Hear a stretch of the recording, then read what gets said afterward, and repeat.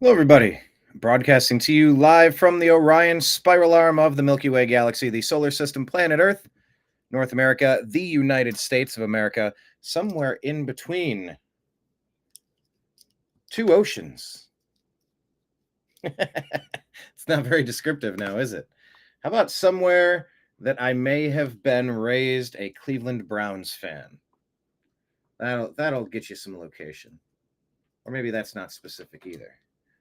But either way, my name's Brian Engelman. Hello, everybody. Thank you for joining me today. It is draft day, Thursday, April 24th, 2025. Trying to figure out the lighting here. Something changed with the lighting. I don't know what has occurred with the background. So we're going to work through this. Here, let me go ahead and pull this up on the screen. We're going to keep the draft tracker on the board. Tennessee on the clock with the first pick. This is, by the way, going to be the Unhappy Hour sports show. That's what I meant to say.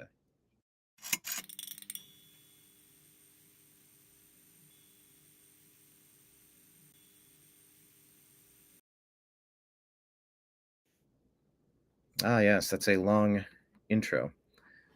I feel like something is more dim with the lighting. Maybe this is a situation I will address as we go, but we want to just kind of get things started, get the feed up and running. Please leave your comments. We want to get your feedback. And you know what? We're going to go ahead and give you the opportunity to jump into today's show. Live feed. How do I want to say this? Join this live show. And I'll put the link. There you go, Pied Piper. Pied Piper, will you be joining us today? The whole band's getting together. Michael is, he's on hold. We're working on this one. We have a call out for a lot of people to jump in and join. I've really got to get this lighting sorted out. It's a little better. Still weird, though. Something has changed. All right. Pied Piper's going to get his charger. That's great. Titans on the clock. Is there any news on the draft? Let me go ahead and switch from the New American Media to the Unhappy Hour sports show.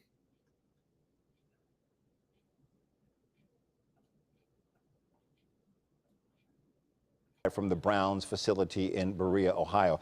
Jeremy, what can you tell us? You know, I don't do a lot of sports shows, but I feel like their stuff gets snapped down from copyright more than anything else. So I don't know how many of these videos I want to do. I usually do the news, and so everything is like fair use. Oh, defensive player of the year. Did this just happen? Dude, check this out. Hey, I know it's a Browns show, but watch this. Evan Mobley. 2025 defense player of the year goes to Evan.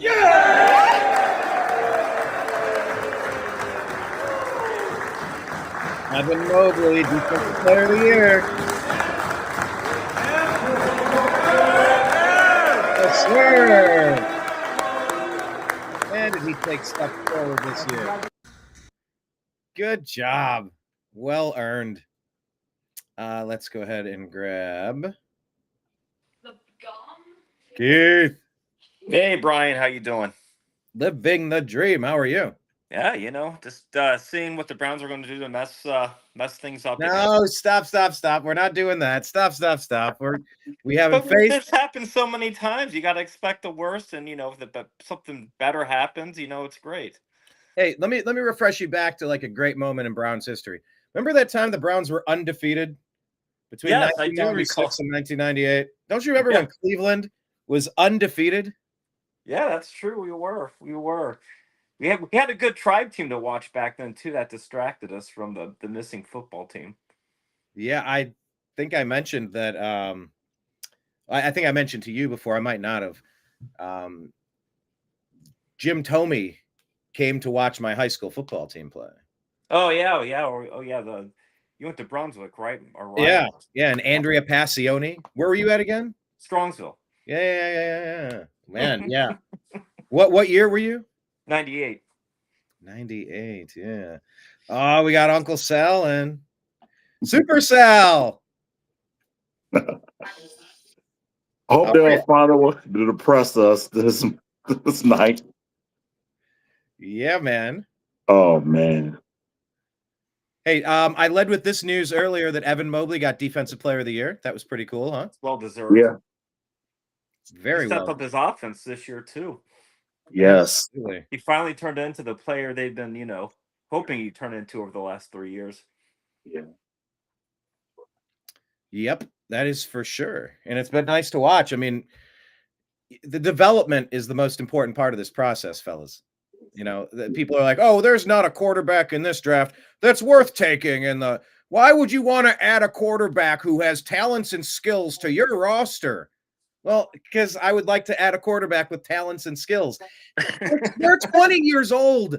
They're not a finished product. You have to take that raw talent and turn them into a superstar. That's your job, Andrew Berry. That's your job, Kevin Stefanski. And the last time they drafted a quarterback was Dorian Thompson-Robinson. How prepared did that dude ever look or feel to either of you guys? He had one really good preseason drafted game and developed a player, and that's what we got. The last time they went out in free agency, they gave us Massage Watson. They let Baker Mayfield out of the house. Like, they're 0 for 3. I don't know how you get more than 3 strikes in the NFL and you keep your bat. So what do you guys think? Take it away. Somebody. Thoughts? What are we supposed to do with that? As far as the number 2 pick, I'm cool with either Hunter or Carter. So Originally, no quarterback. You don't feel the need to go with the most talented quarterback out of all, like, whoever's left, just get the person with the most talent at the most important position.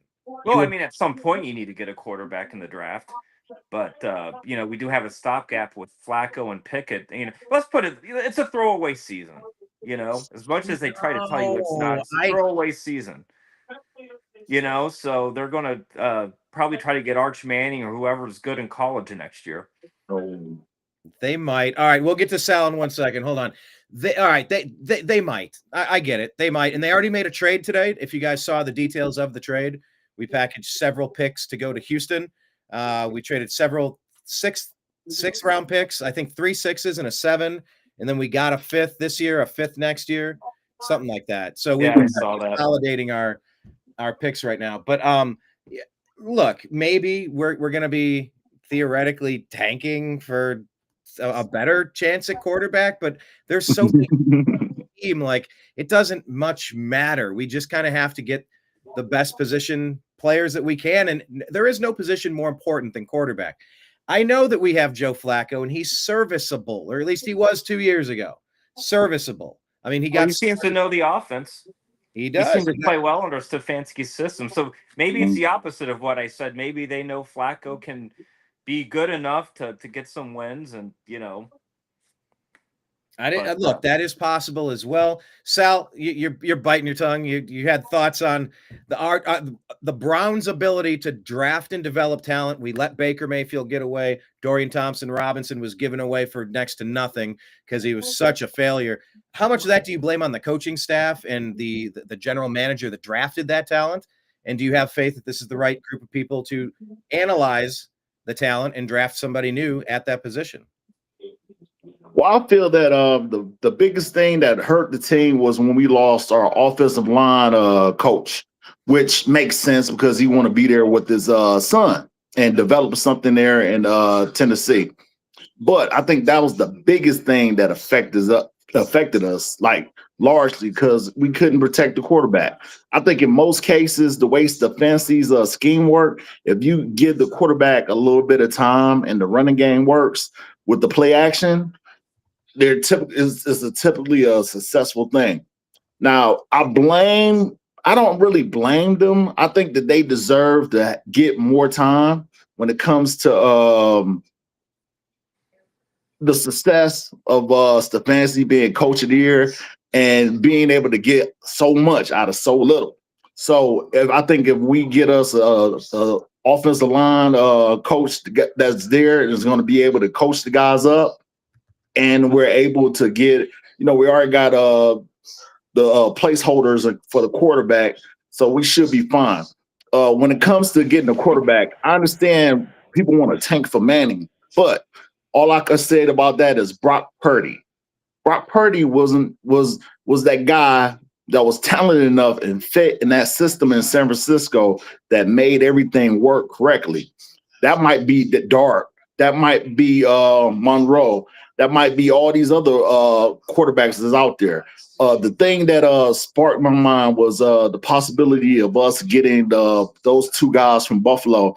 We can get Hunter and go back and get Prime Son. I Colorado. think that'll be amazing.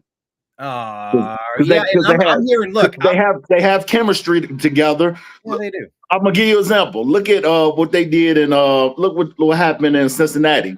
You got the quarterback and you got the wide receiver, and they have great rapport with each other. And that chemistry, it goes a long way. So we're able to get those two. If that's a possibility for us to do that, I'll say we get that. We strike while the iron's hot, and we get those two. That's just my opinion. No, I like that take, Keith. He said a lot of interesting stuff there. Thoughts on as far as the offensive line, I agree 100% with Sal. I mean, yeah, we lost Callahan, but man, it's like he left and they forgot how to play. It was I mean, I never seen such a change in an offensive line in 1 year just because the other coach left. I don't know what didn't the offensive line coach get fired and they bring in somebody new, but that's what happened. And yeah, they had they had I can't think of his name. The tight end for the Patriots, the defensive man tight end for the Patriots. They had him to be the offensive line coach. Okay. Right now, the new offensive line coach as of January 25 is Mike Bloomgren. Okay. Previously served as head coach at Rice University for 7 seasons. Oh, that's right. I remember when they did that. I thought Rice University was the last time they were ever relevant at anything. But I don't know. I think the offensive line can only go up after last year. I mean, as bad as Deshaun was it all his fault? No. I mean, he's got other guys around him. But, it was just a disaster. As far as the draft Hunter, I'm cool with Hunter at 2. Sanders, if we get him later in the first round, if he falls that far, or beginning of the second round, I think I'm more open to it than him at 2. I definitely don't want Sanders at 2. No. Yeah, I would think, I was thinking too, I was all about Hunter, and I started thinking more about Abdul Carter, how awesome it would be to have him and Garrett on defense. That would be a really exciting defense to watch, but I know we have a lot more needs on offense right now. But man, think about that defensive line with those two. Yeah, you kind of wonder what was said to Myles Garrett. What in the world was said to get him to chill TF out? Mm-hmm. What brought him back in? They go, I got a plan. Here's what we're going to do. We're going to team you up with the most badass defensive player this side of. But either way, if they add Travis Hunter, that's going to help that defense big time. So as far as Hunter goes, do you think they would play him more on defense or offense, or he just plays the whole game? I mean, I don't think it's sustainable. He plays a lot, and maybe they do a package. I've heard it discussed this way. If you're playing first and second down on defense, you're going to be taking a lot of tackles. You're going to be, maybe some bruising plays and taking extra. But if you play more second and third down passing situations that situationally dependent, you're there at the prime moments, but you're not kind of rolling the dice too many times. You spin the wheel on a Russian roulette. Yeah, it's a fun game for a minute, maybe. No, why would you? But then again, it's a football game. You play the game. Why wouldn't you not want to play? Well, he's going to get hurt. It's the game of football. Every player plays hurt. Everybody, and you hope that you don't have a career-ending situation like Nick Chubb. Unfortunately, maybe he went through. We'll see how that plays out. JOK, yeah, the defense has a lot of holes to fill. We'll talk about the holes to fill on defense in a second, but we'll talk about JOK too. But I brought up Nick Chubb. There are some good running backs in this draft. The Browns would be sitting there at the beginning of the second round, wondering when do we take a running back? When do we take a quarterback? If so, what do you guys think the Browns need to do at the running back position? I'll go to you first, Sal. Nick Chubb is sitting there. No, he hasn't been signed by anybody. There's allegedly some mutual interest that they would like to reunite under the right circumstances, but I don't know. I mean, maybe this is the time the Browns reload with a dynamic running back. There's a couple of great backs in this draft. I mean, players that would instantly jump into your starting lineup and they're home run hitters, difference makers. What do you think? I like the kid from Iowa. I can't think of his name, but I like that kid. He's an Ohio native. He only had one good year, but I think we can go on from there. I think Ford is who he is. I think Pierre Strong is who he is. We need I think with our division, we need another bell cow, So I like the Scatterboo. I like that kid. That the kid from Arizona. I like him. He reminded me of Hillis, Peyton Hillis. I was watching his highlights. I'm like, goodness gracious. Like that kid is a monster. So I like him, and I like the kid from Iowa. Yeah, we got a lot here. Gianti out of Boise State. At least this Pro Football Network mock draft simulator has Gianti at the number 6 overall pick, or at least the 6th most talented player in the draft. Marion Hampton out of North Carolina, the 32nd best. Travion Henderson, 39. Caleb Johnson is who you were thinking of out of Iowa. Yes. Caleb Johnson. Yes. Quinshawn Judkins, Ohio State again. DJ Giddens, Kansas State, 91. 92. Cameron Scatterboo. I like his name. I like his name. It's a lot of fun to say, but that's 2, 4, 6, like that. That's 6, 7, 8 dynamic backs right off the top that would really make a difference on almost anybody's team. So, Keith, what do you think at running back? We have I hate to say it. What do you do? I hate to say it. I love Nick Chubb. He was great on this team, but let's face the facts here. You got to face the brutal facts sometimes. With those injuries, he's probably never going to be the same again. If they sign him, let's see what happens. But I think you definitely have to get somebody in the draft. I love that Scatterboo kid. Reminds me of Hillis. Hopefully he doesn't go crazy in the head like Hillis did after 1 year of success, if we do get him. That Giante, I think he's going to go way before we pick again. I like Henderson, Judkins. I think, it'd be cool to have an Ohio State guy on there, too. Yes. I would love that. And by the way, I'm holding up my Bowling Green State University Cup here. BGS Falcons. By the way, our new football head coach, who knows Eddie who George, baby. Eddie George. Wow. Eddie freaking George is coaching. Joey's only going to be there a year or two before he, pulls an Urban and goes to the big time, if he's successful. Yeah, I mean, he'll be successful. But how cool is it that we are a franchise or a college football program that can give you Urban Meyer and bring you Eddie George? Like that is dynamic. Cool. That is some fucking firepower right there. There's actually a tight end from Bowling Green that has been very linked to the Cleveland Browns. Actually. What's his name? Like Fannin or something like that? Yeah. That kid's good. Mm-hmm. Harold Fannin Jr., 6'3", 241. That would be a fun pick. Yeah, so that's something that's on the radar. Obviously, are the both of you pretty convinced? By the way, who has the TV up the loudest? Is there a way to bring it back a couple of clicks? I can turn it off. Well, I don't want it off, but if you could mute it or bring it down, because we are picking it up, which is fine, sort of, but so we don't have to yell over each other so much. I feel like I'm yelling, gentlemen, but I'm excited for football. Like, I love this sport. Yeah, I do politics every day, current events, news. Man, is that like I do that every day. I get like super excited when I get to talk about football. And this is this is our Super Bowl for the Cleveland Browns. This is the chance we finally have to turn this shit franchise around and bring back some sort of energy to the franchise. I mean, this franchise fun to have a first round pick again. We've been devoid of first round picks for, what was it, 3 years? Yeah, 3 years. Oh my God. We are emerging from a really bad relationship. We are emerging from a very bad relationship right now. There's really no other way to say that.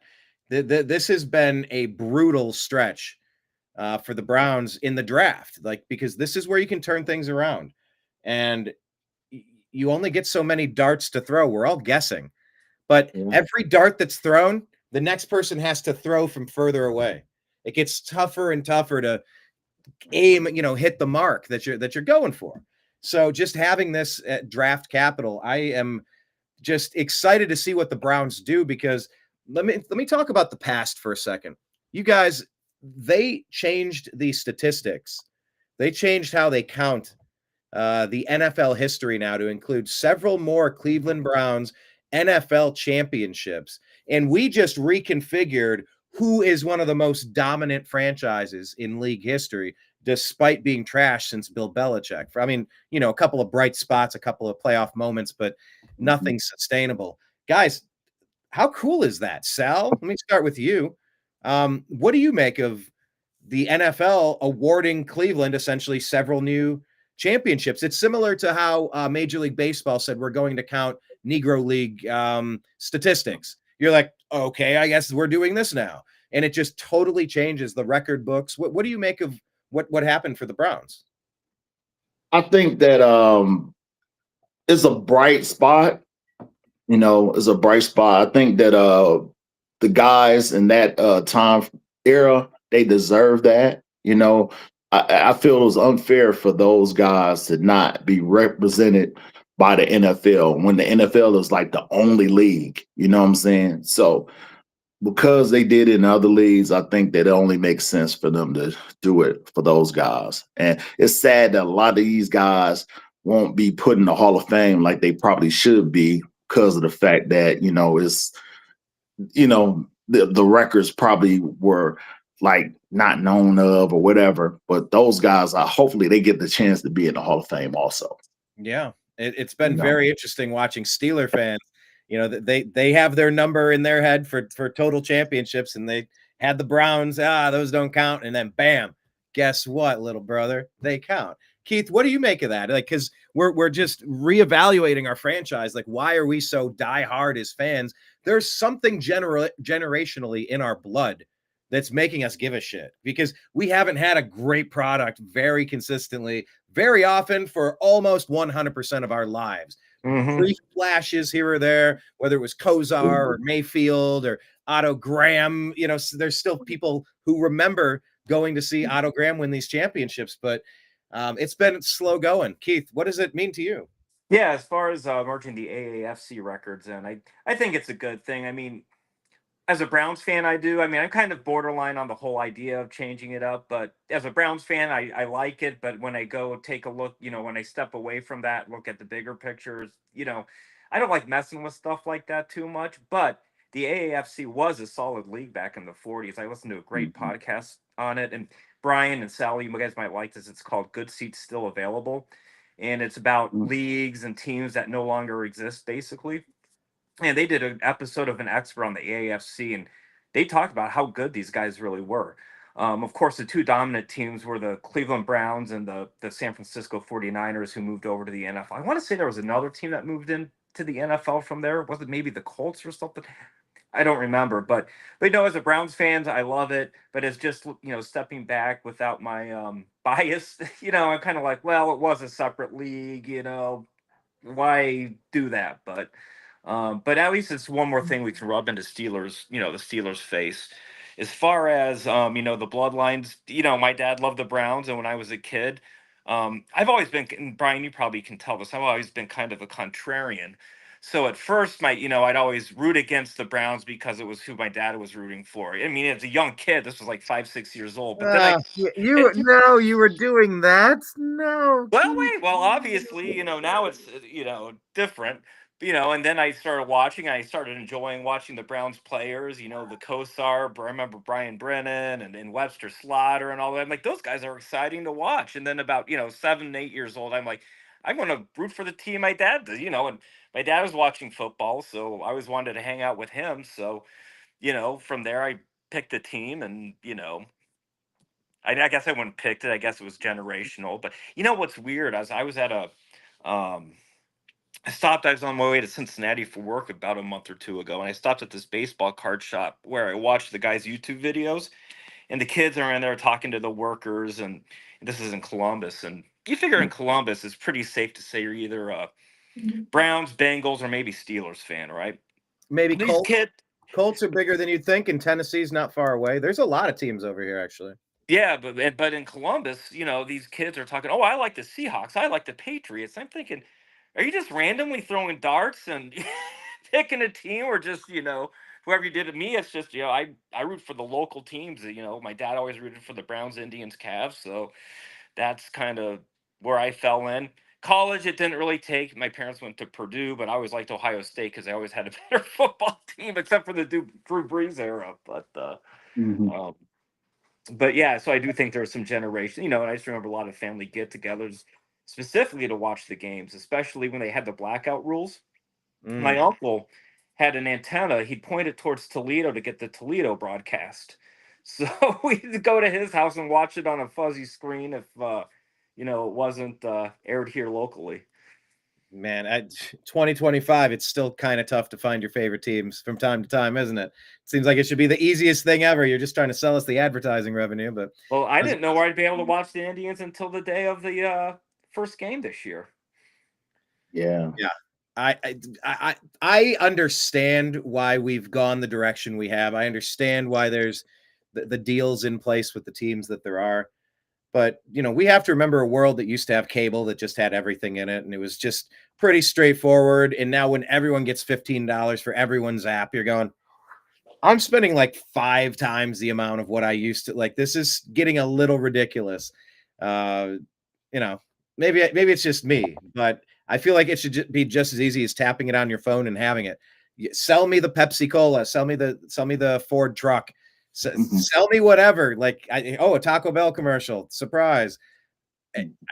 I'm the advertising subject. Just deliver me the content. If you got my eyeballs, it's an advertising avenue for you. So I don't know. I get why they do it, but man, it's pretty frustrating sometimes. But it's more or less about streaming. Like I got a streaming service that I use that I get everything. I get all like the newer movies and things in that nature. So if you get a good streaming service, like where you might I pay like $25. I can put it on my Fire Stick, my cell phone, and things of that nature, and that keeps me abreast with everything. Because most of the times I can't get a Cavalier game, if it's not on TNT. So with the streaming service, I'm able to watch like all the games. So that's something you might want to get into, like a streaming service. Which streaming do you have? It's called ILML 2.com. That's very catchy. Yeah, I love my life. I Oh, love my life. Okay. Yeah, 2.com. And it's like $25. You can put it on 4 devices. I put it on my phone, and my mother uses one of the things, and I have it on my TV. So, all right, I'll have to check that one out. Keith, what do you use? What do you get your content from? I do Fubo because it has both the Indians and the Cavs. I do.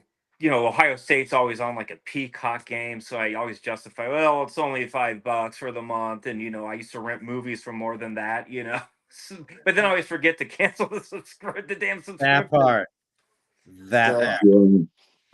Yeah, these monthly reoccurring charges, man. It's like sometimes you just want to clip the card and go, I'm starting from scratch. I don't care what used to be connected with it. I'm done with that card. Let them all cancel. I'm moving on. But then the problem with Fubo is they don't pretty have, decent. Yeah, This is they don't pretty have decent. TNT. So, like Sal was saying, the Cavs are on TNT. I have to go to the HBO Max app to watch it. Oh yeah.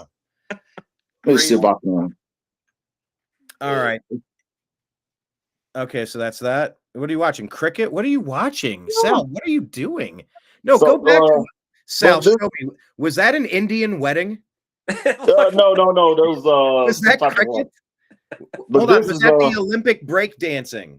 What were you watching? What was that? No, that was the they were doing some type of dance for the game, like the NFL. This is like the draft. They were dancing. They're gonna have a game in Calcutta this year. Oh, Gotcha. All right. Yeah. So. Gotcha. We can't actually stream a TV or else our show will be taken Oh, down. I'm sorry. No, you're fine. You're fine. 3 seconds is fine. We were discussing a issue. But yeah. I have my fake TVs behind me at my sports bar, which are pretty fun. I love hanging out where people hang out, you know. This is my bar. Gentlemen, cheers to you. Cheers. Would anyone like to offer a word of wisdom in this cheers, Sal? Do you have a clever cheers? No, not really. Well, give me a boring one then. To the Browns making good choices tonight. Yes, so the Browns making good choices. Huzzah! Huzzah. I'm just sipping on some soda water at the moment, but as we get closer, I might actually. You know what? Yes, I'm gonna get something good, gentlemen. Are you bourbon aficionados? I am. Used to be. Keith, are you off the sauce? I am off the sauce. How long? Good. 4.5 years. Bravo, sir. Bravo. Yeah. Uncle Nice. Nearest.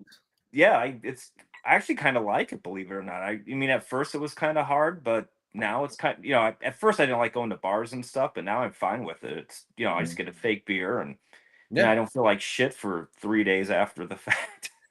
No, that's true. I've been I don't know if you two know because I'm not really public with it, but I've been doing stand-up comedy. Are you guys aware of this? No. No. You mentioned it before. Well, I've been doing it for like 3 months now. So I've been going out and recently can I get a soda water, lemon lime, soda water, lemon lime, and I'm getting more comfortable with the craft and trying to learn different. There's so many ways to approach a 4-minute set. I know how to improv for hours and hours and hours a day. I do 3-hour shows 6 days a week. Like that's a lot of improv. I'm producing it. I'm the only person on the screen. Maybe I'm going through the comments and, interacting with it. But yeah, lately I've been doing soda water, lemon lime, and it's fine being out with soda water, lemon lime. And that's what I got. I just cracked open a can of soda water. I should probably get one of those soda streams just for the soda. It'd probably pay for it. Yeah, right? That'd be very good. That's a good investment. I have one. A good investment. How much are they? Like 120. And so if I'm buying 6 packs or 12 packs for $4, $5, $6, enough beverages with soda water will pay for itself, right? Just you get the containers that come with it where you can actually make it, and you put the container. You have the thing. You have it. Take it with you. Yes. Let me see about that. I actually somebody I was with, one of the photojournalists when I went out to the Bronx last year for the New American Media for a Trump rally. Okay, now what's inside of that one? Oh, this is just soda. This is the container for the soda water. Oh, it's a gold base. Soda stream. Okay. Soda stream. Yeah, the gold base. It looks like a lava lamp. Yeah, but you put it in there, put the top on there. Put the top on there, take it with you. Very cool. Yeah, when I went to the Bronx, this other photojournalist I was with, he had that. And so I cracked one open in the back seat and was drinking the soda water. Let's get to some comments, by the way. However you are watching the show, thank you so much for joining us. Hit like, hit subscribe here on the Unhappy Hour Sports Show, a division of the New American Media. And we are talking about the 2025 draft. Deltona Doug. How are you, Deltona Doug?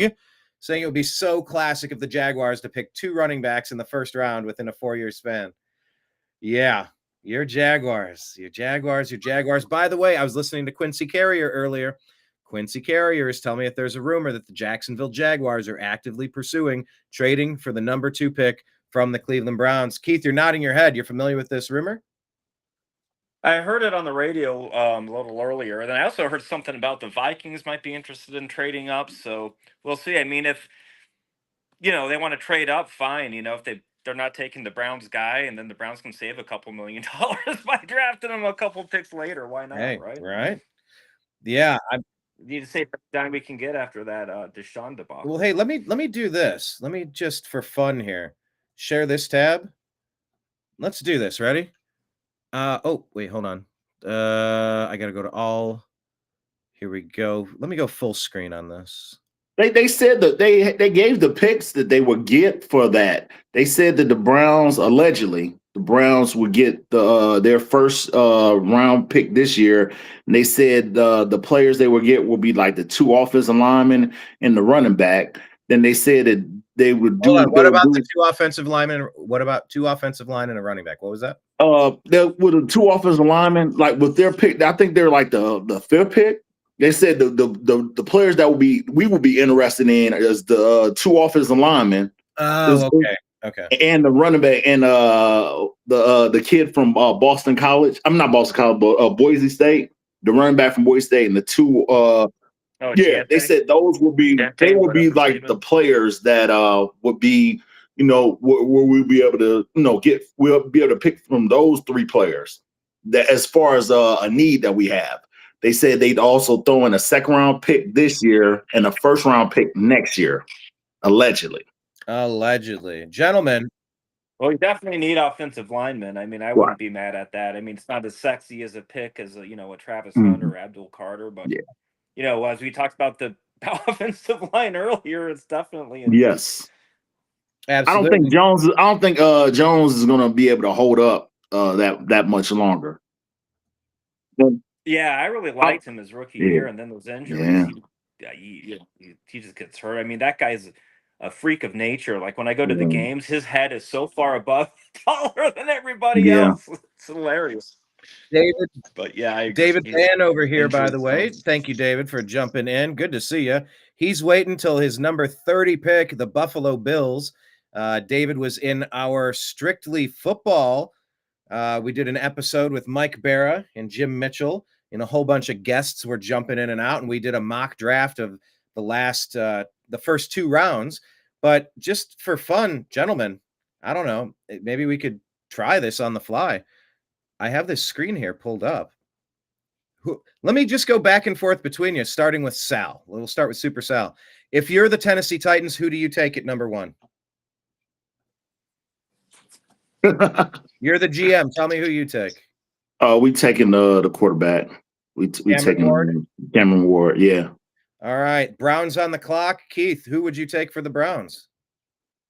Oh, geez. Cam Ward off the board. And by the way, Super Sal, you can definitely make a Browns pick because we're Browns fans. So who do you take if you're the Browns right here? Hunter. Abdul Carter. Why not? Hunter is a generational talent. Carter is just a guy. Allegedly. That's how they talk about him. He's just a guy, The one thing they say about Carter, though, is he's got some maybe undisclosed injuries or they weren't and that's what scares me. About. Yeah, some sort of stress foot issue, stress fracture, stress something. But I'm just thinking, if that kid's what he says he is, and you bookend him and Miles, man, that defense would be pretty. They'll have to choose. Most definitely, the offense will have to choose.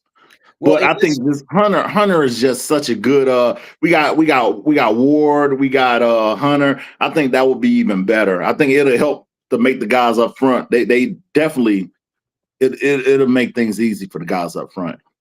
All right. Well, let me do it this way. I'll be the tiebreaker. I'm going to go with Travis Hunter.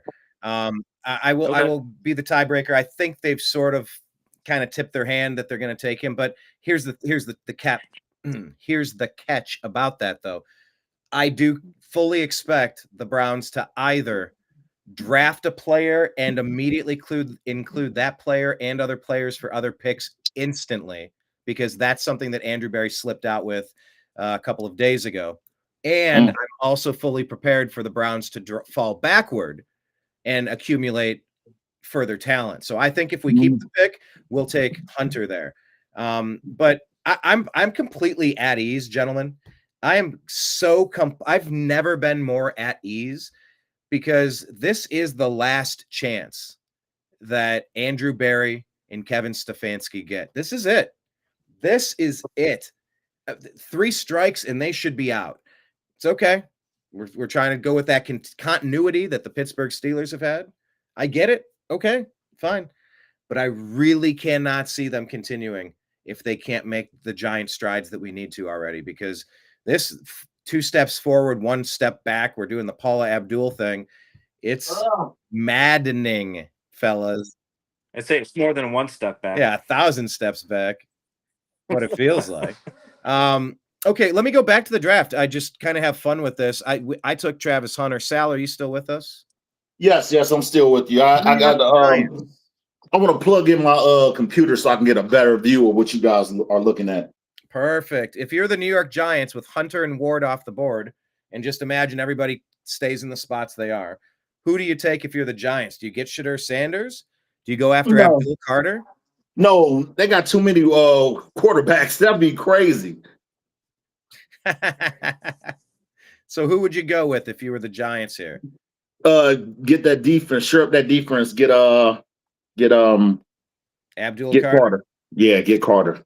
All right, Keith, up to you. You're the GM of the Patriots, number 4 pick. Who's looking good for you? What are you looking at?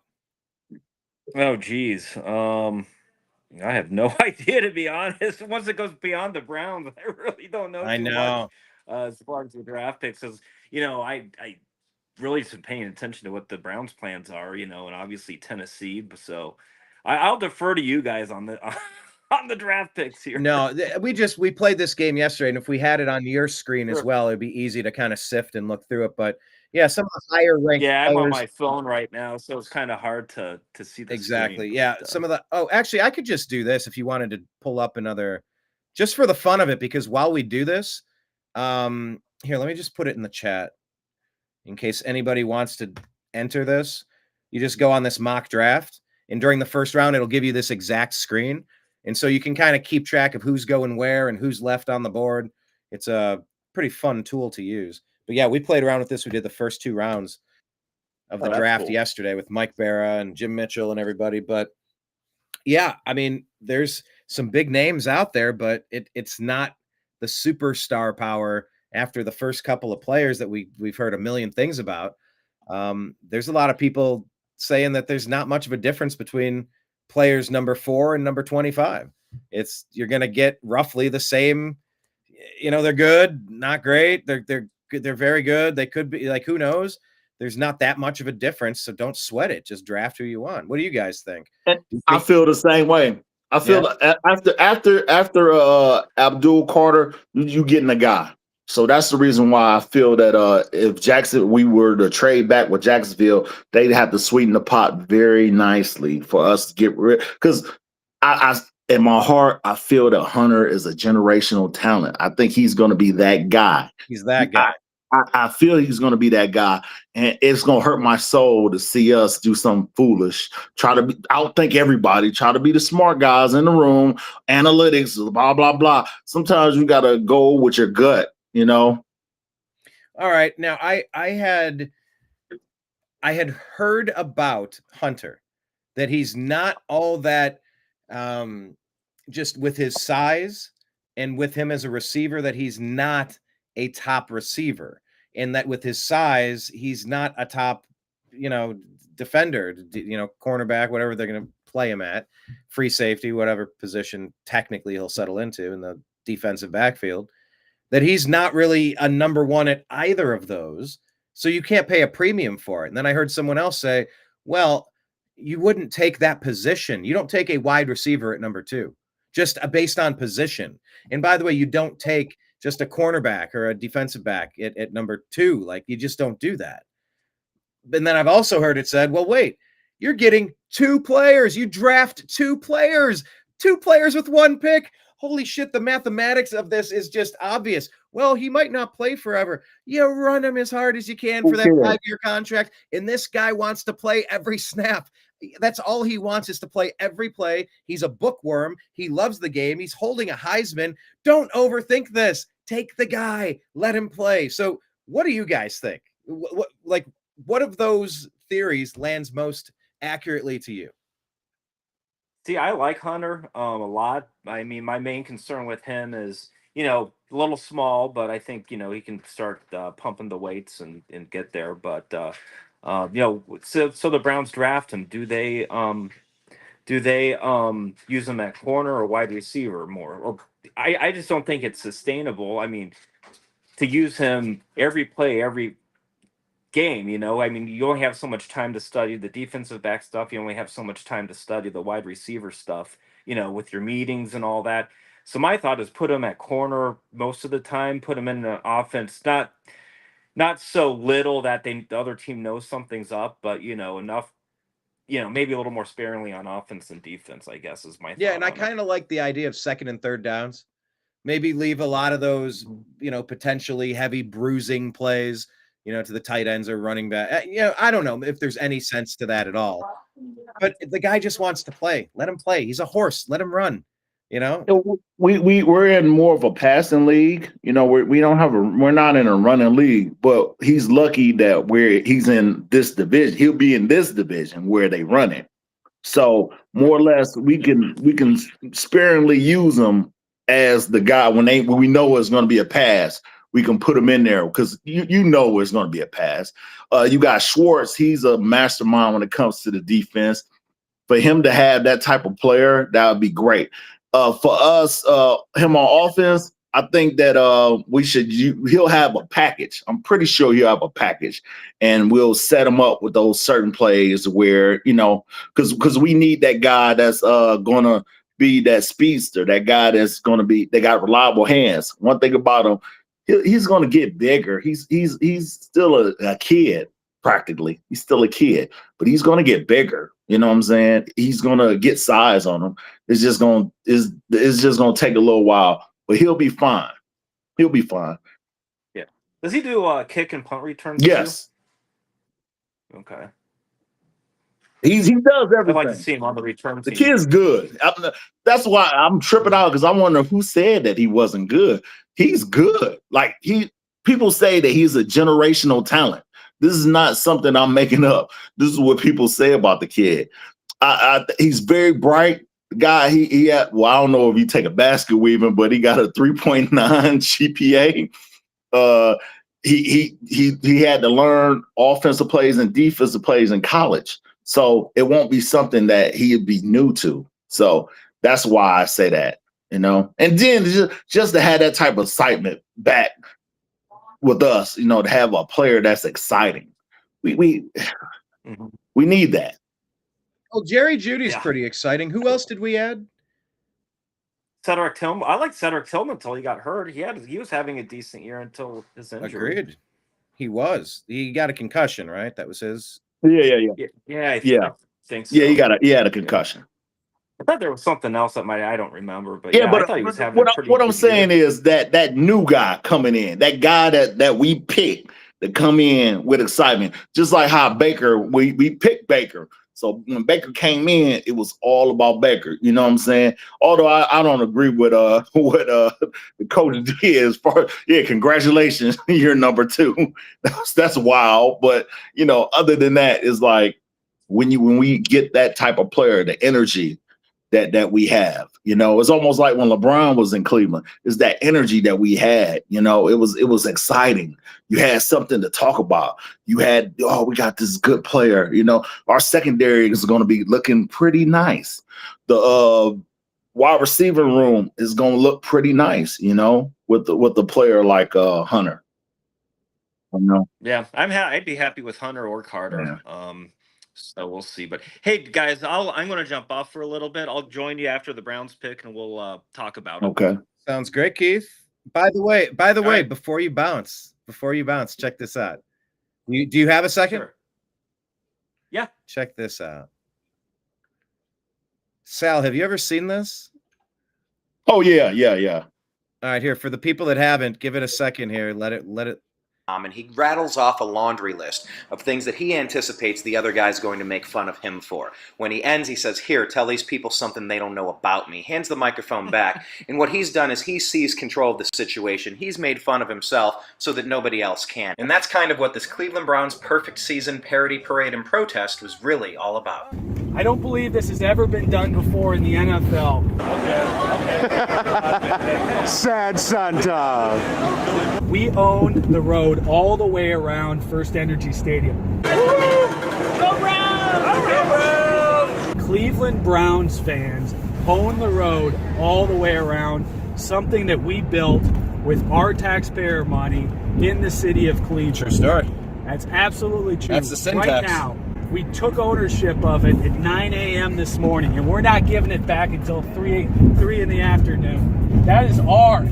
That team is ours, and they've got to be better. Got to get better. I can't believe you're here. Going, eh? I cannot believe you are here. I thought no one was supposed to show. No. This should be the mayor. Buck Jackson, Chris McNeil. Great sign, guys. This is awesome, man. Hey, that's awesome. That's the right message right there. That's right. This is the owner. I am impressed. Hey, this is right here. Reef Log's right here. Reef Log is right here. This is Reef Log right here. Yeah! Okay, wait for it, guys. Here it is. Thank you. Hey, you guys. Oh, yeah. You guys. Oh, thank you. Oh, I don't have a float. Here it is. No, you're on my float. You're on my float. Look at what a beautiful day. I mean, it's freaking what, 8 degrees out? 8 degrees. Wait for it. It is 8 degrees in Cleveland, Ohio on January 6th. And we're out here. We're about to have a parade. It's a team that hasn't won a damn game, won one game in 2 years, and we're about to have a parade. These people care so much. I care so much. Who cares? Let's hear for the Brownies. We're going to turn this around next year. Come on, let's do it! You know what? I wouldn't trade today. Everybody was saying, are you going to cancel this because of the weather? Here we go. Oh Here we my go. Here God. we go. I didn't even think about it for a second. For a second. Are you kidding me? There's no way. This is a beautiful day. Keith Piper. I live in North Olmsted. My favorite game, and I've been getting season tickets for a while, was probably in 2007, the last time they were actually good, in the snow game against Buffalo. We walked in looking like snowmen. It was a real fun time. Plus, I love football in Cleveland when it's cold. A fun day. Yeah. Keith Piper was in Football Equals Family, our Browns documentary. Yep. Yeah. And, thank God I was still drinking back then because it sure warmed me up. That was a very cold day. Okay, Keith, to be continued. We'll welcome you back on your way back when that is after we make our. All right. So All right, take care, buddy. All right, take it easy, bro. That was kind of whoa. Let me zoom out here. There we go. How about that? Yeah, that was wild, huh? Have you ever seen that? Yeah. Back in the day. All right, we are just minutes away, right? Yeah. About to go live. Let's go ahead and switch the screens here, shall we? Hey, David is wondering if the Bills are going to trade their running back Cook. How closely do you follow the rest of the league? Just a little bit. Just a little bit. Tiny bit. Man. Yeah, I just wish the Browns would re-sign Nick Chubb. Like, you can have a back, like, maybe he won't be your feature back, but just have it as your number 2 or your number 3 back. So are we getting rid of Pierre Strong? We got to get rid of Pierre Strong or 4 if we keep Chubb. Yeah, I'm fine with that. Yeah, I'm fine with that. We get rid of Pierre Strong and we keep Jerome Ford. That's fine. And maybe we draft a running back in the top 4 rounds, and we bring those 3 running backs in, and we ask him to be versatile. And as Nick Chubb kind of progresses back, give the kid a shot. He's a professional, if nothing else. He's a workhorse. And he didn't look good last year. The entire line didn't look good last year. You can't judge Nick Chubb because he couldn't get through a line that didn't give anyone holes. Yeah. So that's just kind of how I'm looking at it. Did Keith join here? Oh, okay. Keith joined to unjoin. Got it. And then again, do you want him to go to Pittsburgh, or you want to see him in Baltimore, or you want to see him in Cincinnati? Do you really want that? No. Yeah. So that's just the only way I look at it from that standpoint. I don't know. My nightmare scenario would be Will Howard going to Pittsburgh, where he could be Ben Roethlisberger for 18 years. Yeah. That sounds hellish to me, because I think Will Howard is legit. I hope the Browns can get him maybe in the second round. I don't think he'll be there in the second round. You don't think he'll be there in the second round? No, I don't. Why would somebody built like the exact height and weight of Josh Allen, who's used to playing in outdoor conditions at The Ohio State University, who's battled adversity, and they beat 6 of the top 8 teams on their way to a championship. He's the only NFL or the only college quarterback to win a championship last year. And according to all the Baker haters out there, that's all that matters. Super Bowl, Super Bowl, Super Bowl in this team sport. All that matters is championship. Well, then, yeah, you draft Will Howard. Are you kidding me? He's a winner. He's a winner. Got it done at the top echelon, at the highest levels, under the highest scrutiny. The dude is a winner, Sal. Yes, I take him absolutely. I'm a huge Will Howard fan. You're saying he's a winner. That's all that counts. You want a winner. You don't want anyone that hasn't won. You know, it's just, I don't know. Everything's different. Not to go off a subject, but like, look at the kid from Tennessee. That he had. So he went to the playoffs, and now he wants more money because another quarterback got more money, and then he ends up going to another school where he probably won't have the same opportunity or talent that he had in Tennessee. So now, I mean, I feel that money is going to change everything, which I didn't want that to happen. I think the kids deserve to get paid, but when you got kids that's talking about, I'm not going to go to training camp when you didn't already sign a deal saying that you're going to take this money to play for the school, then I feel that's wrong. But you have to be a winner, hands down a winner. If you're a winner, I think you deserve to get put in that upper echelon, and you deserve to get the credit you deserve. And it's sad that Will Howard, he doesn't get his just due. I mean, he had a good team, but still, he was throwing that thing. Yeah, imagine criticizing Michael Jordan because he had a top 50 player in Scottie Pippen, and that Horace Grant and Dennis Rodman were nothing to write off, nothing to scoff at. And by the way, you had one of the best coaches of all time. So imagine docking Michael Jordan points because he was surrounded by some of the best players and coaches to ever assemble. And as the face of the franchise, they would bend over backward to make sure you're marketable. So of course they're going to gently give you a couple more foul calls and gently let you have a little bit more leeway with the hand checks and maybe push off in against the Utah Jazz to get that final victory. It doesn't hurt to have the world in your pocket. So spare me the Will Howard had a good receiver on his team. Yeah, that's called championship winning teams. And he did not succumb under all of the weight of the expectations and the pressure there, because we expect perfection. We expect perfect seasons, not perfect winless seasons. We expect perfection. That's not too much to ask. I know it is, but fuck it. It's a sport. We're having fun here, right? Like if we're going to dream, why not dream big?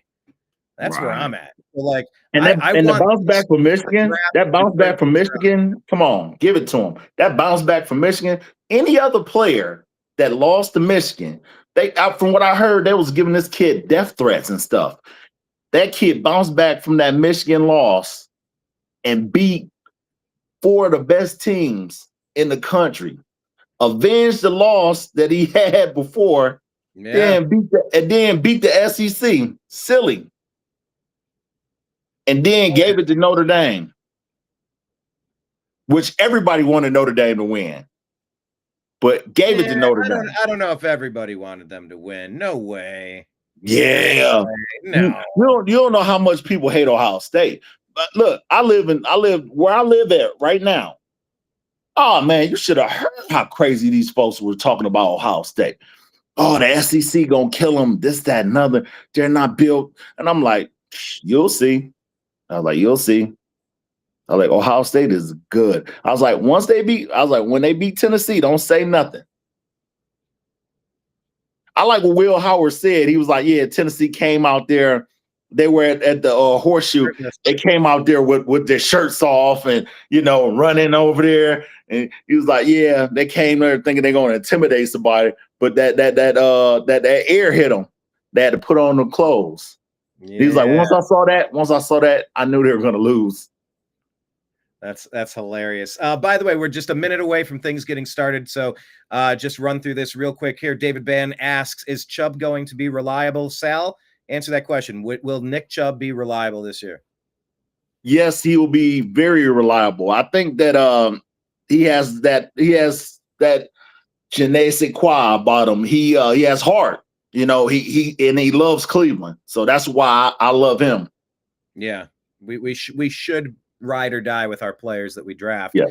Which is why I was so against what they did to Baker. I know it got weird at the end, I guess, but come on, man. Like, let's figure it out. We're all talented. We're all trying to find something that's meaningful, success, sustainable.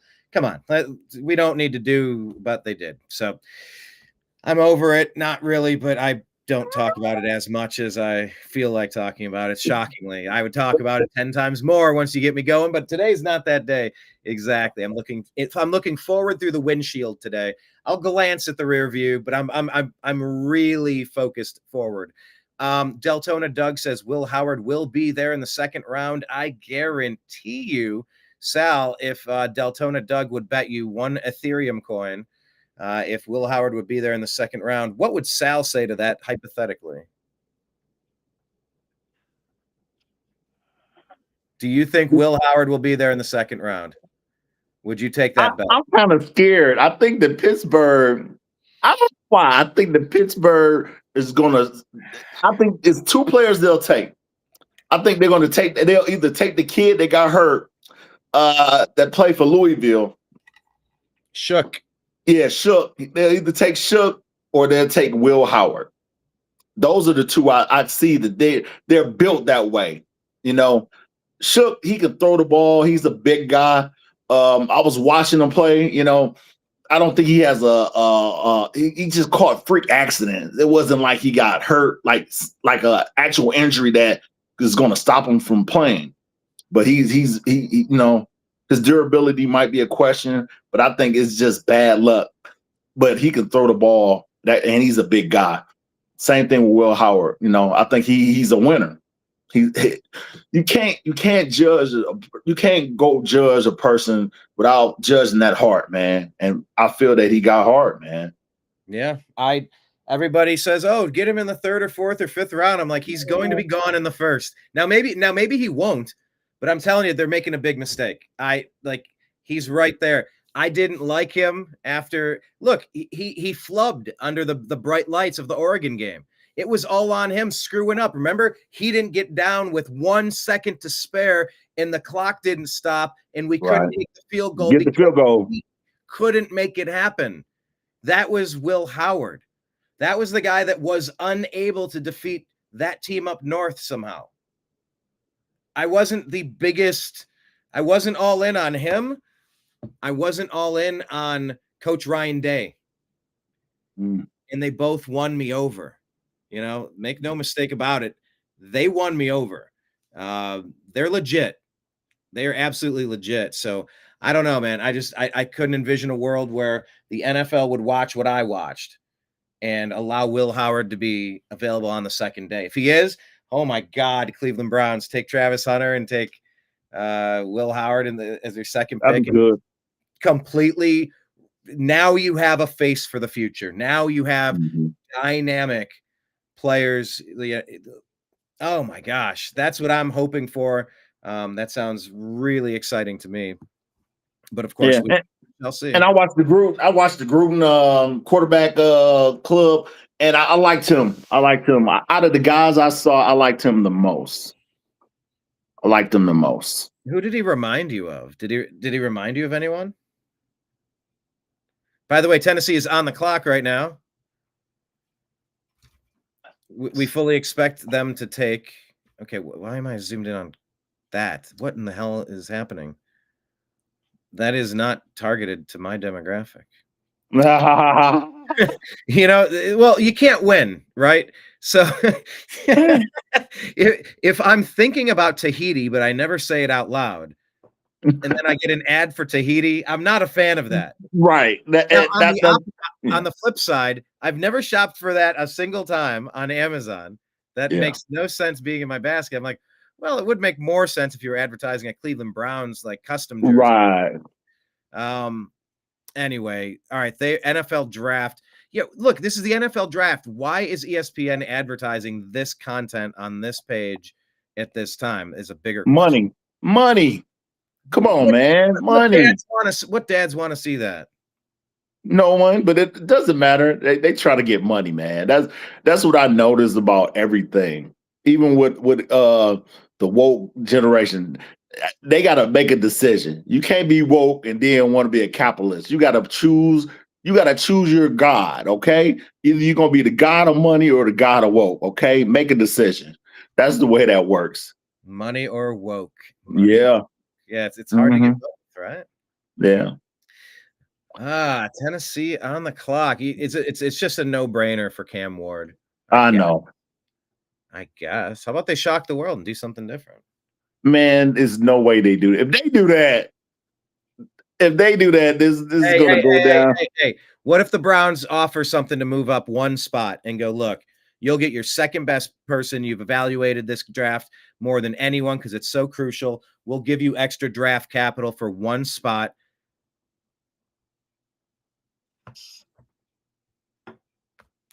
I don't know. If I were the Browns and I loved Cam Ward and he was really the only choice in this draft that we thought would fit what we're trying to do, well, yeah, I think you have to do that, right? But they said that if Bryce Young had came in this draft, that he would be the number one pick. So that's what kind of moves the needle with me. It's like, why would you do that? You know, if you're just saying that this guy is the better quarterback, you know. So I don't know. All right, here, let's pick some music. We're gonna put some music in the background, Sal. Ready? All right. Sal gets to decide. Actually, David Bann and anybody, Deltona Doug, who is your team, by the way? But type it in the comments. What type of music in the background do we want? Chill. Can I just start playing it and then it just starts playing?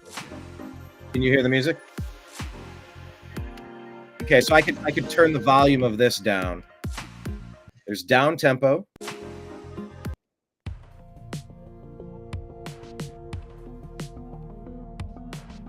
All right.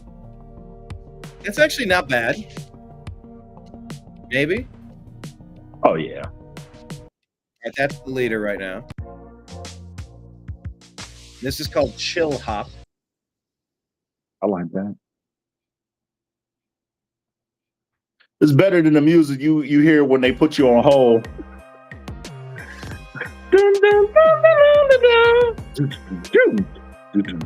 Like, Yeah, you get the music. You get the elevator music. This one is hip hop. This one is lo-fi. I do like lo-fi usually.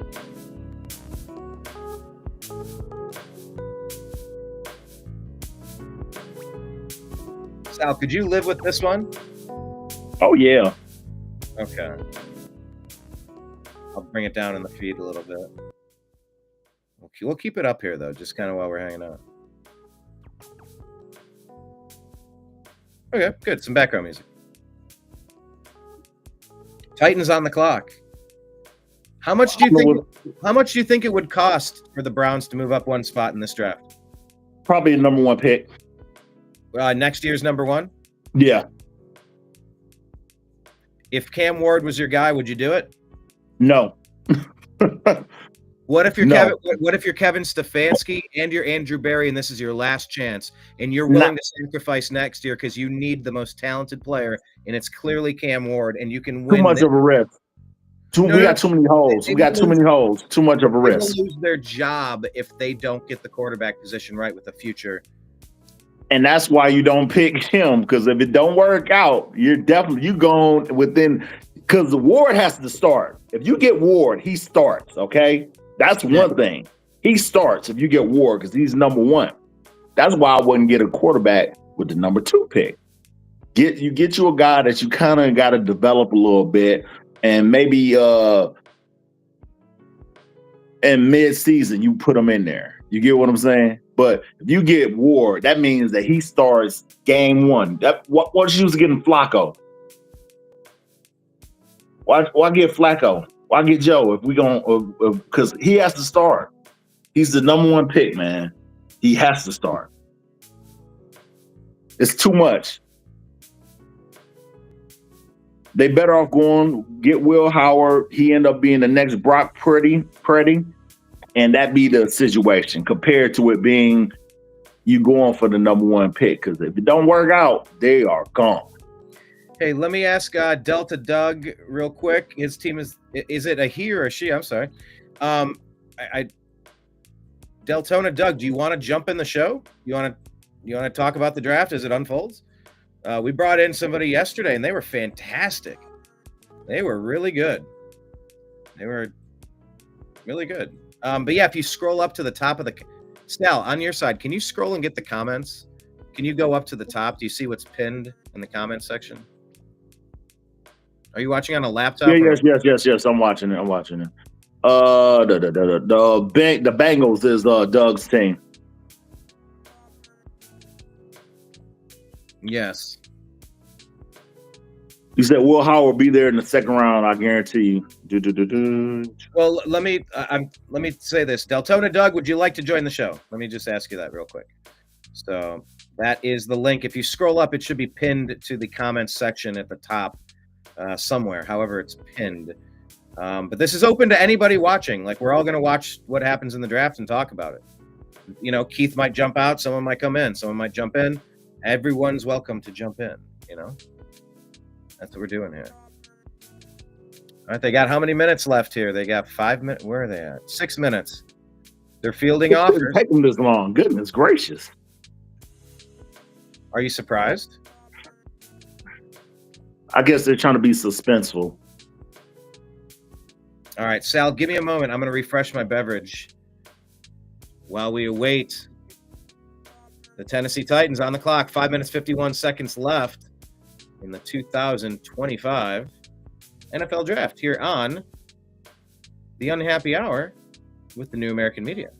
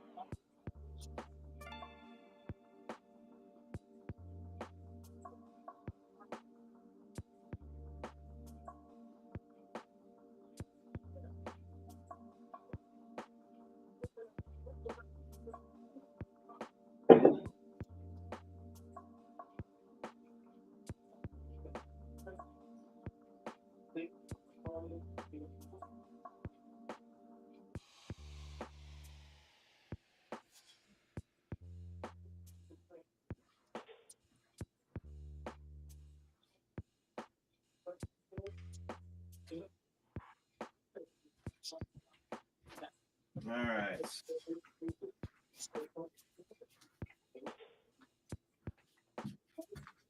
It's in. As expected, no surprises. Yeah, let's zoom in. How do we zoom in here? Cam Ward, Miami, Sal, 0 surprises. Yeah. Saw that coming. Do you think they were right to give up on Will Levis this early? Yes, they were right. They were correct. They were correct. You saw what you needed to see. Yeah. Yeah, All right. he's pretty awful. Yeah. No offense, but no disrespect, with all due respect, but with all due disrespect, yes. You're blowing my mind, man. You're blowing my mind. Yes. Awful. Trying to figure. There we go. That's how we. Okay, that's better. Now, why does that say 3 next? What is going on this? Okay. Now, wait a minute. What just happened? Whoa! Jacksonville is on the clock. We have action, people. Sal, we need to figure out what is occurring. Let me switch the screen. The Cleveland Browns have traded with the Jacksonville Jaguars, as I predicted at the beginning of this show, mind you. Do you remember that? Yeah. By the way, not a sponsor. This is a This is a single barrel Jefferson's Reserve that I'm. That is good. Like Jefferson Reserve. And I have an old school Cleveland Browns tumbler here, little rocks. Yeah. Cheers, Sal. Hey. Things third, we are accumulating. Wow. Assets. Oh yeah. Let's talk about the upside to accumulating assets. If we don't love what the options are at 2, we can slide back. So we've slid back now to number 1, 2, 3, 4, number 5. 5. What are the terms of this? We're getting a running back. I think we're getting a running back. Really? I think we're getting a running back because we're not getting Nick Chubb back. I think it just makes sense for us to get the run back. That's the sexier pick. I think it'll be good to get a lineman to be safe, but the sexier pick is the running back. The kid from Boise is good. All right, let me jump in. Adam Schefter reporting per ESPN sources 3 minutes ago. Browns have traded the number 2 overall pick and a 4th round pick, which is number 104, and a 6th round pick, number 200, to the Jaguars. So that's the number 2, a 4th round, and a 6th round. Jaguars are trading the number 5, a 2nd round pick, which is number 36. Woo! So we're gonna run day 2, and we have the number 5 pick, right? Right. So we slid back, but we are going to dominate the top of the 2nd round. Multiple quarterbacks could be there. Multiple talented running backs could be there. And this offense was not fantastic last year. It was bad. And so we could take an offensive tackle and then get a quarterback and get a running back. And you got Jerry Jeudy. You have maybe Cedric Tillman coming back. I don't know. Sal, what are you thinking here? What the hell? Look at this. Big news for the Browns. Yeah, I mean, I look at it this way. They saw the second round. They saw players that they like in the 2nd round, and I think that's a good look, because you'll find something that you'll want in the 2nd round. Because the people that's in the end of the 1st round, they don't need anything. The rich is getting richer, so they'll be able to get a quarterback, and they'll possibly be able to get a wide receiver. I think they're going for wide receiver. I don't know why. My dream of all dreams, since you said this, Will Howard and the other kid from Ohio State, the wide receiver from Ohio State. Abuka? Yes. Because I'm looking at, this is what I'm talking about. Chemistry. Chemistry. The chemistry with that, man, that'll be amazing. Hold on. We would go from maybe 2 Colorado Buffaloes to maybe 2 Ohio State Buckeyes, or you get Travion Henderson and Will Howard. Ooh, Quinshawn Judkins and Emeka Ibuka. Are you kidding? Hold on. We could do that. I don't know. These players might be gone in the first round, and we won't. Nah, have they a chance. won't. They won't. I don't think so. We're going to dominate the second round. So let me just recap here. And I'm not sure if this is correct, but they're saying, once again, Browns trade the number 2 pick and a 4th rounder and a 6th rounder to the Jaguars. Jaguars give the Browns the number 5 pick this year, a 2nd round pick, which is number 36 this year, and a 4th round pick, and their 2026 first round pick. Woo! To the Browns. Woo! We just got a first round pick of the Jaguars next year for sliding back 3 spots, and we get another pick right at the top of the second round of this year's draft. Hey, It's worth it. Whoa, man. It's worth it. I feel it's worth it. This is really happening. But we got to double check if we have the details right. Salary, what are you seeing? The pick is in. They hugging each other in Jacksonville. Goodness gracious. So they getting Travis Hunter. Yeah. So that's who we said we didn't want on our team. Maybe he was overrated. They must have found out something. That's what I think. They found something out. Or look, we get a first round pick, we get another pick in the second, and we just slip back 3 picks. Yeah. We know that there are players that offensive tackle we need a tackle to anchor this line so desperately, and we're we get to pick the first one out of the entire group. Yeah, the best one. It's sexy, but then we can get some position players. 2 picks this year now, right at the beginning of next round. So I'm not mad at this, and I am so happy to just let them cook because they've got to get this right. And I like adding another first round from a team that was this poorly, this poor of a performer this year. And just imagine a team like next year's pick could be a very nice pick, is what I'm saying. In the first round. Imagine a team like Carolina getting the first round pick. They don't need a quarterback. So we got 2 first round picks. We can go to Carolina like, here you go, and get whoever we want. Well, I don't think we're done. There were thoughts that we could jump back into the first. And so we might grab some of these assets and jump back into the first round for all we know. That's true. Hey, play it like a game of poker. Just wheel and deal. Like, have fun with it. It's a fun time of year. Sonny Weaver Jr. All right now. All right. We Sonny Weaver Jr. We got to get some of the details. Let me hit refresh. It still says on the clock. The pick is in. Yeah, the pick is in. It's been in. Here it goes. We got an update. I'm just waiting on an update here. Jacksonville traded with Cleveland. Cleveland grabbing an extra first-round pick. I like it. We need it. We've been devoid of first-round picks. Travis Hunter. Wait. No, hold on.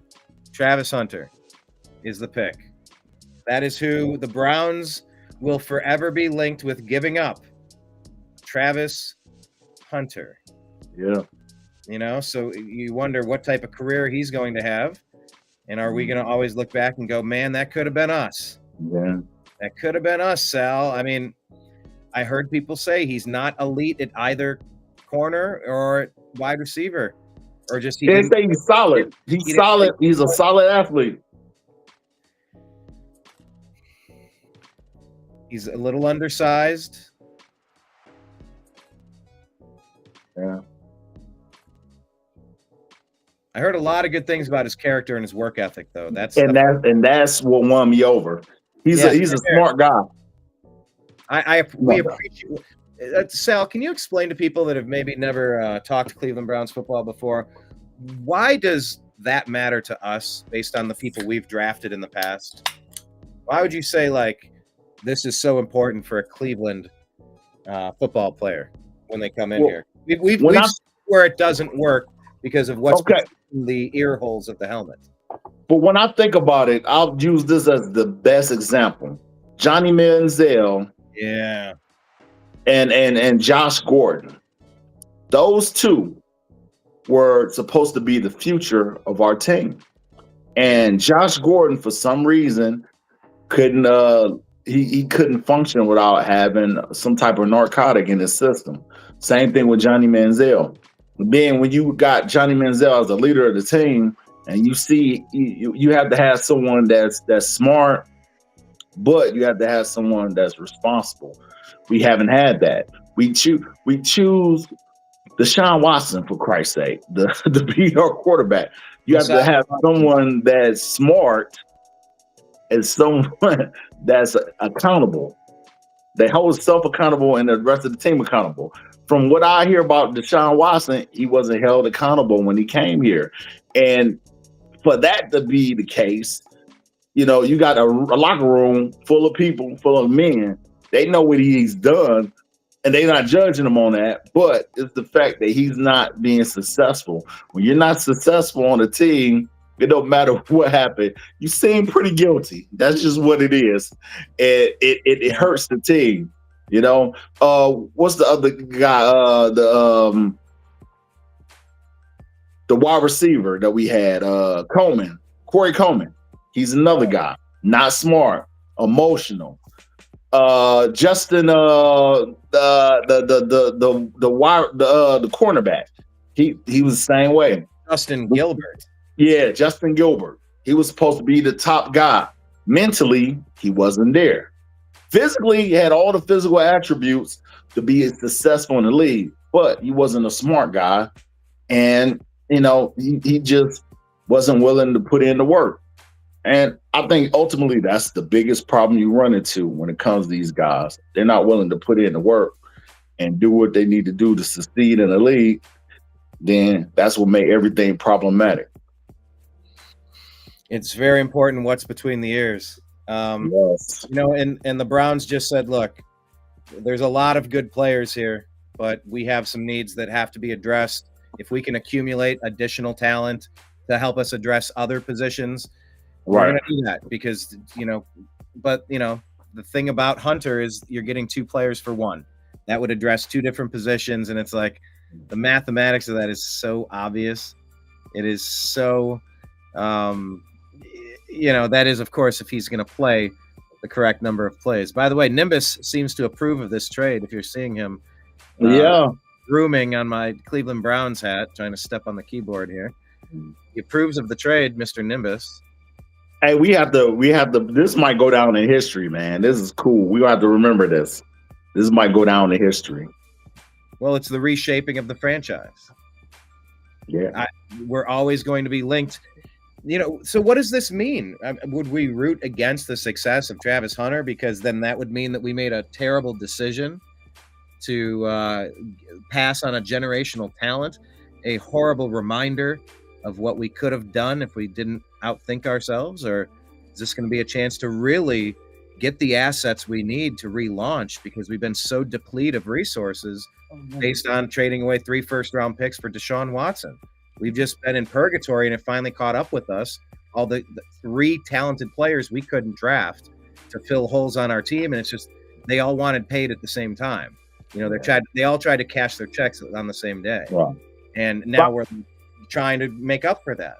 I blame this on Travis. I kind of blame this on Travis Hunter a little bit because, you know, he said that if he couldn't play both positions, that he didn't want to play at all. So for you to make something like to make such a comment, you know, that might set wrong in the spirits of AB and the other guys, you know, because, hey, man, we want someone here that wants to be here, number one. And number two, we want someone that's going to be able to turn this thing around. So if that means that you have to be a defensive back, you have to be the corner, the lockdown corner, it looked like you should be able and willing to do anything that will make the team successful, no matter what it is. Not saying nothing crazy like him playing defensive line, but you get what I'm saying. For him to make that comment was crazy. But I would argue, though, if I am trying to be in charge of my career, and as a human being, your draft capital, as it was, would be essentially your body and your thoughts and the way you are going to want to approach the next step of your career. And I think he has every right to say, this is how I intend to approach this. This is who I am coming to your organization. If you're not okay with this version of me, I would like to play with a team that would let me participate in the game of football that I love without restricting me one way or the other. I won the Heisman. I'm entitled to playing the game how I want to play it. I think it's fair for him to say that and say it up front and go, don't get any fancy ideas. You will have the least happy camper on earth if you don't let me play both sides of the ball.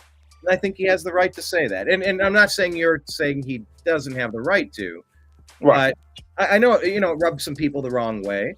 Oh, he's a diva. But it's like, I am my career, and I would like to kind of set up, if we're not a good match, please don't swipe right. Don't swipe right on this if we're not let's talk. Like, this is what I'm aiming for. Are we on the same page or are we not? And there's a lot of times, partnerships, relationships, draft picks, franchises, you're not on the same page. Short-term, medium-term, long-term, and it just doesn't work sometimes. And it's not always bad if that pairing isn't perfect. Right. But it matters if you're in the perfect situation for it. Tom Brady, would he have been Tom Brady without Bill Belichick? Would Bill Belichick have been Bill Belichick without Tom Brady? We'll never know. We know Belichick showed really strong promise in Cleveland.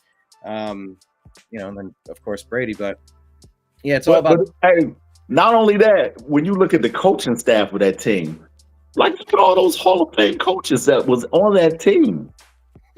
So it couldn't help but be great. I just wish that Michael White had signed on the Gateway project to to fix up the stadium, to get them a new stadium. I think that would have been awesome for Cleveland. I'm pretty sure we'd have won at least two. We'd have won at least two. We might have won more because we wouldn't have got rid of Belichick, and he would have stayed there. We could have possibly had a dynasty, but it's the biggest what if in the world, So here's what we had. Defensive coordinator Rick Venturi. By the way, the Giants have drafted Abdul Carter, their number 3 pick. But let me just jump back to this, and we'll talk about Abdul Carter, who is off the board now. We cannot pair him with Myles Garrett, so forever linked with this player. That we cannot build the future of the Browns that way. The bookends. Forever be impossible to build that way. Patriots on the clock here. We'll see what they do. But Grok continues. Rick Venturi, defensive coordinator. Offensive coordinator Steve Crosby. Kirk Ferentz was an offensive line coach who later became head coach at the University of Iowa. Kirk Ferentz. Jim Schwartz, personnel scout and assistant coach. Defensive coordinator and head coach in the NFL. Eric Mangini, former head coach for the Jets and the Browns. Pat Hill, Mike Tice. But yeah, Bill Belichick on that roster. Now, I actually have probably said this wrong for a long time. I guess Nick Saban had already left because I always added Nick Saban to this, but maybe he wasn't there in that final season. I thought he was there. I thought Saban was there, and it was a guy that was a scout. That was a coach also. Okay, I'm going to ask, when was Saban on the Browns coaching staff? 91 to 94. He left after 94 to be the head coach at Michigan State. Yeah. So he left from 94 to head coach at Michigan State. So yeah, he was already gone, but he was from the Cleveland Browns coaching tree. Right. I mean, we were cranking out talent. Like we were on to things. We had stuff going on. Yes, David Bann, that is a very big trade for the Cleveland Browns franchise that we just made. Accumulating, we still get the number 5 pick, so we're going to be up, right after the Patriots pick. It's all happening, folks. It's all happening right now. We're going to find out what we prioritize. We must have said there are 5 great players that will help us immediately if we can slide back and collect assets and dominate the top half of the second round, or package 2 second-round picks to jump in at number 20. And now you had 2 first-round picks, but one a little past the top 5. Yeah. Not so far to 30, 31, 32, but like if you could get 2 within the top 15, top 25. Because there's no big difference between 35 and 20. No big difference. And I love that we're all guessing because like nobody knows. Like, and some of the best players will get drafted to just a bad situation or a bad injury, and it's so you'll always think of, oh, that was a wasted pick, or that sucked. They never panned out. And it's like it was an injury. Like you can't predict some of those things. Like relax. Like you have to take in a little bit of grace. It's just I was so excited about Schwartz. I remember that kid was so fast, and I remember watching the Auburn tape on the kid. Kid was super fast. You know, he do kickoff returns, and I'm like, worst case scenario, we got the next Josh Cribbs, Eric Metcalf. Yeah. We got the next day. He could be the next guy. He wasn't sure-handed. He wasn't that fast, you know, when it came to football speed, you know, and he ended up Little did we know that he was going to run the career of Baker Mayfield. Yeah. Now he works at Rent-A-Center. It's crazy. Does he work at Rent-A-Center? No, I'm just making that up, man. I don't know. Just sound funny. I'm sorry. No, it's a good line. It's a good line. All right, Patriots on the clock. Let's see how much time we got left. They got to be getting close here, right? Right. Pick is in, they're saying, which puts the Browns on the clock. Pick is in, Patriots. Ooh. Ashton Gianti. What? No. Hold on. I'm reading off some of the best available that as they're best fit. Membu out of Missouri. Wondering who the Patriots are going to select here. I think they're gonna shore up that offensive line. That just makes sense. Yeah, but it's a new dawn. It's a new day. It's a new life for the Patriots. They're under new management. That's correct. There's no doubt about that. By the way, however you are watching us, thank you for finding us here on the Unhappy Hour Sports Show.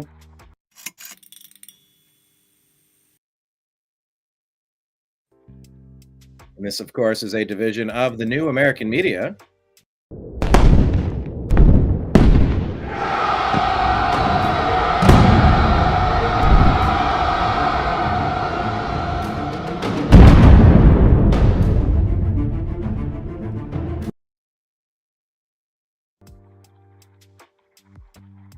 Thank you all for being here. Looky here. Well, it happened. If the Browns were looking at taking offensive tackle, we talked about tackle, and that is who they selected. The Patriots have taken Will Campbell, 6'6", 323-pound offensive tackle, a junior out of LSU, and he is They said he has small dinosaur T-Rex arms, allegedly. I've heard this. That was the joke there. I mean, he's a highly rated prospect, you know. Yeah. I mean, they thought he was good enough for that pick, and he is. We're the Cleveland Browns. We're up. What the heck do we do with the Cleveland Browns now that these players have gone? Will Campbell is the first one. We knew that Carter, Hunter, Ward were probably the top 3 picks. Now we're getting into who the heck knows territory.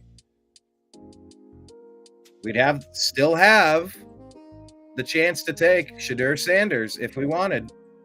Yeah. He's right there, and we got an extra first-round pick and an extra second-round pick to give you Quinshawn Judkins to pair him with, or something. Yes. Or Travion Henderson and Will Howard, Jackson Dart, and then Omari, and you know the heck, that guy out of Carolina. What is it, Hampton? Yeah, Hampton. That kid's good too. I was watching his highlights. Yeah, that kid's good. Oh my gosh, the Browns are on the clock, Sal. What is going on? Are you updating Twitter? What are you watching? How are you consuming your information? What are you doing, sir? I'm watching it on television. I'm watching it on TV. I'm watching Will Campbell hug the commissioner, do the thing. Yeah, man. Goodness gracious. This is crazy. Yeah, Will Campbell, that's one thing they did say about him. He has great work ethic. They say he's the guy that brings his lunch pail. He's like the Joe Thomas type, type of guy. Which guy is this? Will Campbell. Will Campbell. They say that he's that type of guy. He's a great character guy, like very hard worker, great character guy. By the way, let me add this here. Nick Padone sent this out on X and said the Cleveland Browns are telling you just how bad the Deshaun Watson nightmare was. They know they aren't in a position to compete. It's all about stacking assets they've missed out on over the last 3 years. Thoughts, Sal? That's very much the case for them to make this decision, and the way they kept it under wraps until now. They talked about it, but I didn't think that they would go through with it, and I didn't think that they would get the haul that they got. But I agree with it. If they can get they got a first round for next year and a second round and a fourth round for the second round for the second pick of the draft. Can't really beat that. We need to confirm the details of the trade. Let me. Browns trade with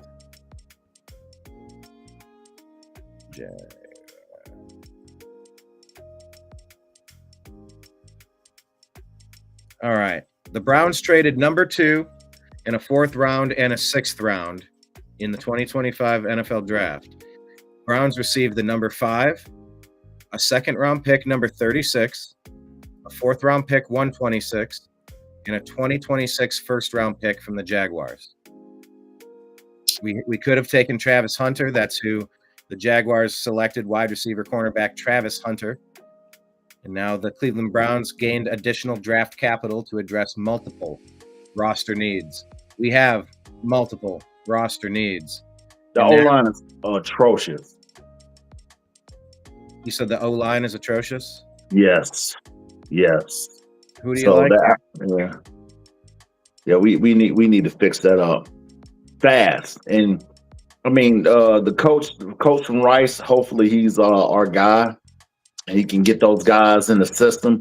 From what I heard, they threw things together for the guy that came in, and I mean he just didn't have good luck. Most of the guys got hurt, so we weren't expecting all those injuries and all that stuff to happen last year. So hopefully we can get these guys healthy. We can shore it up and get some young guys in there. We got some old guys over there, man. We got some old guys over there. Yeah, we do. And I keep hearing that we might include which one of our linemen? We have Wyatt Teller, I think, was on the trading block. All right, the pick is in, and we do not even go offense. We go Mason Graham.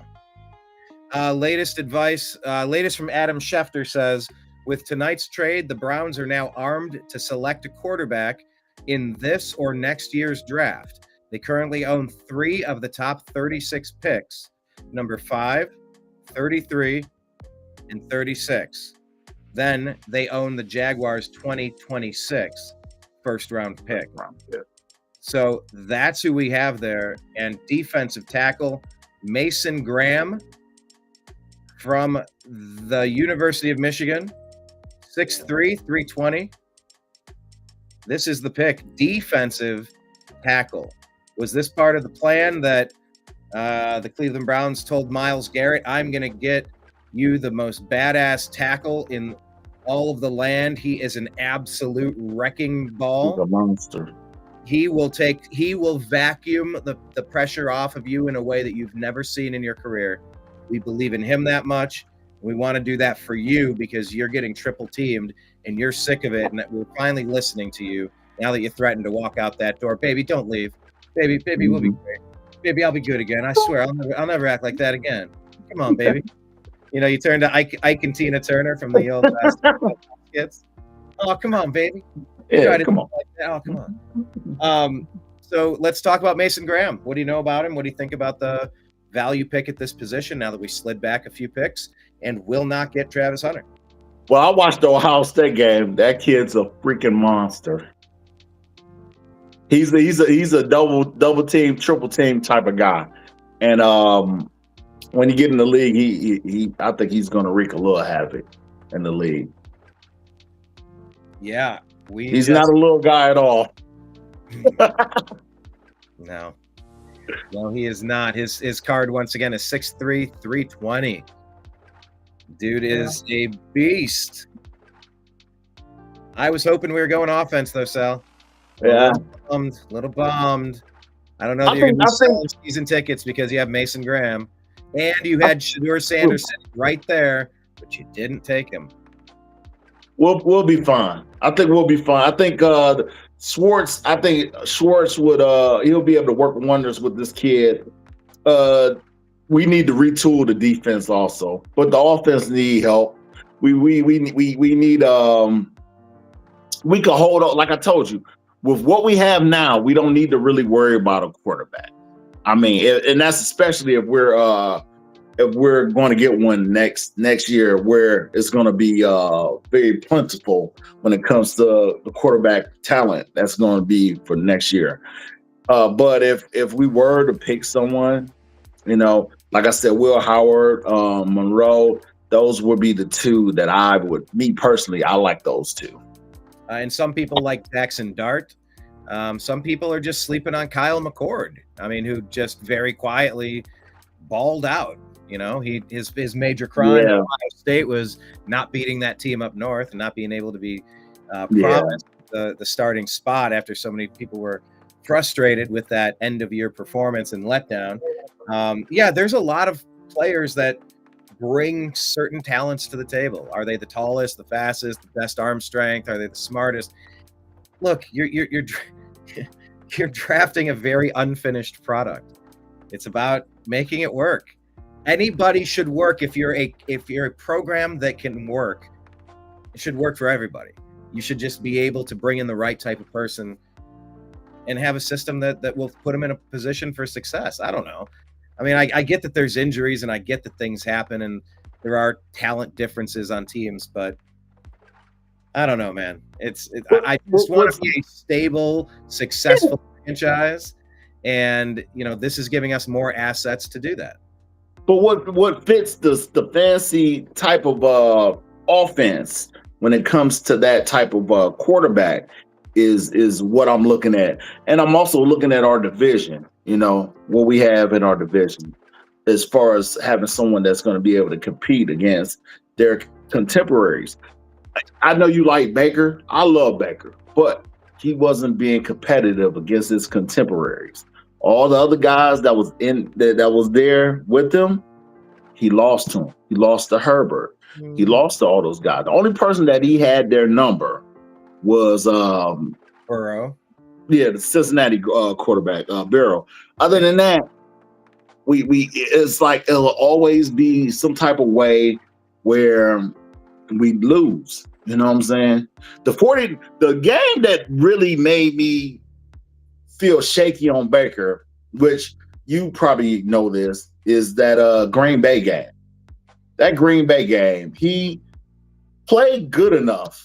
But my thing was, we need to run the ball. We got the lead. Run the ball. Hey, right there. Pause on run the ball. Pick number 6 is in. Ashton Janty, running back, Boise State, Raiders to Las Vegas. That's a Raider pick. That's a Raider pick. Why do you like it? Nah, that's a Raider pick. Oh. Raiders always go for those type of flashy type guys. That's a Raider pick. But Brady liked him. So Brady. I think Brady got a great eye for talent, and he I think he got some of that from Belichick. I feel good about the Raiders. I think they're going to be a very surprising team this year. Yeah, you might absolutely be correct with that. He's going out there. Brady is a winner. That you know what? He's a winner. It's like you don't want to root for the guy, but you have to. How involved is Brady in the day-to-day? I don't even know. He's very involved. I suspected that they were going to try really hard to maybe get a quarterback. So I'm a little No, surprised they didn't go that route to give Brady like something to work with immediately upon joining the ownership, to just go, what's the best option we have to grab a talented person and try to coach them up? Which one? He loves Shador. He loves Shador, from what I've heard. I'm surprised they didn't grab him there. So But we'll see. no, they couldn't. That running back, that kid's good. Yeah. He's good, and he's a big guy. He's a big guy. He's not like Trent Richardson, you know what I'm saying, little and didn't have the vision that he's supposed to have had. This guy has great vision. He's very patient runner, and he had power, you know. Gianti is listed here at 5'9", 215. 5'9", 215. And the Jets are on the clock. Let me play some reaction here to the trade that came through involving the Cleveland Browns. We have a This is Nathan Zagura. Wow. Reacting to the trade out of the number 2 spot for the Cleveland Browns. trade. Okay. The Cleveland Browns are trading the number 2 overall pick, a 4th round pick, number 104, and a 6th round pick, number 200 to the Jacksonville Jaguars. The Jags are trading the number 5 overall pick, a 2nd round pick, number 36. Yep. So the Browns will now have 33 and 36, along with number 5. It's going to get bigger. 4th round pick, number 126, and their 1st round pick in 2026 to move down 3 spots for in a non-quarterback draft. This is an unbelievable haul. So Tyvis, this is an unbelievable haul. You and I talked about this. You and I talked about this before the show started. All right, so do you think this is an unbelievable haul to slide back a couple of spots and get a second, you know, at the top of the second, and to get a 1st round next year just to slide 3 spots? Is this a haul? Do you agree? I consider it a haul because that 1st round pick, depending on how Jacksonville play, can be anywhere from 10 to 15. So we get 10 to 15 plus. I don't think we're going to be that good this year. So if we're able to get, I don't know. I want to be good every year, and I want it to make sense. I want every year to click and just get past the mentality of that it's going to take a long time to fix things. You know, we see it sometimes. It's much better to move too fast and then have to kind of rebalance than it is to go too slow and never quite get anywhere. You know, so I'm just going off the talent. We have. At the quarterback position, we don't pick a quarterback. I'm fine with us having Flacco and Pickens. I'm fine with that. Kenny Pickett. Huh? Kenny Pickett. I'm fine with us having Kenny Pickett. I'm fine. I'm fine with that. I'm fine. Just for now, I'm fine with that. And if we have those two, that's fine. But I want someone to develop in their system within the top 3 rounds of talent. If it's not a 1st round pick or a 2nd round pick, take someone in the 3rd and develop them. Show that your system works. Get someone of value at the pick. Address other needs, but you got to give us someone. You got to give us some long-term hope, like renting. I'm looking at, but that's where I look at Will Howard. I look at him because he has that build. He's a AFC North type quarterback. I can't see us getting Dark. Dark don't strike. Dark is not that type of guy. I can either see us getting Howard or getting Melrose. Okay. Well, I mean, Milroe's an incredible athlete, right? And it's like great athlete. Off the play action fake, out the play action. I could see us making wonders with him, or even like I said, the guy from Louisville, Shook. Yeah, Shook. Because Shook's a big guy. He's like 6'3". And who did you say? You said somebody, the other kid that played for Ohio State. He's a big guy too. McCord. Henderson? Well, no, Henderson. Well, we can get a running back. I would love to get Henderson. I love him. He remind me of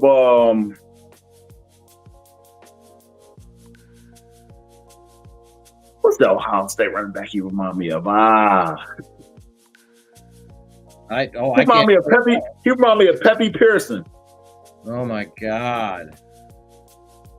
Wow. That's who he remind me of. Past. He remind me of Pepe Pearson. That speed, that breakaway speed. It's like once he get into that mode, gone. By the way, the New York Football Jets are still on the clock. It's showing that the pick is in. And then, of course, after them would be the Carolina Panthers as we're going through the draft. Once again, quarterback Cam Ward going first to the Tennessee Titans. Travis Hunter in the trade with the Cleveland Browns. Jacksonville Jaguars take Travis Hunter out of Colorado, cornerback. New York Giants stay where they were. Take Abdul Carter, edge, Penn State. I love how it's called edge now, not defensive end. Not deep. I don't know why did that happen? Was that necessary? It sounds sexier than defensive end. Does it? Yeah, edge. It's just like if you don't have a position, they put you at an athlete. You like a position, you're an athlete. Wait, isn't that what they're saying about that quarterback? That athlete. Yeah. You got to develop your play. They got the offensive tackle from Missouri. All right, picks in. Membu. Yeah. Player card on him. Armand Membu, New York. Let me share this, dude. Can you see this? Yes, good. Armand Membu going to the New York Football Jets, offensive tackle, 6'3", 314 pounds, out of Missouri. Addressing a need over there, and that's going to help Justin Fields immensely, right, Sal? Yeah. Allowed only one sack in 391 plays. How is that even possible? That's a big kid, man. He ain't no little kid. Goodness gracious. Well, man, that is, how. Hey, let's ask this question: how happy are you that? Imagine you are Justin Fields, and you've been bouncing around a little bit, and you go into a new situation, and it's like, what type of talent is on there, that roster? How helpful is it to get a top of the draft offensive tackle to repair that offensive line and anchor where you're going to be spending your time at work every day? Yeah, because it's kind of shaky, especially when you think about what happened to Aaron Rodgers the first play of the game. He tore his ACL the first play of the game. I'll never get over that. I was like, what? Brutal. Yeah. Just brutal. It's the worst part of sports. We love sports, but to see some of these injuries, it's been man, that's actually a really good question. Like, which Cleveland Browns player had their career cut short by injury? Like, which awesome player? Charles Bentley, the center that we had. He got injured. Staph infection or an ACL? Yeah, it's a staph infection. And Big Zeus Brown. Big Brown, he got hit in the eye with the I think those two were the ones that really affected affected us the biggest way. Bentley, he went to Villa Angela St. Joe's. I think he went to Villa Angela St. Joe's, and he was a Cleveland guy. Yeah. Villa Angela St. Joe's, man. That dude wasn't that the Joe Vicious time? Wasn't that around 2007 or something like that? I'm trying to remember. Yeah. Browns were having all sorts of issues with staph infection. Yeah. facilities, and LaCharles Bentley came over like he's going to anchor our line, and really just a great free agency signing, and just oh no. And I think it was at practice, right? Like it was right. Yes. Oh, that was crushing. I do remember that. Oh man. But So we knew what we were getting. He was in his prime.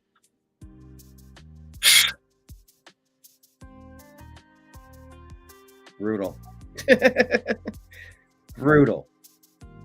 Yeah, every team has had some great players who have had their careers cut short by injury. It's the worst part of the game. I don't know. The draft is such an exciting time, though. You get to retool. Defensive tackle. Let's go back to just the concept. Imagine he's a badass. Think again. What does this do to the rest of the team, Sal? They're looking at Joker, J-O-K, Jeremiah Owusu-Koramoah. He may never play football again. Now, maybe he will, or maybe he won't. They're going to have some linebacker shortages. There's a lot of positions on this team that are up for grabs, and they're trying to get some talented people in to please take over and, repair some of the problems with this team.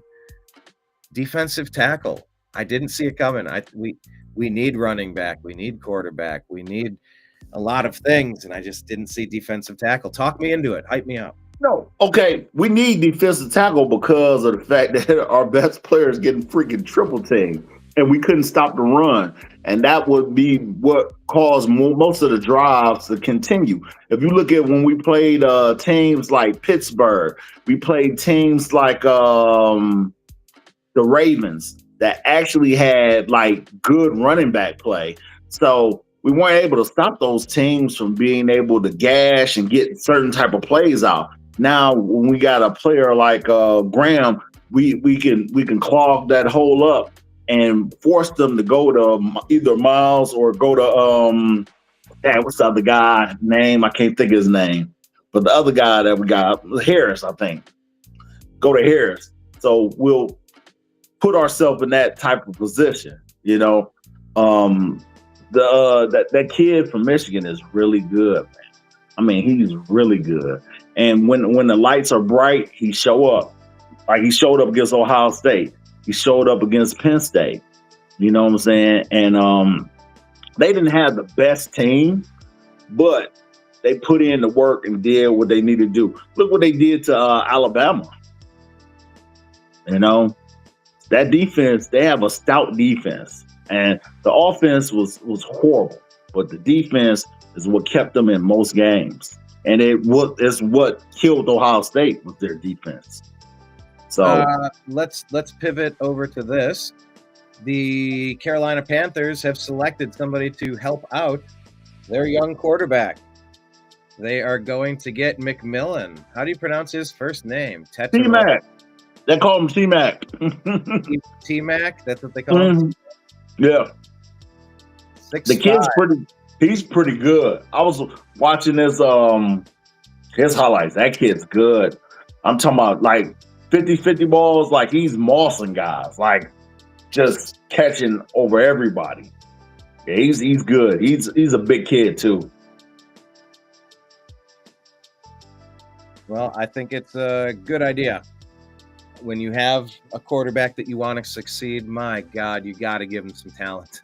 You've got a little bit of extra energy to invest and just maybe overdraft for him for a little bit. On the front side of your career, I want you to have a few more pieces to get some camaraderie, build some chemistry with, and this whole core of the team grows up together. You see it in different sports where the Cavaliers have basically a core four. They're useful and they're great. They're coming into their own, turning in the prime of their careers together. The Cleveland Indians had that in the 90s. Bell, Baerga, Lofton, Ramirez. Wow. Oh my God, Vizquel, Alomar. That was the greatest team to never do it. Oh my God. Them in Seattle were the two teams that should have won. At least one. Them in Seattle. That Seattle team was crazy. I know. Those two teams. The Indians were tough. The Mariners were tough. The Yankees were tough. I mean, you had bouts of the Sox and bouts of the Orioles and bouts of different. I mean, that was a tough era. Yeah. Unfortunately, we gave the Atlanta Braves their only World Series championship. Yeah. You know, all of those great pitching teams, the only championship they ever got was against our, doggone it, against the Cleveland Indians. So, but yeah, McMillan teaming up over there, Bryce Young, that's going to help him a lot. Excited to see how that shakes out. And what I tried to tell you before, I know you love Baker. I do. He won me over. I did not like Baker when we drafted him. He won me over. Yeah, I mean he's a good guy. Liked him. I said anybody but the short, cocky, white quarterback in trouble with the law. I was so scarred from Johnny Manziel. I was so scarred. Yeah, I know, right? But I knew he wasn't that. I knew he wasn't that type of guy. I knew he was very smart. I knew that he was a winner. That's the thing with me. If you're a winner, I can deal with antics. If you're a winner, I can deal with any antics. If you're a winner, if I see that that's what you're about.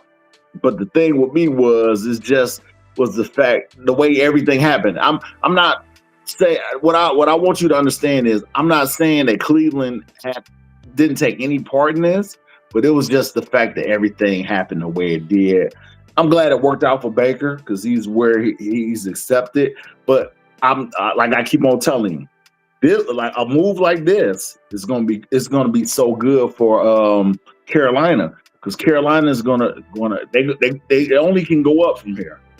I think that Baker's just lucky that he had veteran players, he got a good defense, but I think after this year, this is gonna be the last year that it's gonna be like the Bucs are gonna take over the NFC South.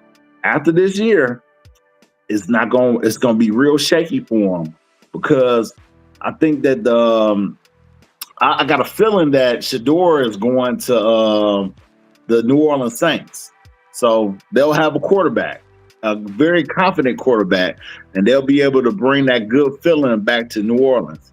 Okay, you look at what happened to Carolina. The quarterback got a target. He didn't have anything on the team. He got Thiele there. Thiele is ancient, man. That's the only wide receiver he had there. So now he got T-Mac. This guy's 6'4", 200-something pounds, and you can go up and get the ball. Then you got Atlanta. Atlanta, they got their quarterback. They got the young guy. They got the wide receiver. They got Pitts. They got London. You know, so they're only gonna get better. So that's what makes me look at Baker, and I look at Mike Evans getting older. You know what I'm saying? And I look at the team just getting older, man. And I can't see Baker just being able to make it work. But one more year, I think after this 1 year.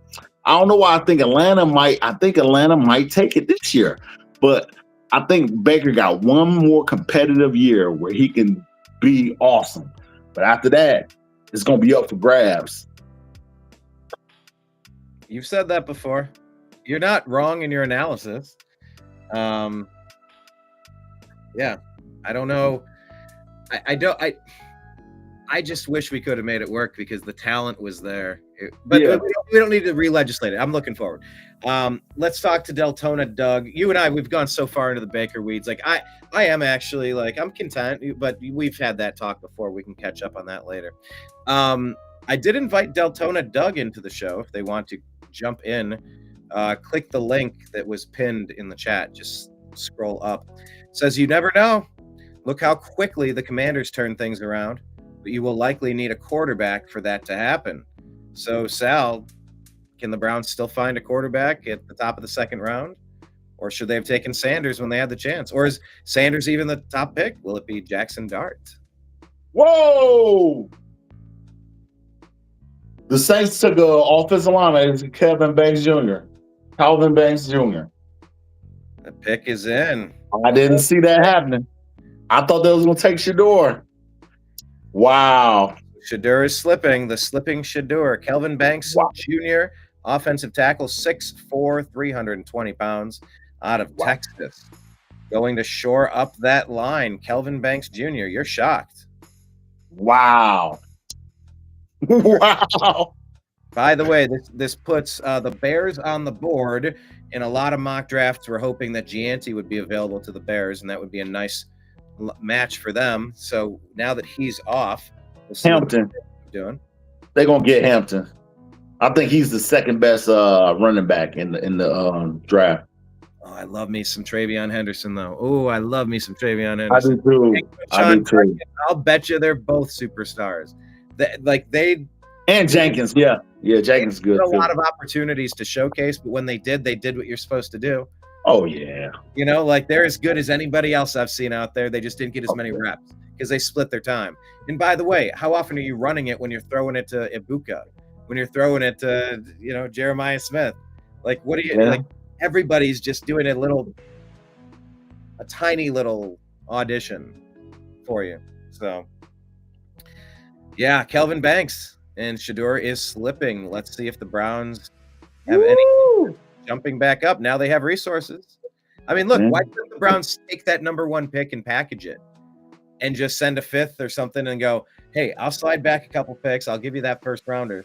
And all you did is you repositioned and you got 2 picks within the first. It could happen, right? Yeah. But I don't think they like Sanders that much. So I think this was all a smokescreen. Andrew Berry, look here, man. Goodness gracious, man. Wow. You're still liking the move. You're still liking the move. I love the move. Let me get back to Nathan Zagura, and let's stay focused on getting some feedback here. Nathan Zagura reacting to the Cleveland Browns trade. Now, obviously, there was a lot of conversation, so this is just us hens a clucking over here, over in the with Ken Carman and Tyvis Powell, I think. Okay. Other room. I said if I can get a 2026 first-round pick to move back 3 spots, I got to do it. I didn't realize it was going to be a 4th rounder this year, a 2nd-round pick. This is number 36. So as of right now, the Cleveland Browns are sitting at pick 33 and 36. Yep. Okay. 33 and 36. We are set to dominate the front end of the 2nd round, or use that as trade capital to jump back into this draft twice. Yeah. We could jump back in twice because we're just moving the stack of cards around. Yeah. And the value, and maybe we said, hey, if we offer you this type of draft capital, will you take this if your position comes up? That offer's on the table. Can we do that? Are you strongly interested in that? I may trade it away if you're not interested, or we could just trade. I love this. This is fun. An interactive draft where people are doing things, and the Cleveland Browns are at the center of it. I'm so happy that the Browns are giving themselves one last chance to get this thing figured out. I support them fully in whatever they've decided to do because their jobs are on the line. They've been underperforming year after year. And, when has there been a less successful 2-time coach of the year than Kevin Stefanski? I mean, they're okay, and then he has seasons that are trash. He has seasons that are good, seasons that are trash. But my thing is, consistency. He's the king of making shit out of Shinola. He's the king of that. What coach you know of took 4 quarterbacks? He took 5 quarterbacks. Jeff Driscoll in the final game, I was there.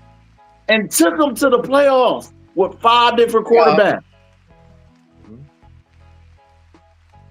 They beat the 49ers in a game that they should have lost. They said that they were going to lose by 3 touchdowns, and they won by a missed field goal kick. Yeah, shockingly enough, I was at that one too. That's crazy to think that happened. Right, but why can't we stay good? Why can't we just be good, stay good? It's the frustrating part. This is the thing. But you got to realize this too now.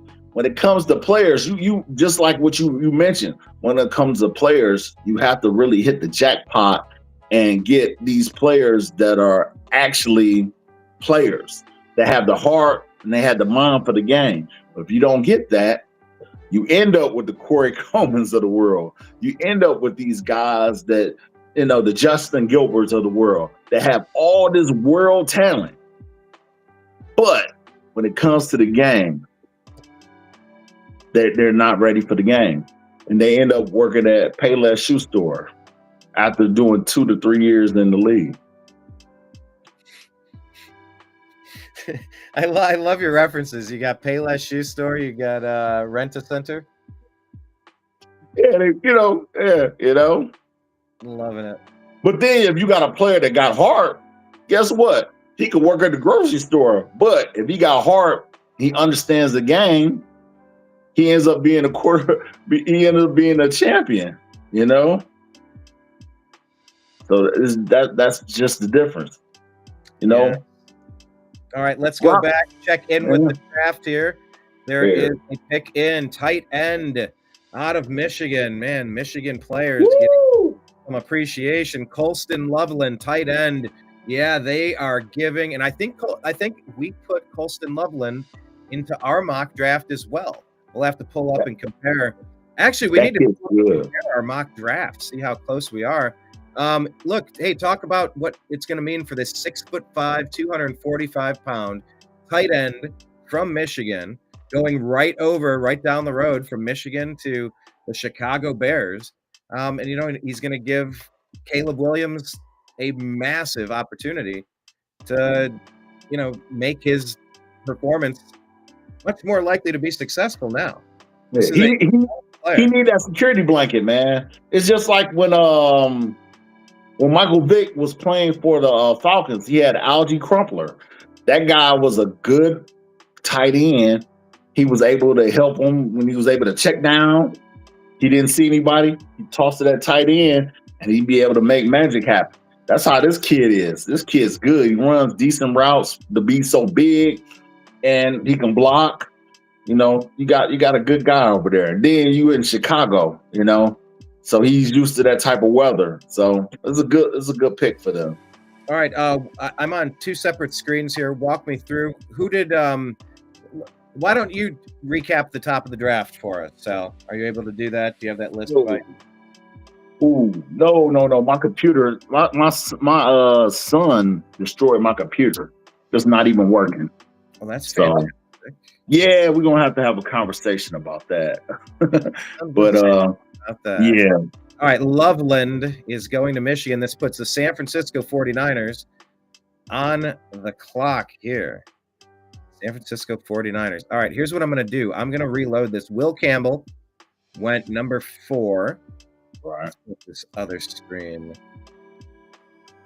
By the way, Sal, would you expect the Browns to trade back in around this point? No. You think they could be active players, or they are totally cool chilling out the rest of the time now? I think they'll be fine. I think there's enough talent in this draft where in the second round where they'll be able to get guys that they want, especially with that the 36 pick.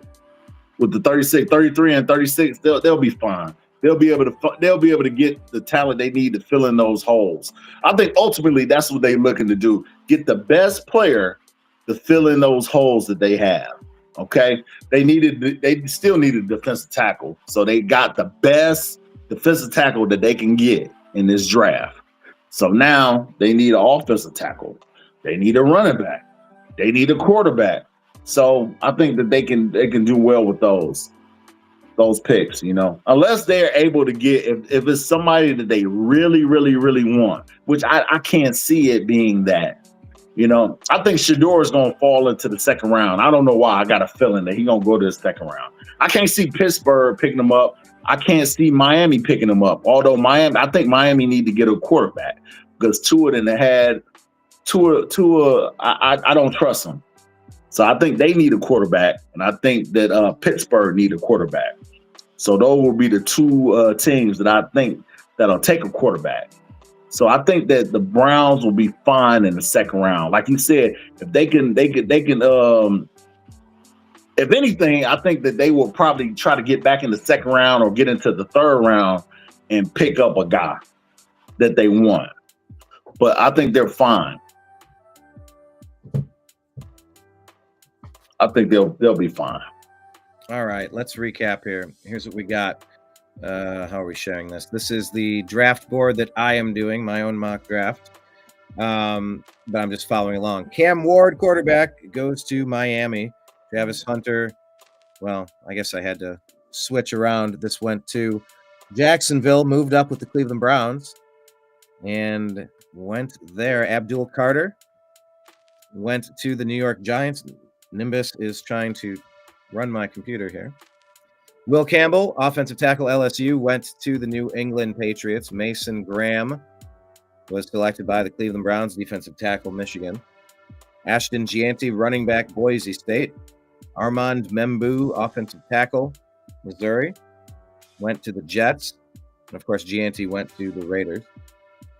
Petroya McMillan, I'm not saying his name right. T-Mac. T-Mac is going to the Carolina Panthers. Kelvin Banks Jr., offensive tackle, Texas, going to the Saints. Tight end Colston Loveland out of Michigan goes to the Bears. And the 49ers are on the clock. They're saying here the team needs their defensive tackle, cornerback, linebacker, edge, offensive guard. You got a bunch of good players left, and I don't know. They have at the top of the best available players here, Sal. Shadur Sanders, Will Johnson, Tyler Warren, Jalen Walker, Jamar Stewart, Matthew Golden, Mike Green, Derek Harmon. Any of those names you like? If you were the 49ers, you have any thought? I would get one of those. I would get one of those linebackers from Georgia. I can't think of the kid name that I really like, but he's really good. One linebacker. Jalen Walker, linebacker. That Georgia. guy's good. He's good. He's 6'1", 243. His projection is unique. The build and athletic tools of an inside linebacker. Found success at Georgia as a blitzing pass rusher and an attacking strong side linebacker. Yeah, he's still on the board. Let's keep an eye. Let's double check where we're at in the draft. Still showing 49ers on the clock. So that's who you like? Yeah, that kid's good, man. He's good. I have to watch Georgia football, but so I end up catching it, and their defense is like top notch, man. Goodness gracious. Let me speak to Greg Time. Greg Time, do you want to jump in the show? If you scroll up, the link to join the show should be right there, or I could text it to you if you want to jump in the unhappy hour. I am sipping on LaCroix. It is sparkling water. And I'm also sipping on Jefferson Reserve Single Barrel Bourbon. Cheers, everybody. It is the unhappy hour, but it's a happy hour tonight. Cheers. We're rebuilding our franchises. I like the Jefferson's Ocean. Oh, man, there's a lot of flavor in that. Oh, yeah. Whew. All bourbon is not created equal. That is. Oh, no. That is for certain. What is your favorite? Yeah, we got to get Greg Time in. Where are you at? Nice. I can only text. All right. We'll text. Here, let me put the chat. Here, let me reconfigure the screen now.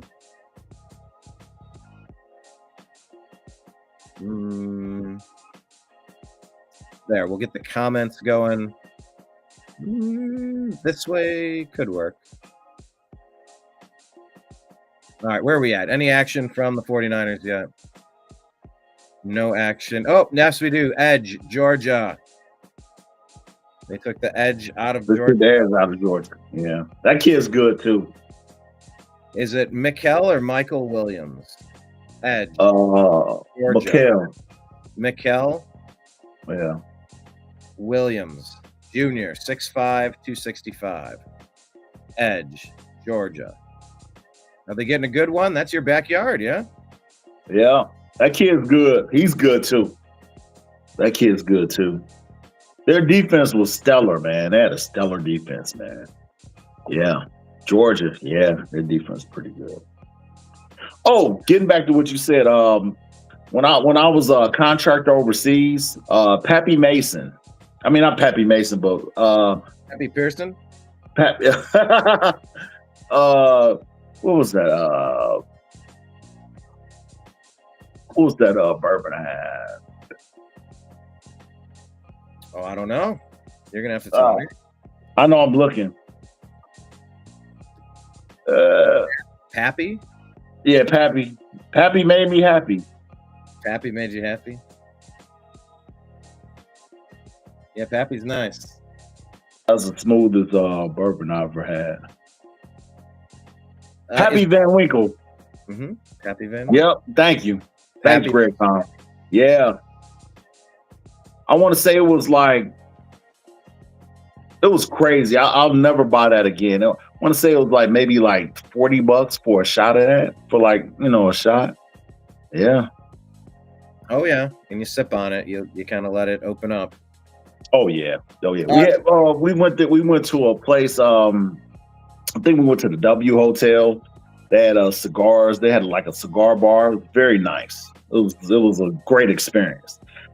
Pricey, but very, very great experience to say the least. All right, we got action here.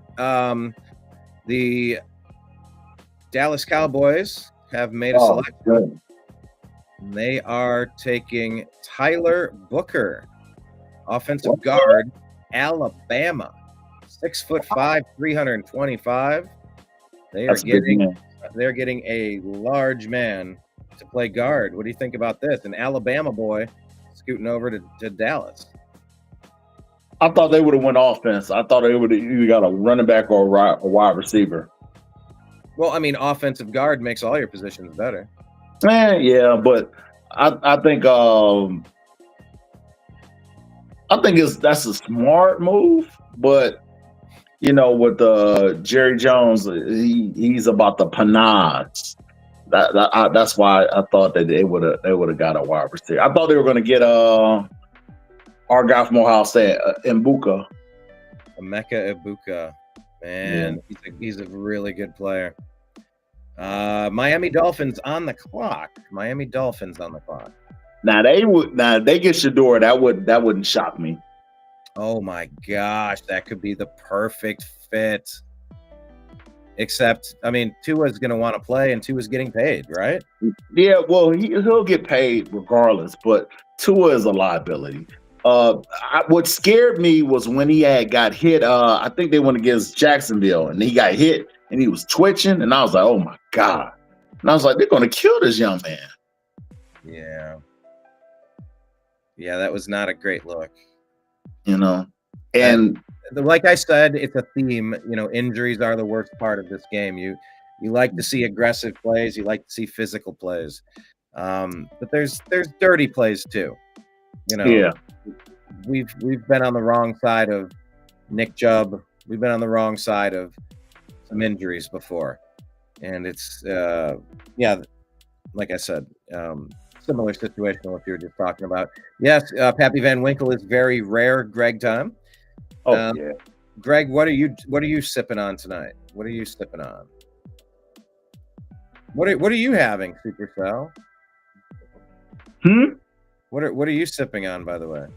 Oh, me? Did you mention it? Yeah. I showed you Uncle Nearest. There it is. I forgot the name of it. Uncle Nearest. I've never had it. Yeah, I think I'm gonna go for a round two of this. Is a Dead Soldier. I have that's my favorite. That's my favorite whiskey for now. It's not. It's about $50 a bottle, but it's decent. Matter of fact, I'm gonna get another Soldier. Yeah, see, I gotta ask Sal if he has a infinity bottle. Do you have one of those? No, infinity bottles are awesome. So you get like a glass decanter or a crystal decanter, and you just at the end of every one of your bottles, you put the last ounce or the ounce and a half. It goes into the decanter, and so the mixture. It's called an infinity bottle because it always gets the end of every other bottle that goes through. Have you ever? Uncle Nearest was at 1856. Yes. I'm trying to read it backwards. I think I'm getting that. Yeah, 1856 is 100 proof premium whiskey. But this is the brand that I've been drinking. Been drinking since the beginning of the new year. This is my preferred whiskey. If I feel like I'm gonna be frugal, I like Larceny. Larceny makes a good whiskey that's under $25, but it's good. But this is what I drink when I'm, my preferred whiskey. I've had some Larceny, and we went through it. It was very, very go throughable. Yeah, that's a thing. And a great price. Great price point. Oh, Shadur Sanders to the Dolphins makes sense. It's just you already have quarterback, but you're worried. Who would start? Would you trade Tua away? What would you? No, I would keep Tua. I'd keep Tua. I would let Shadur just relax. Yeah. And I would probably trade Tua for the right price. It'll be teams that'll probably have an injured quarterback or whatever have you that will want a Tua. I think Tua will be awesome in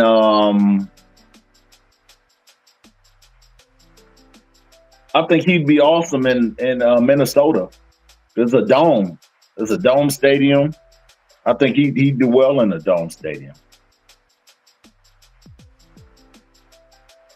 Yeah.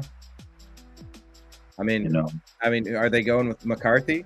Is that what their plan is? I think McCartney been injured. He still got to get settled. But I think Tua will be he'd be a cheaper alternative, for them, and until McCartney is able to get in there.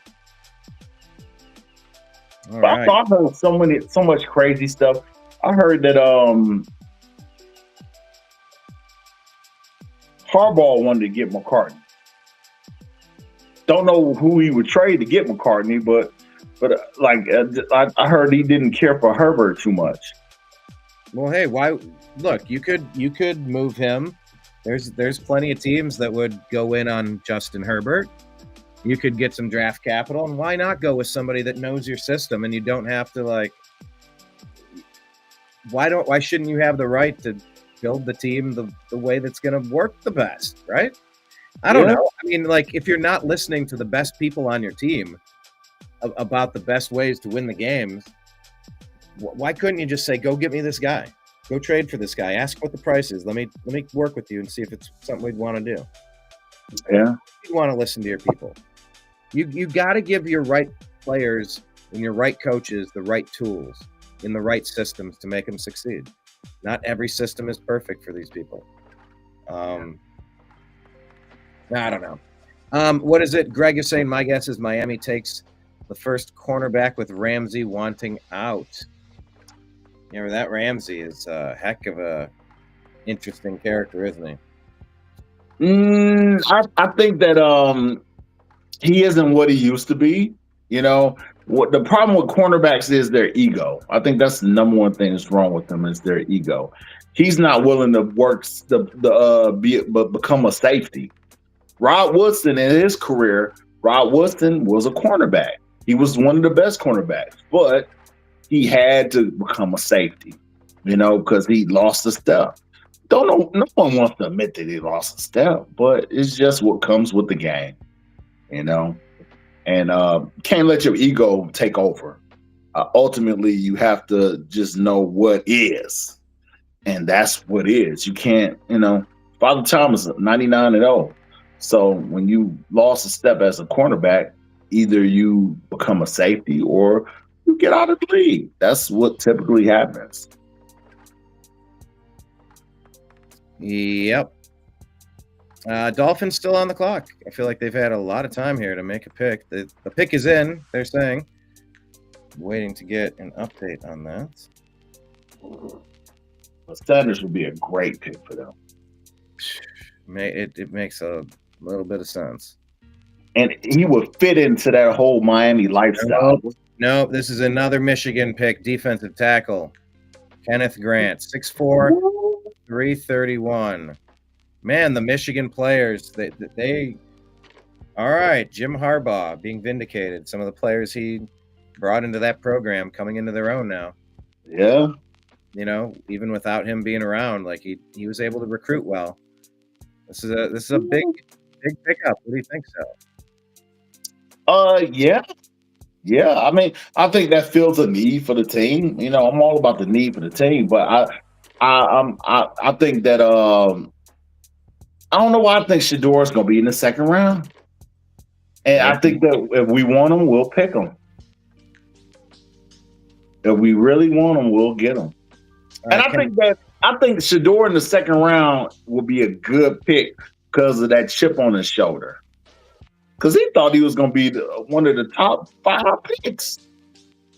Didn't turn out that way. Well, at least you'd want to be. If anybody's buying into what you're selling, you know, more power to you.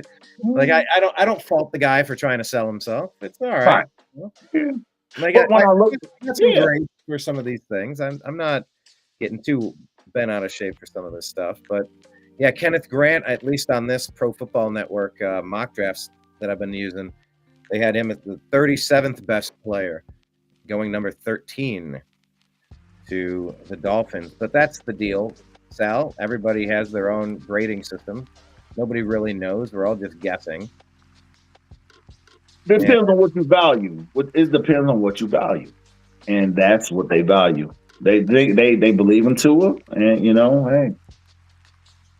Well, let me. The Indianapolis Colts are on the clock, and at least on this chart, it shows that the Colts are looking for tight end, center, a guard, linebacker, and quarterback. Shadur Sanders sitting there. If you're not sold on Anthony Richardson, no, they stuck with Anthony Richardson. They stuck with him. No way they're picking Shador. That would be awful. Yes, maybe it would be. But I don't. They might pick the guy from Georgia, Walker. Greg Tom saying QB class this year is weak. Super weak. I agree. How great is that when we need one? Wah, wah. But when don't we need one? Isn't that? Thank you. When don't we need a quarterback? No, I mean, Kelly Holcomb had a run there where he was pretty good. Tim Couch had a run there where he was looking pretty good. Baker had a run there where he was looking pretty good. Even Jake Delhomme for a second there, but Derek Anderson had a minute there where he was looking pretty good. You know, Joe Flacco had a minute there where he was looking pretty good. Jameis Winston threw for 500 yards on, what was it, Thursday Night Football or whatever it was? Yeah, Thursday, yeah. Man, that was a fun, but we needed that. You got to remember, we needed. Don't you do that. Don't you do that, Greg Tom. Don't you do that. Don't you do that. Brandon Weeden. He's an NFL quarterback. Hey, only thing he was good at was throwing the ball at plates. I knew that he wasn't. I knew this wasn't going to work. Weeden is an NFL quarterback. I knew this wasn't going to work when the American flag rolled over him. I was like, oh, Lord. Goodness gracious. Brandon Weeden was 30-some years old. Hey, he had a wife and kid. Remember when 37 was really old? Hey, guys, remember when 37 was really old? Yeah. The Florida State had that one quarterback that was old. Was it Winkley? Which one? Winkley, was that his name? Florida State had that quarterback that was like old. Oh, Chris Wenke. Wenke, yeah. That was crazy. But Brandon Weeden was that old though. He was older than him. Really? I'll never get over when they had sports science and they had them throwing footballs at plates. It was hilarious. I was like, man, this is not gonna work. By the way, breaking news. What? The Cleveland Browns have been eliminated from the playoffs. Breaking news in playoff contention. We've been eliminated. Already. Oh, my goodness. All right. That's so silly. I had to share that with you. If Josh Gordon was able to control the drug intake, he would have been fine. Tyler Warren, the tight end. Oh, man. That guy's pretty good, too. From Penn State. Yeah. Is that where they're He's going? pretty good. Yeah, Tyler Warren, Penn State. That guy's pretty good. Yeah, a couple of tight ends already. 2 tight ends in the top 12. They are valuing That's that. shocking. What'd you say? That's very shocking that they're getting all these tight ends. Goodness gracious. This guy is 6'6", 257 pounds, out of Penn State.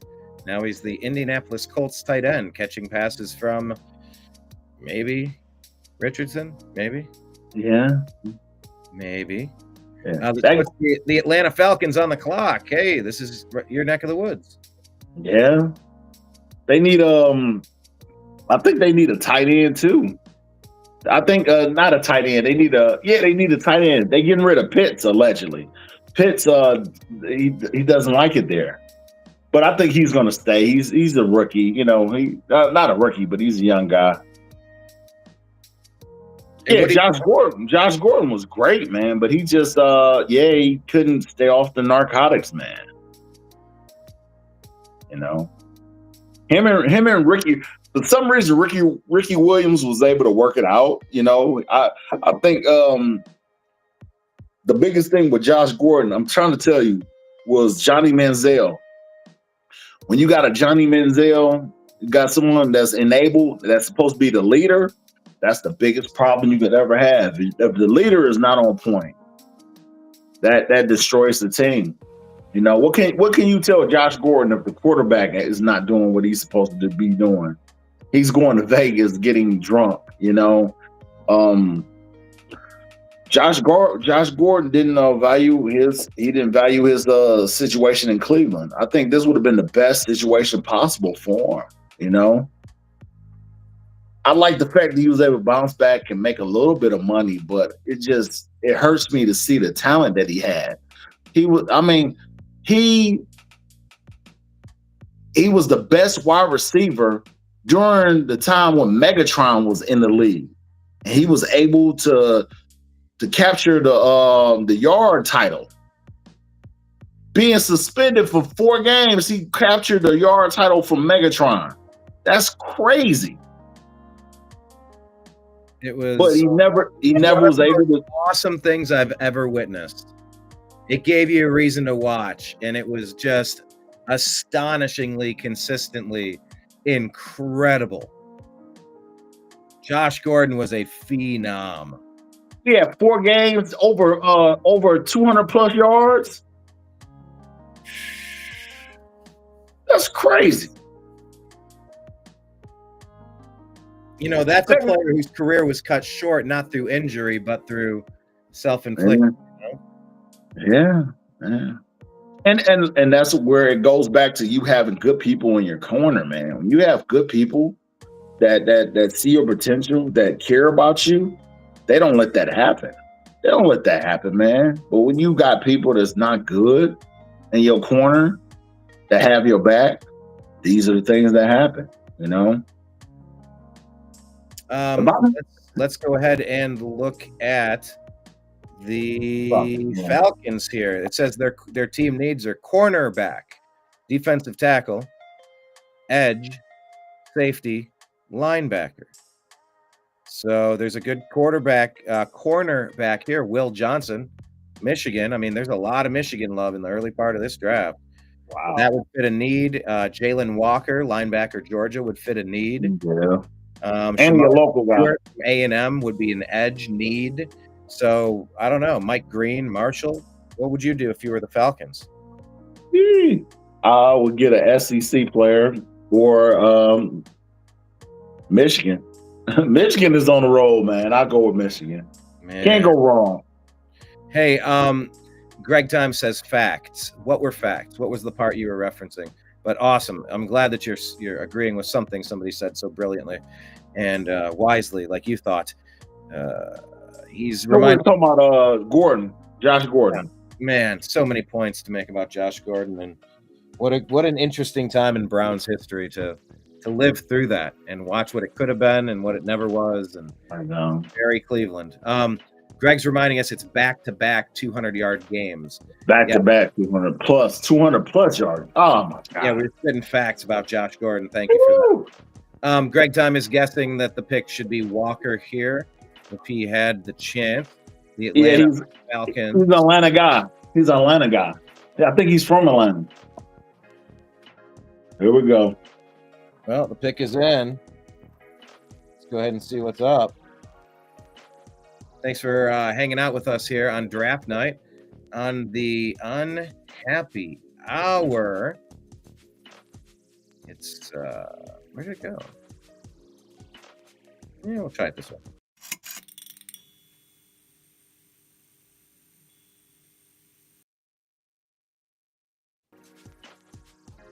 That is our awesome bar logo. Enjoy it.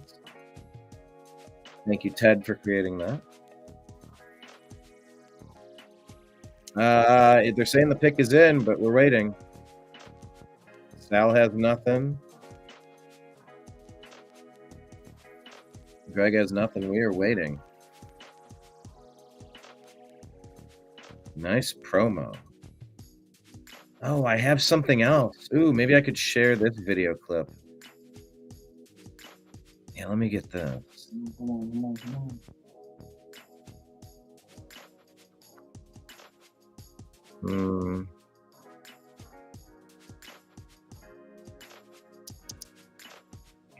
Yeah.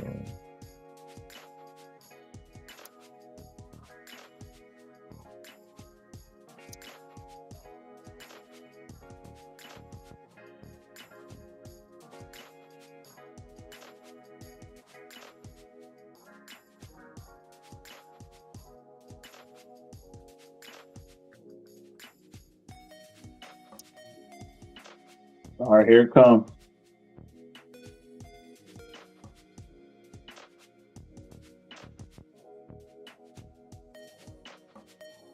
All right. They take Walker, linebacker, Georgia. That pick makes a lot of sense, doesn't it? Yeah, local guy. 245. Out of Georgia, staying in Georgia.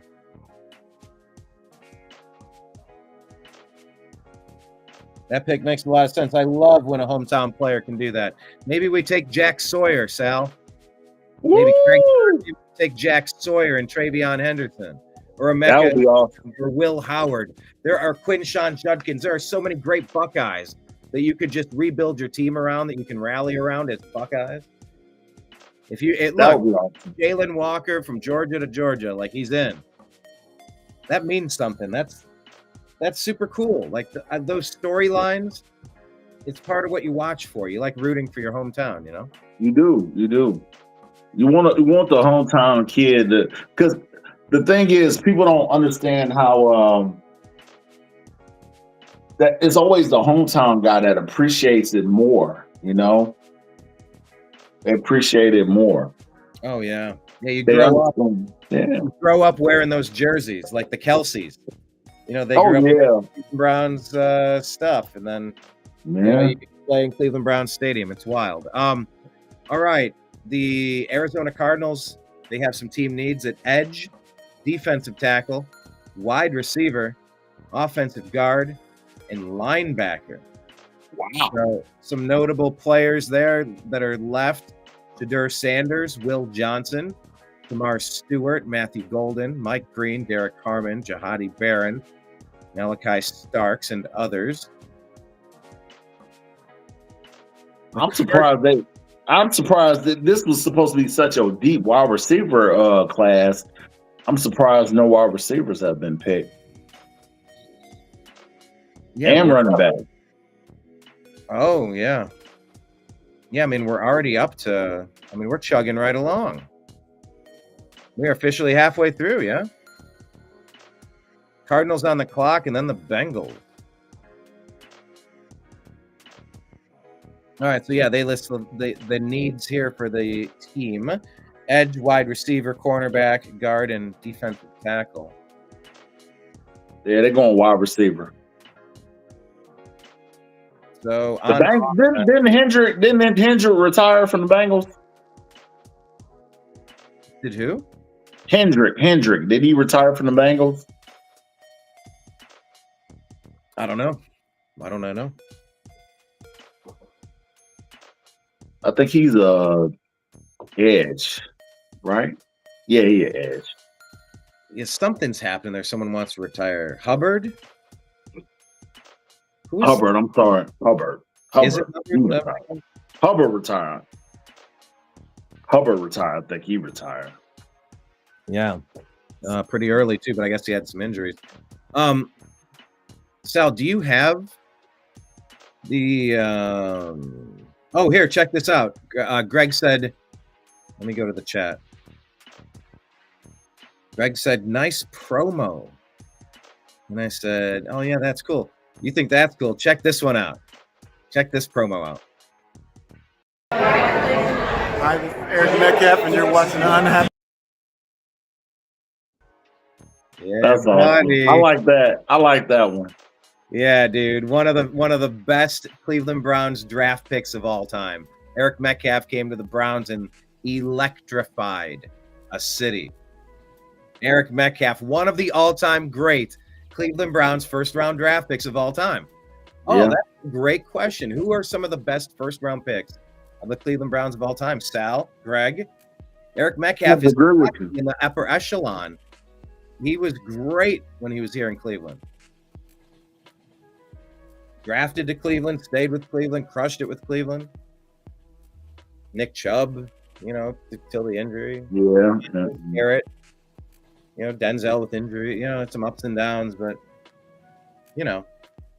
Eric Metcalf, man, he defined that era. Oh yeah. You can close your eyes and see him high stepping. You can see those kickoff return, like you're just. Why would you kick it to Eric Metcalf? Why? The league was different back then. Yeah. I remember that Pittsburgh game. He ran two back. And it helped us win the game. Ran two back. Yeah. Absolutely incredible. I'm putting the link here, by the way. If anyone wants to do Pro Football Network, it's a mock draft. You go onto it and you click to draft for every team. And just right from that page, you get to kind of preload it and you get to sift through the players available. As a fun little tool in case anybody wants to try what I've been trying. I know, Metcalf up the middle. Oh, yeah. He was misused by the He was. He went to Atlanta and promptly buddy, how badass this dude is. It's like, oh, that's how we could have been using this little scat back? Yeah. Him up the middle instead, like Metcalf up the middle. Why? Why is that Metcalf up the middle? Ugh. Anyway, I digress. I know. Greg is saying they should take Burden. Who's up now? What do we got? Okay, Jalen Walker. That's the wide receiver. He's a wide receiver. He's good. That kid's good. I want to say he played for Missouri, University of Missouri. Kid's good. Burden the third. He's pretty good. They're saying that defensive tackle from Ole Miss named Nolan has been taken. Yeah, Walter Nolan. Yeah. What do you make of this pick? It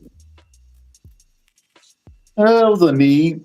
Ole Miss had a decent defense too, I'd rather them got a weapon for their quarterback. He needed a weapon, but they need to shore up his offensive line too. But I don't know. It's something about short quarterbacks to me that's like, come on, man, you can't see over the line. I know that is rough. Greg Time is saying Courtney Brown, the number 1 pick. Oh Lord, come on, man. I know Greg's trolling us. Come on. Once again, I think that injuries played a big role in some of these. We never really got a good answer on some of these. But the reason why we got Courtney Brown was because of Tim Couch. Courtney Brown was killing Tim Couch in that bowl game.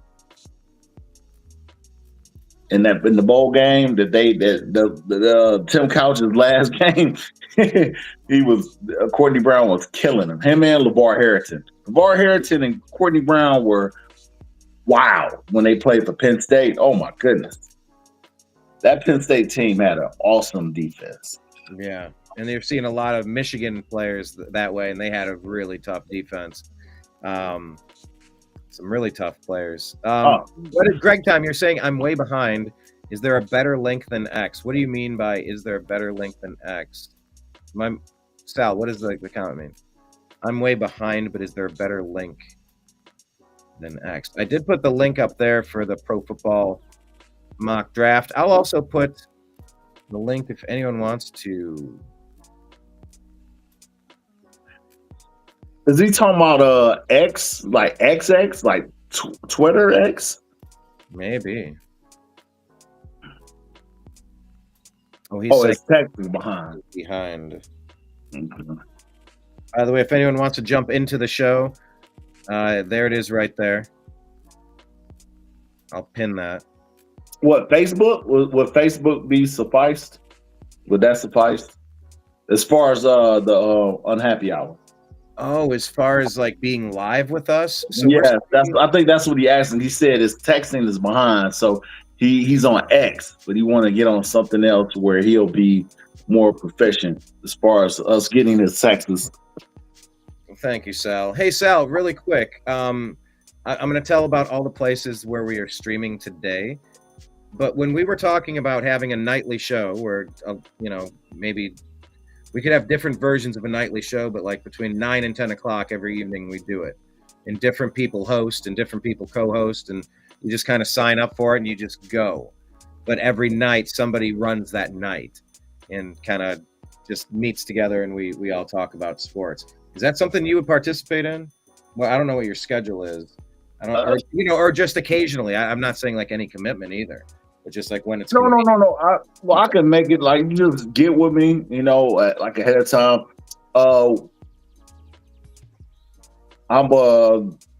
My kids they was going on summertime, so I'll deal with these jokers. So once I get them to bed, I can do whatever I want once they go to bed. That makes sense. Let me put this up on. I guess I probably need to do something different. But he on Twitter. That's what he was saying. He's on Twitter, so you just want to catch up. We're on Instagram, Facebook, True Social, Rumble, Odyssey, Twitch, Kick, DLive, YouTube. So I prefer Rumble. I've heard some people say that some of the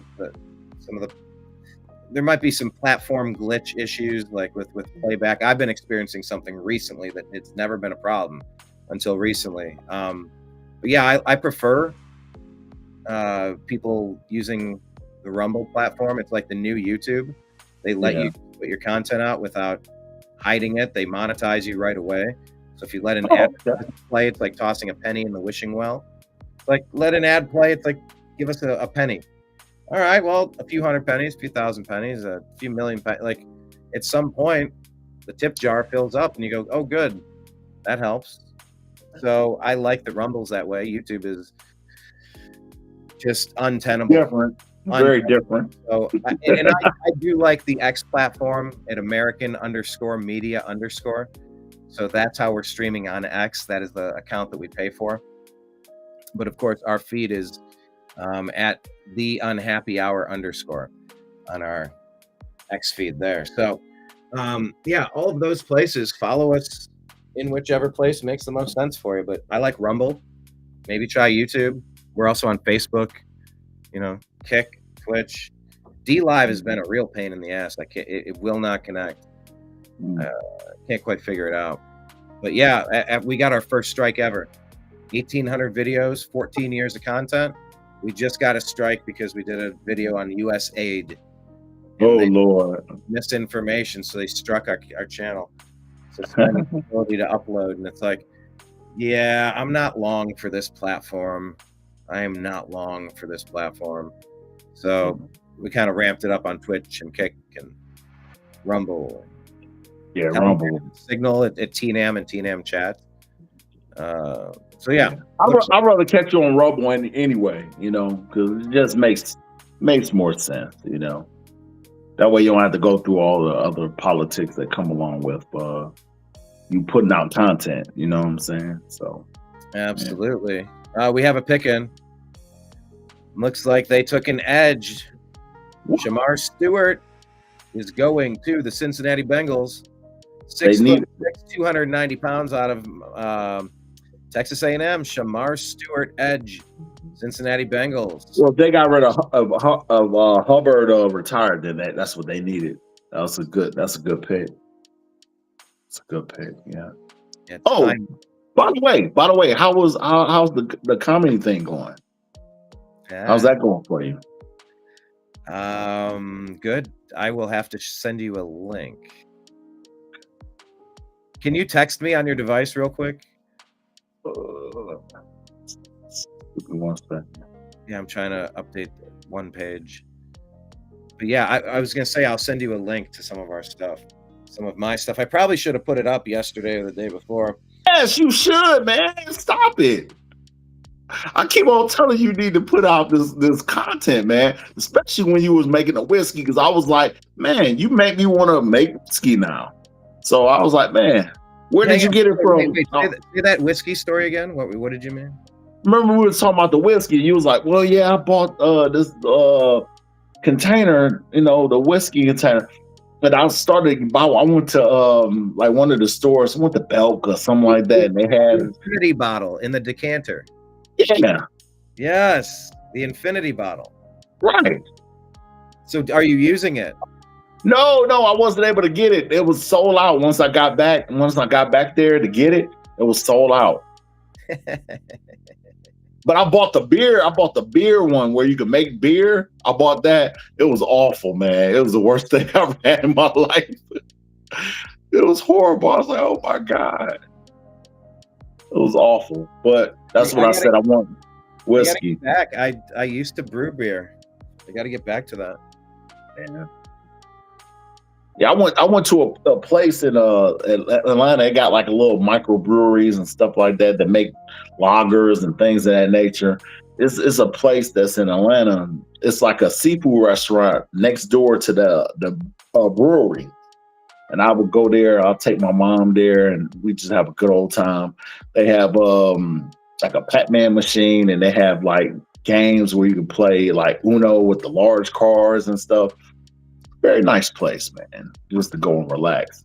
But I enjoy that place a lot. Atlanta's all right. It's all right. Atlanta's all right. 30 packs of Ingle Light. Ingle Light. I know, right?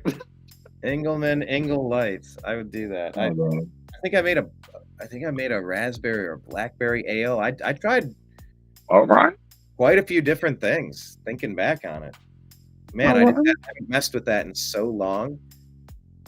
But maybe I should get back into it. Hey, why not, man? Be useful. I'll make some Ingle Light. 30 packs of Ingle Light. Yeah, Greg time. I've been doing stand-up comedy. Remind me, I'll send you the link where you can watch some stuff. I did a new. I don't even want to. I don't want to give it away, but yeah, I did 2 performances this week, and it was fun. Hey, you're out of Kentucky, right? Yeah. Okay, cool. Yeah. Going out in Louisville. All right. Cool. Doing some comedy, trying to learn how to be funny. There's so many different ways to do comedy. Hey, you don't need to learn how to be funny. You're a funny guy, but you just just keep it up. That's all, man. See, I know how to be funny in the moment. Right. I feel like tonight I'm navigating so many screens. I'm not in funny mode. I'm in like trying to navigate all of these different channels to update these mock drafts to try to figure out who we're talking about and stay on top of it mode. But yeah, I try to be funny in the moment, but trying to be funny in clips. and have a game plan is tough. And Greg Moore, who we're talking with, Greg Time, he opened up for my graduation party. He was the comedian. Really? He performed at my graduation party. Wow. Our band played, and Greg was our opening act. He did stand-up. We were in the basement listening. That was so awesome. Greg is saying, send me the link with all the TVs behind you. You just talked about that. You was like, yeah, you got the TV. Yeah, I do love that. Circa 1997, yeah. Hey, don't age me, bro. Don't age me, bro. All right, what do we got? Let's go back to it. We have a draft pick in. Gray Zabel. Oh. Gray Zabel, a guard from North Dakota State Bison, 6'6", wow, 300 pounds, going to anchor the Seattle offensive line. And that's, he has a very offensive line name, Gray Zabel. Gray Zabel. Well, there you go. Hey, Baker Mayfield's team is on the clock now. Oh boy! Now they're going to take a wide receiver. I think they're going to take a wide receiver. There's not many that have been taken yet, right? Yeah, makes a lot of sense. Hang on, who's been taken? Defensive linemen and offensive linemen have been taken the last few picks. Linebacker, offensive line, defensive tackles. Yeah. Mars Stewart and then Gray Zabel. Where's he at?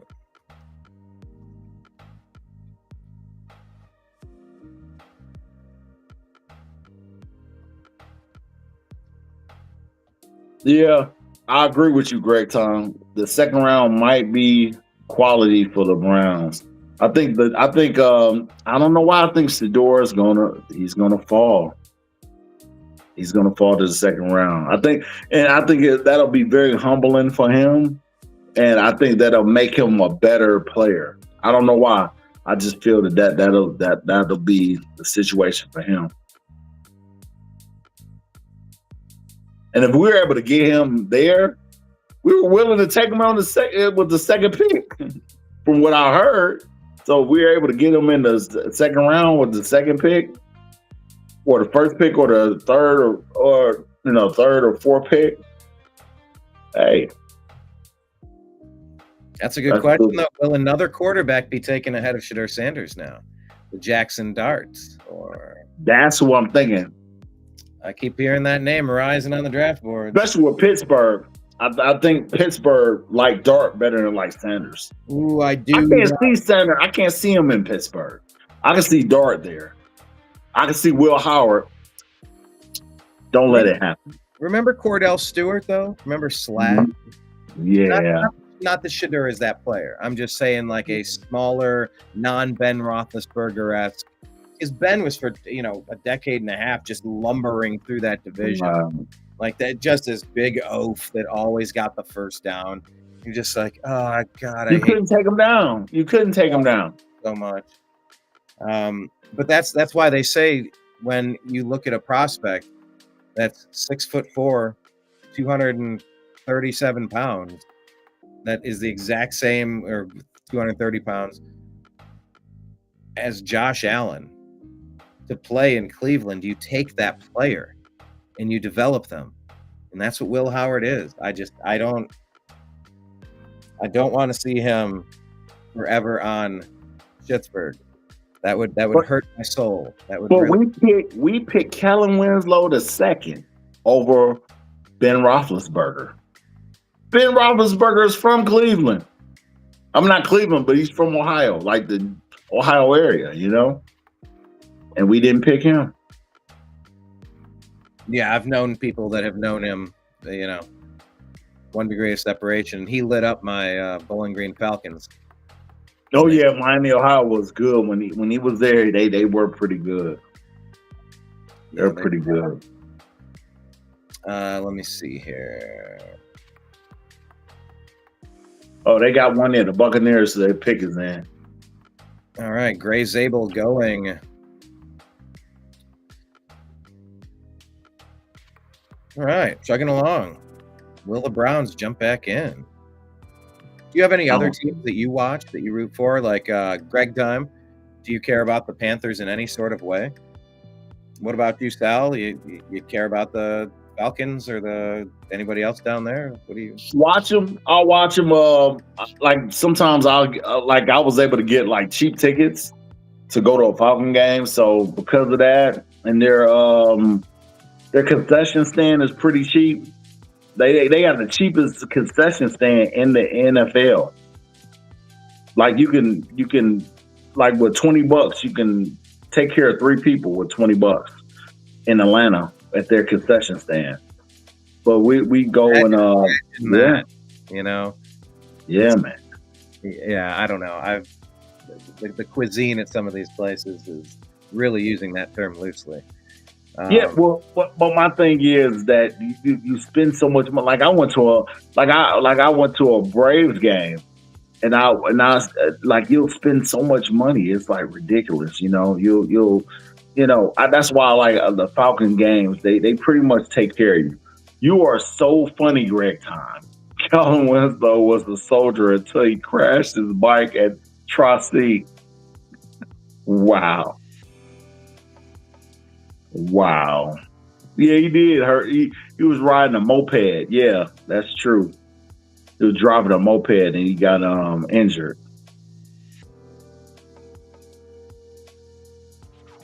I'm trying to find that video. I think Kellen Winslow, he's in prison right now. I think he was exposing himself in front of like an older woman or something. And he's in prison. I think it was actually much worse than that. Oh, word. Oh, Lee. I believe. Yeah. I'm searching for Kellen Winslow. I'm not finding the soldier. Yep. CTE, man. Those guys are never the same. They take all those hits and go crazy. A homeless woman. What? Wow. That's crazy.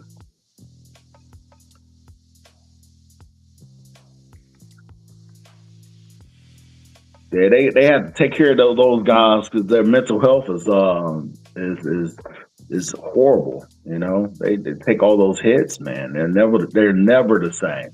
Junior Seau committed suicide. Aaron Hernandez went crazy. Oh my God!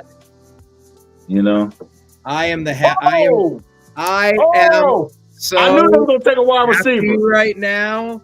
I called it. My God, I am so happy right now.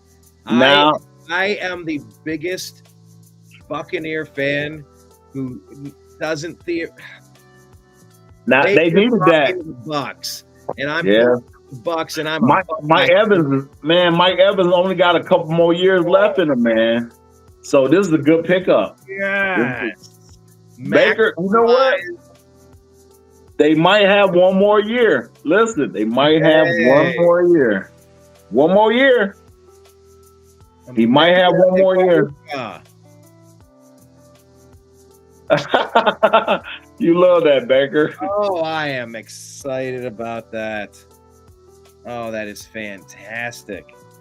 Mecca Ibuka has been an unsung hero, if you could say such a thing about a high-profile player, but he's never even been the best wide receiver on his team. It's but he's consistent. He's very consistent. Whenever they need a pass, they go to him, and he makes it happen. Very consistent player. Yes. Mr. Reliable. Very much so. Very much so. Yeah, that is very exciting. That's what they needed. That's what they needed. They needed that. What are you like, 6'2", 200 pounds? He's a nice. He ain't no little kid. That guy, he can play. He can ball. Let's click on his player card. 6 foot, 202. Woo! Yeah. Well Ain't built. no little kid. He ain't little. Nope. He's That's a a good. well-built movement Z receiver who projects as an impact NFL starter. He offers good overall size for the position and has good strength and athleticism. He primarily aligned in the slot while at Ohio State, but he has the size, athleticism, and separation IQ to move across the formation.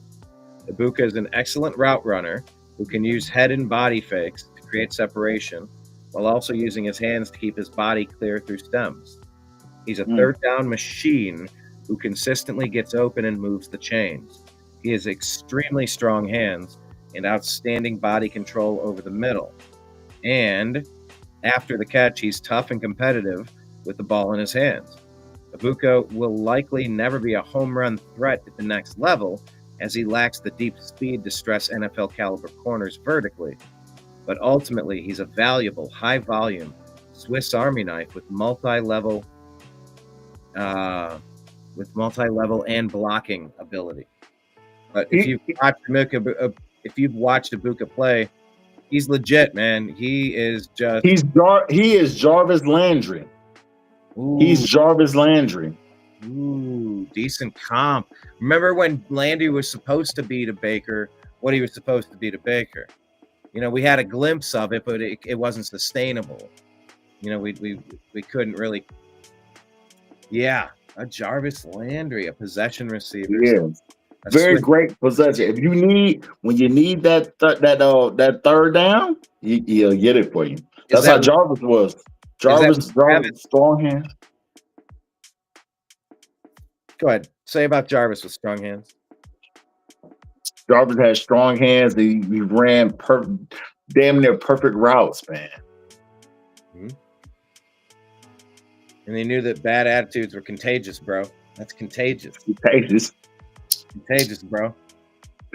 One of the greatest moments in Browns history when someone finds out for having contagious bad attitudes. Yeah, man. Well, maybe we all need to hear that from time to time, right? And congratulations, you are second. You're the second. You're the backup quarterback. Congratulations. Yes, congrats. Hey, let me ask you: would this be a good comp? How do you see Travis Hunter to Ibuka? Like, what type of similarities or differences when they say like a Swiss Army knife? I mean, isn't that like it? Maybe a Travis Hunter is going to be something around that same type of Jarvis Landry-ish. No. Deep threats.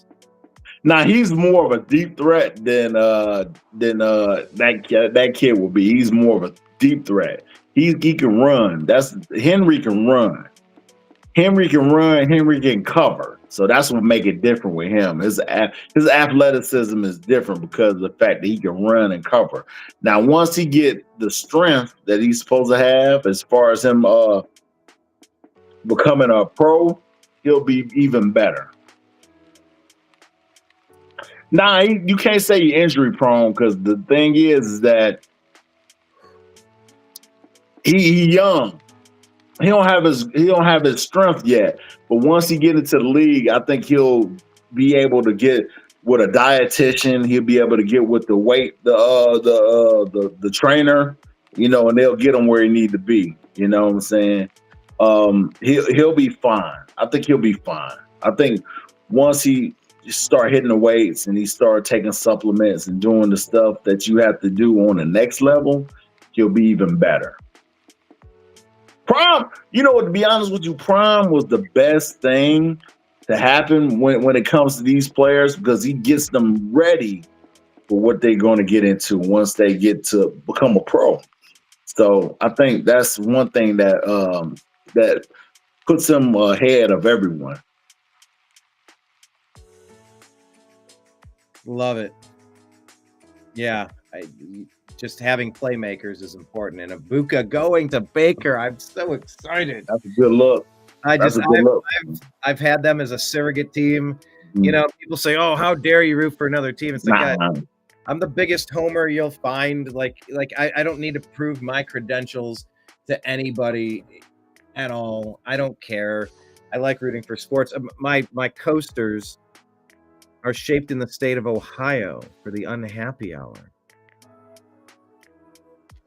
Like, I root for my hometown teams, but man, I just Baker won me over, and I wanted him to still be my favorite team's quarterback, and I've been rooting for him wherever he goes, and now he's settled into Tampa, which is awesome. And now he gets to play with a player that I've been rooting for many years in a row, Emeka Egbuka, and it's like, may their powers unite. You know, it's that kid's good. Fire, go Tampa.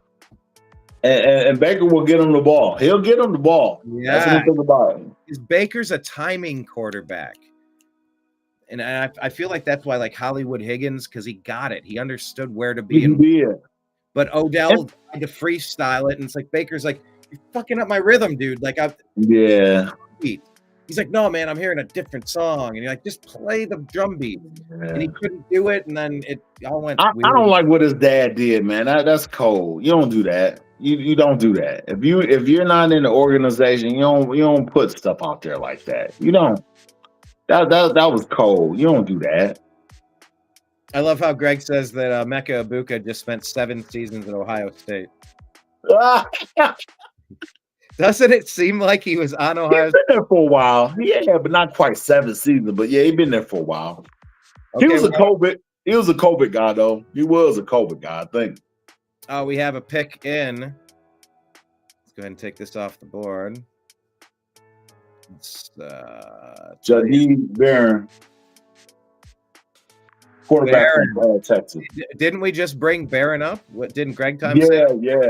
Yeah. 5'11", 200 pounds out of Texas. Now he's a Denver Bronco cornerback. That's a good pick. Mile high. Him and Sutton gonna be good.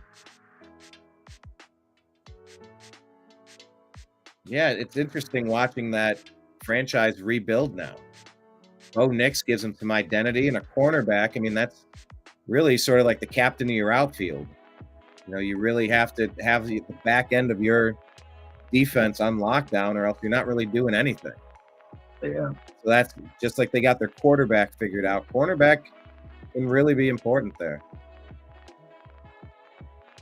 Hey, York Winter, you are so silly, man. Greg Thomas is hilarious. Oh my God.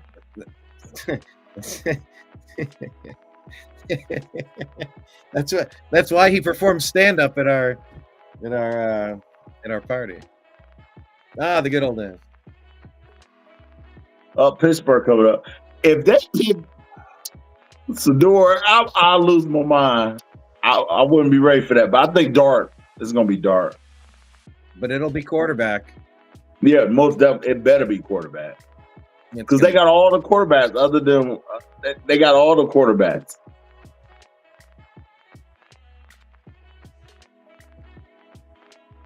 Omar Epps should pick the right. He'll make the right decision.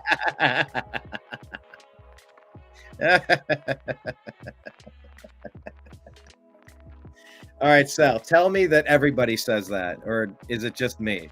It's the truth. It's just the truth. Okay, so everybody sees it though. Yeah, everyone sees it.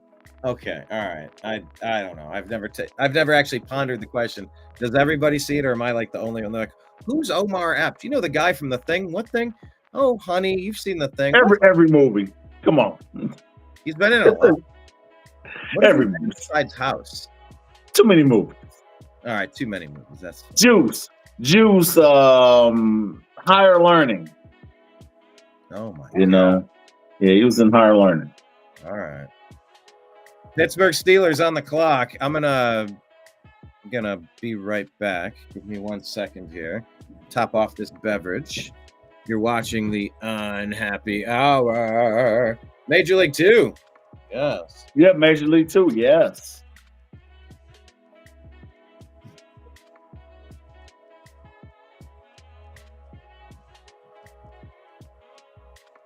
Who do you take at quarterback? Who's your pick here if you're rebuilding? I'm going with, if I'm Pittsburgh, I want to go with Dart. I think Dart is the guy that they want to get. If I'm Pittsburgh, I'll go with Dart.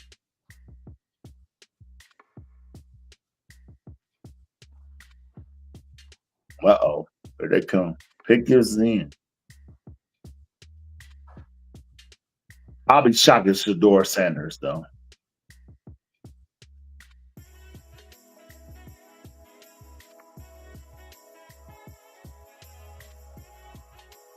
What? Derek Harmon, defensive tackle for Oregon. That's shocking. Wow.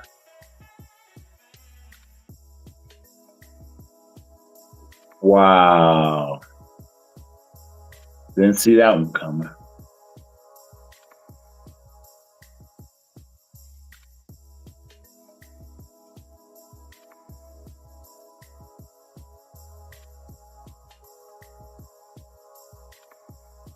Didn't see that one coming.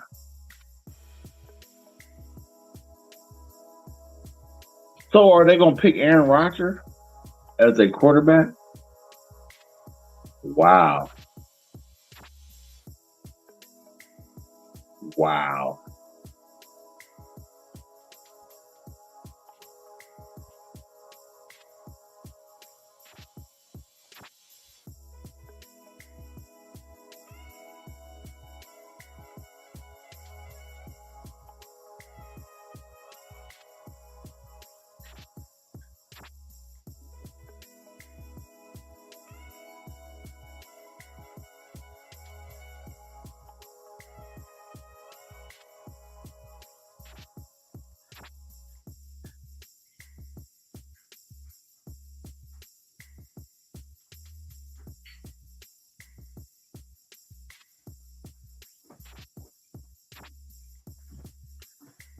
Surprised they didn't go quarterback.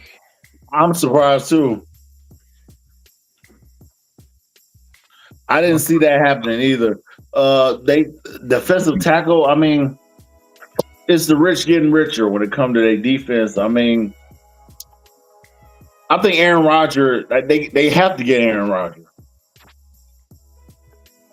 They kind of have to get Aaron Rodgers. It's certain signs are indicating. I mean, what other option? Who else is on their roster? Who do they? What are they doing? I don't. Rudolph Mason. Mason Rudolph. Mason Rudolph. Woo! Come on, that's not real. Yeah, they have to pick Aaron Rodgers. They have to. Well, yeah. I can't see them picking anyone else.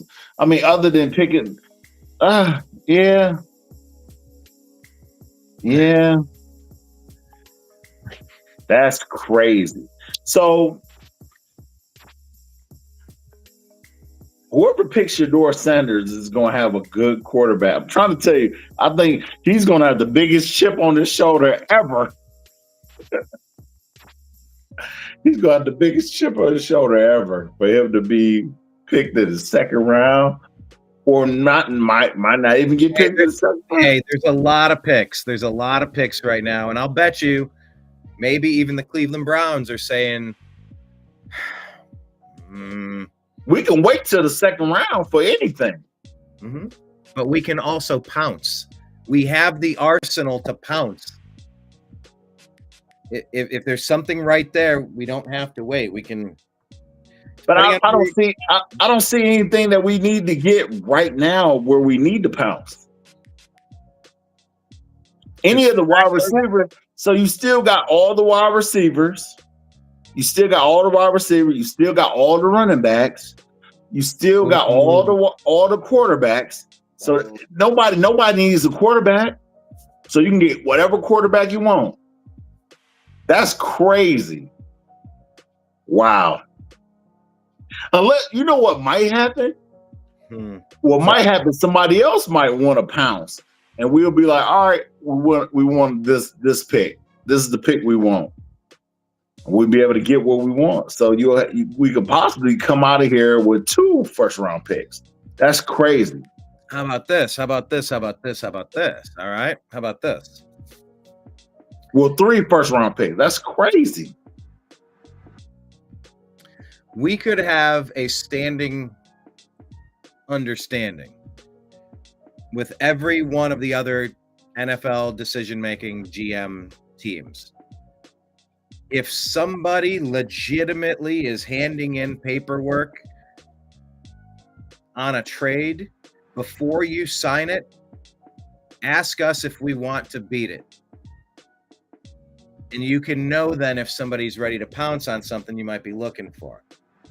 You know, like there might be a way to kind of just say, Sonny Weaver, pull the Sonny Weaver. Sonny Weaver Jr. Before you commit to a trade, can you please ask me if I can pay you more? And maybe I can, and maybe I will. And to just be there, and maybe that you can get a heads up on that. I don't know, but Sonny Weaver. That's what Sonny Weaver pretty much did. He gave away the first round pick, and then he wanted all the picks back, and he was able to get them back. Sonny Weaver. Weaver. AB, man. Greg Time asking who needs a quarterback left. So let's run through the teams that are left. Is this big on the screen? Sort of. Everybody in the first round, the beginning of the first round, need a quarterback. That's the reason why they there. Oh no, starting now. Which teams moving forward? So we need one. The Giants need one. The Jets need one. Who else?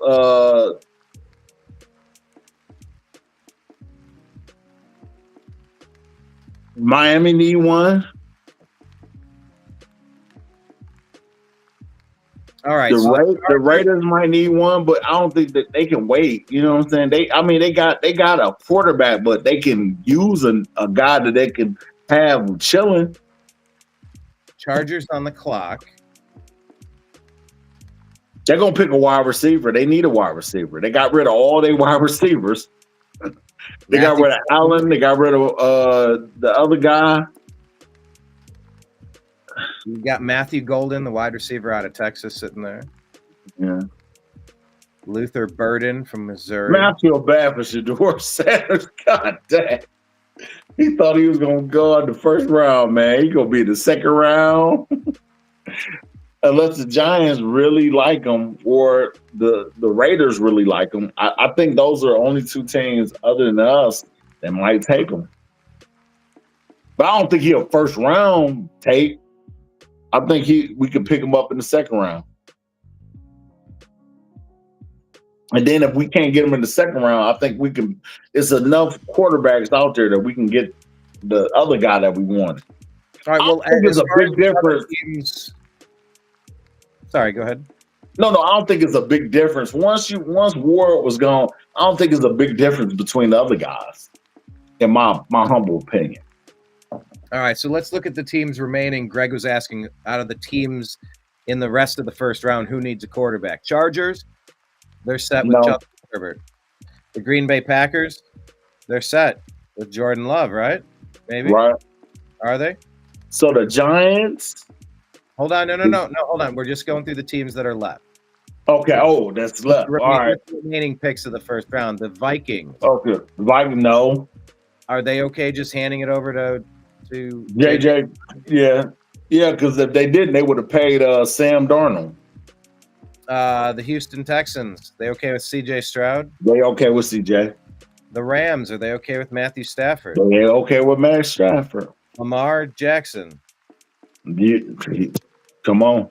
Jared Goff. They good. Jaden Daniels. They good. Josh Allen. They good. Kansas City Chiefs. Yeah, they good. The Eagles. They good. Nobody needs a quarterback. No one. How wild is that? But guess what? All the best teams at the back end of the draft don't need a quarterback. That's why they're not drafting at the beginning of this draft, because they have the most important position settled. That's wild. So now we got to see, is someone going to jump back in? No, they won't, because the Giants look at it like this. Even if you take Shedeur, they can still get a guy that's serviceable. Why would you want to go and jump to get a guy that you're going to get anyway?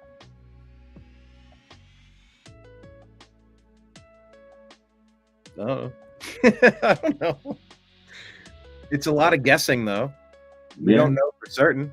Yeah. It's I'm just all hoping that the Browns don't believe that they got the guy that they want. I'm hoping they take two guys, like the Redskins did with Kirk Cousins and RG3.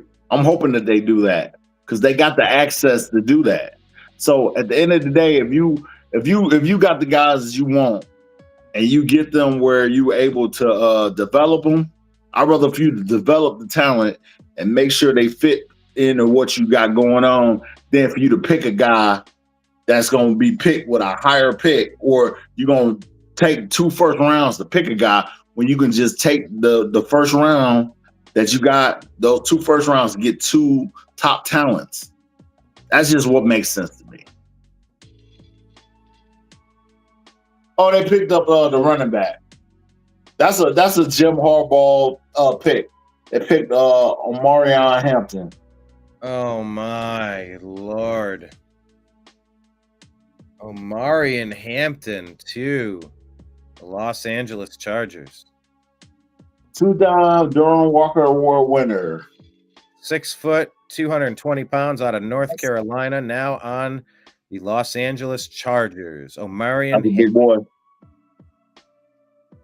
Got to help out that young quarterback. Got to give him some weapons. Yeah. I thought they would have went with a wide receiver, though. Yep, Chargers go running back. Greg Time. He's also saying maybe the Giants could move up into the first round. We shall see. I don't think why would they do that? That don't make any sense. Because they'll end up getting a guy. All the other guys that's in the as far as quarterbacks concerned, they're all in the same level. Shador, Monroe, all those guys are in the same type of they're not better than each other. You get what I'm saying? So if you get any of those guys, you win. Why would you move up to get those guys? That's crazy. Yeah, you know what? It is so interesting when you take a look at it. Here's the list of the remaining teams. None of them need a quarterback. None of them. Someone's either jumping in here, or those none of these teams. Maybe the Vikings. They might not be sold on JJ McCarthy. They haven't really seen him. You know, he got injured right away, and they haven't even had a chance to relaunch. So they might not be sold on JJ McCarthy. Yeah, but still, why would you take the chance of giving away extra picks when you need those picks? You know what I'm saying? Because they can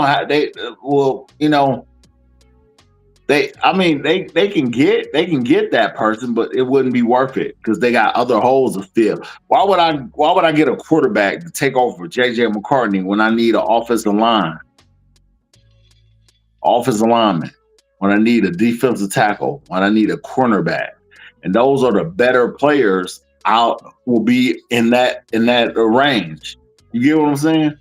It wouldn't make any sense for you to do that. Well, maybe unless you're willing to trade JJ McCartney. That's the only way that makes sense. Well, hold on, but you said remember when you drafted Kirk Cousins and RG3. That's exactly what I was saying. Get a second one in there. But the thing is that for him you know how bad that'll mess up his confidence. Kirk Cousins or RG3, they didn't get hurt like that. You get what I'm saying? It wasn't a situation like that for them. That would be bad because you picked the guy. Because you picked him, you got to give him a chance. If you pick somebody else at a quarterback, that means that it's a wrap. You know, that would mess up his confidence because he hasn't played. At least RG3 played and he got hurt. It was a crazy accident that happened and he got hurt.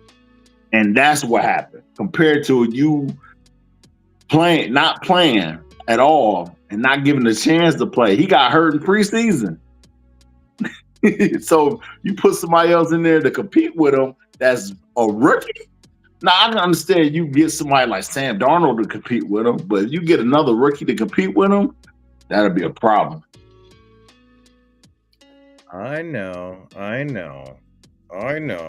Remember when the Cardinals drafted Josh Rosen and then they went right away and got a little Kyler Murray instead? They we're going to go another direction now. But Josh Rosen was who he was, so that's the difference. we don't know that about J.J. McCartney. J.J. McCartney, from what I've seen of him, he's a very decent, serviceable quarterback. I like him better. I like Bo Nix. But Bo Nix, since he is about what you see, Bo Nix is the better quarterback. You get what I'm saying? Yep. Green Bay Packers on the clock. 2 minutes left here. They're going to get a wide receiver, I believe. They don't need a running back. They might get an offensive lineman, but I doubt it. I think they're going to get a wide receiver.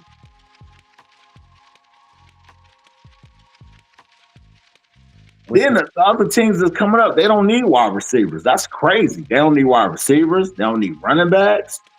Goodness gracious. So Texans could use a wide receiver. They've had some injury problems. Who?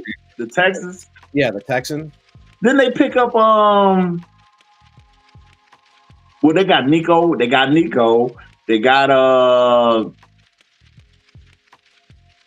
They had Tank Dell, who has had some pretty bad injuries sometimes now. They don't need a running back because they got the running back from Pittsburgh. I mean, not Pittsburgh, but from Cincinnati. Dang. Their defense is solid. They got a solid defense. Goodness gracious. They might just get offensive lineman. That makes sense. Get the kid from Ohio State, Simmons. Get the kid from Ohio State. They got hurt. They said he would be number one if he didn't get hurt. Yeah. The number one offensive tackle take. Yeah. Now let's Pittsburgh get him. I mean, not Pittsburgh, but Green Bay get him. Because they can afford to get them because they have a solid team. Green Bay, I can't think of. They got good running backs. They got they need a wide receiver. I think they need a wide receiver. According to this here, the team needs are edge. Here, let me click on all real quick. They need edge, cornerback, wide receiver, defensive tackle, linebacker. So if you're talking edge, Mike Green from Marshall, sitting right there. Cornerback, Will Johnson from Michigan, sitting right there. Wide receiver, Matthew Golden, sitting right there. Of course, Josh Simmons, like you said. At tackle, sitting right there. I mean, Nick Scorton, edge of A&M, James Pierce. Yeah. Let's see. Green Bay. Maybe that other kid, he'd be like Khalil Mack, the one you said that's from the edge, that's from a lower known school. Be like Khalil Mack when he was with Buffalo. Yeah, when he played the Buckeyes, that kid was a problem. Yeah. Oh my gosh. Like he was a little guy, but he was everywhere you were supposed to be.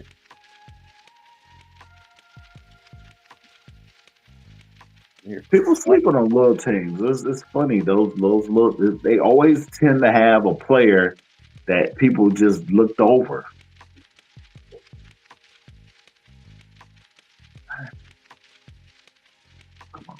Come on, Grandpa. Come on.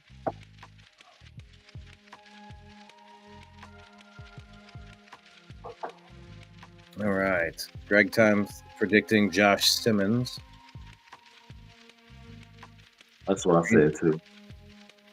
Green Bay, the pick is in. Who said J.J. McCartney equals trash? That's funny. Oh my God.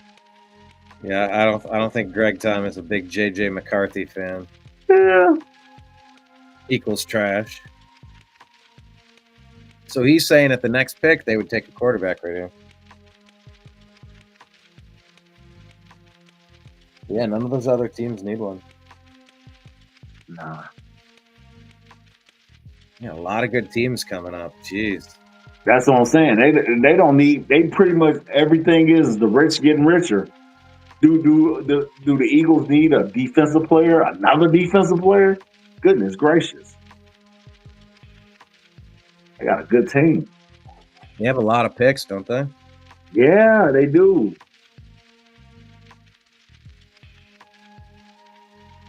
They can afford to take risks, though. They to get who they want, they can afford to take risks. They defense is set. Goodness gracious. All right. Well, they say the pick is in. Come on. Coming up next would be the Minnesota Vikings. Minnesota Vikings. Now, if they get a quarterback, that'd be hilarious. I heard the rumor that that Aaron Rodgers might end up going up there. Yeah, I heard about that. Yeah. To follow that storyline arc of Brett Favre. Oh my God, I wouldn't want him to do To that. the Jets, to the Vikings. He did play for the Jets, though, right? Yeah. All he needed to do was play for the Vikings and take them to the playoffs and get injured by the Saints. By the Saints get injured. Get bounty by the Saints. Goodness gracious. Yeah. Jeez. Golden. Wow. Golden. Wow. Matthew Golden. He's a speedster. He's a little guy. Texas Longhorns. 6 foot, 195 pounds. Yeah, he's a speedster. He's just like the other kid the kid that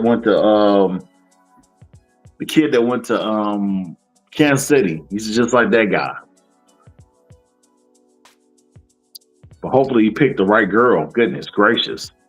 Jeez. He's given golden. Yeah. Very golden. All right. Well, they're giving some tools over 429-40. Jordan Love, no excuses. No excuses, Jordan Love. Nah. Because some people and he's a pretty good route runner. That kid, he can play. That kid can play. Some people are not sold on Jordan Love. So you better give him some weapons. And check that out. Every week, people have been making jokes about Green Bay never drafting wide receivers in the first round. And here they go, Matthew Golden. Check that out. Minnesota Vikings on the clock. Now, if they pick Shedeur Sanders, I'm done. I'm getting off this. This is ridiculous. Man, goodness gracious. I would say my favorite pick was Emeka Egbuka. The Buccaneers, Baker Mayfield. I'm so excited for that. That's super cool. I love when I don't have to stop. Like, there's nothing worse than a player that you like getting drafted to a team that you can't cheer for him on. It's like, you can't get signed to the Baltimore Ravens. They stole our franchise. We can't ever root for you over there. Like, we just can't do it. Come on, man. Don't go there. Don't go there. And I like Lamar Jackson. I actually like Lamar Jackson. I wish we could have gotten Lamar Jackson, but I knew we weren't going to do that because Baker was that pick, But I like Lamar Jackson. I like his athleticism, and I knew that he was going to be like really good at the next level, especially by him winning. I thought he had a chance of winning winning 2 Heismans at the time, because he was very talented, So that's something I remember. Matthew Golden, he's going to go cause some chaos in that really tough division. But they needed that type of player, That's what when the Browns went against the Vikings that preseason, and I saw the way the Vikings was beating the Browns, I was like, man, the Vikings are going to be good this year. I was like, man. Well, the Vikings now get a chance to improve their team. Let me go ahead and update the draft with Golden. Let's go ahead and share this tab instead. There you go, the number 15 projected pick. So that's a value pick according to this.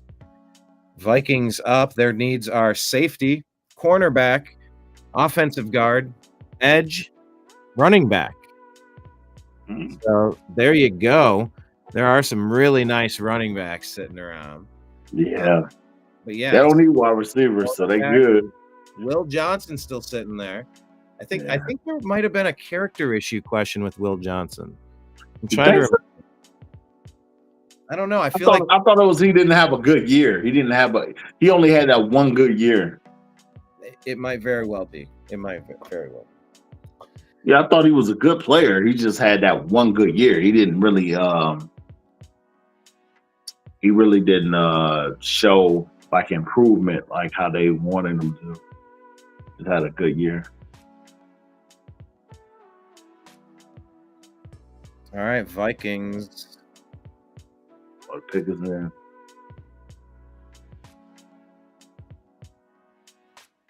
Yeah, now we're getting into like the really good teams from last year. Yeah. Yeah, this is the first time in a very long time that all the teams have kept their picks. Yeah, that's what they said. They said it was the first time that all the teams had their picks. But that's because everybody has the bad teams are really bad teams. That's what that is.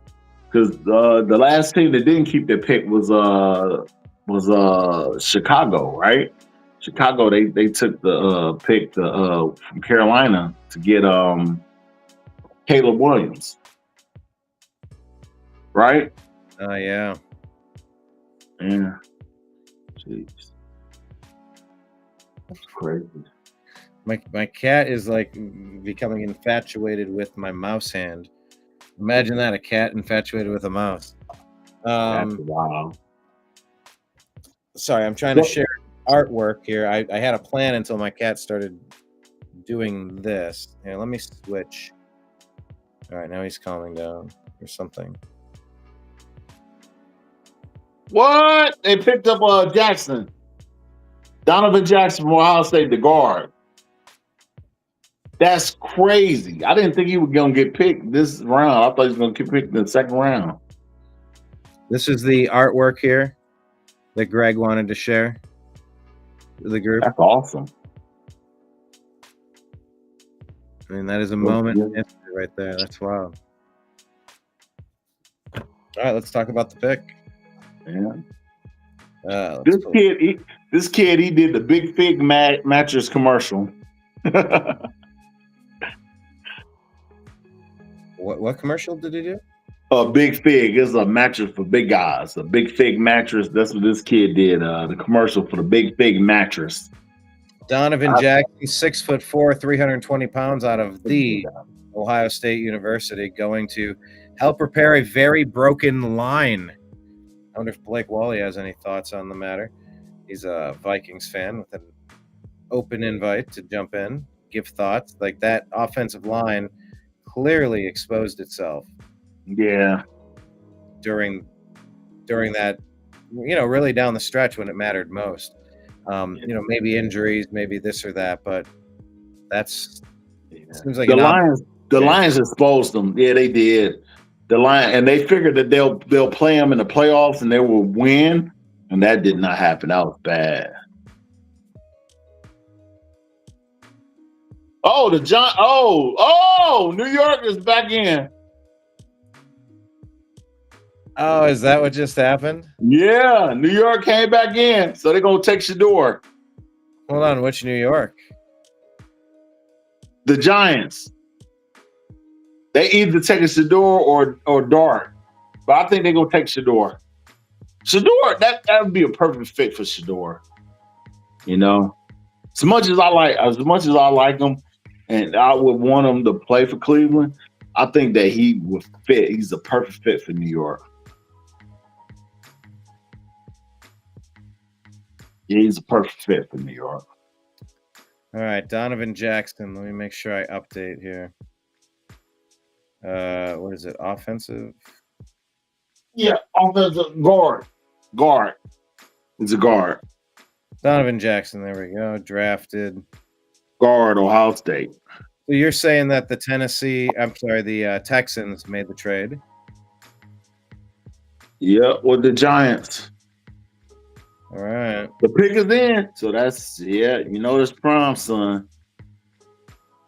Oh boy. Wow. I think Shador gonna have a little chip on his shoulder though. What if it's not him? Now that would be awesome. That would be very awesome. If it wasn't him.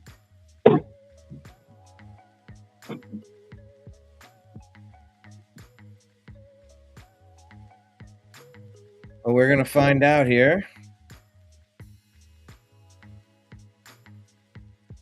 Go this tab instead. Donovan Jackson, the last player picked. Oh,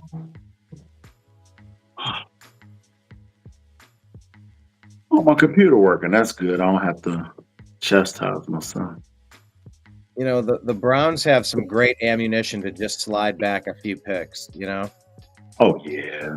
For some of these teams that are like, well, we have a good system. We could actually take a couple of players instead of an impact player that we could work through our system to kind of be there and is a backup role. And that's the thing is, as far as you're able to, make the team better, you know, that's the thing with me. Making a team better, being able to fill in those holes, because ultimately that's what's gonna make the team better. It's just filling in the holes that we need. You know, we know we need a running back.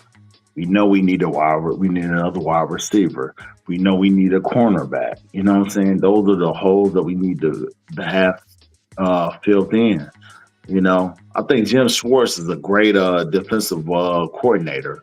So if he get those kids that actually want to put in the work to be great, I think they'll do good in this system. If we're able to get someone that's serviceable at running back, they'll do good in the system. You know what I'm saying? Yes, indeed. So, man. New York Giants are in a system right now, trying to figure out who's going to lead that team. I don't really know what the plan is.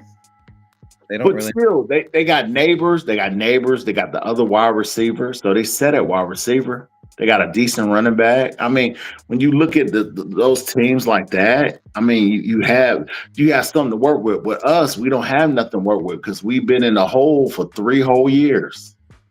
For 3 whole years, we've been in a hole. Dark. And then if you look at the players that we didn't get, you look at a team like whoa. You see what they gave up?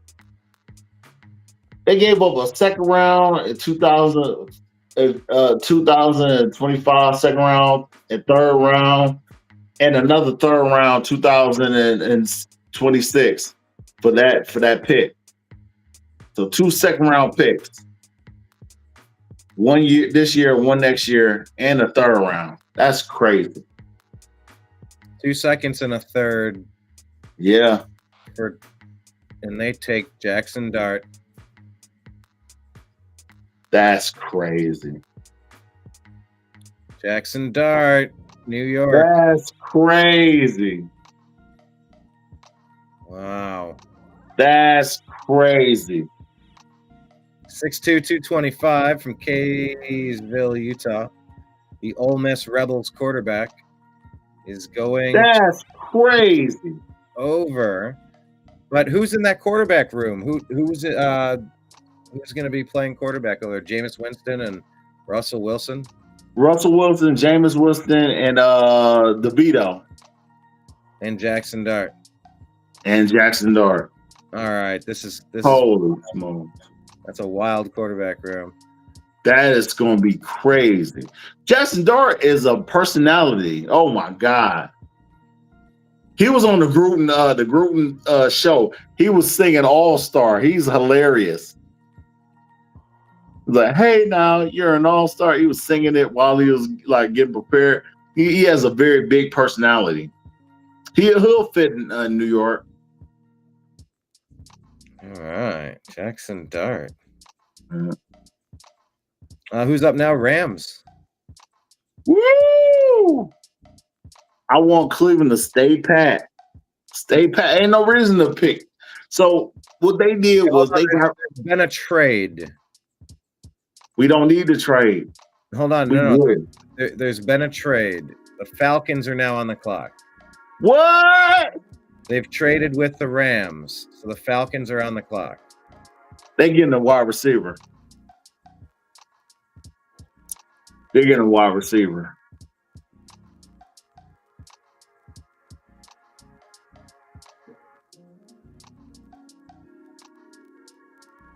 They gotta be getting a wide receiver.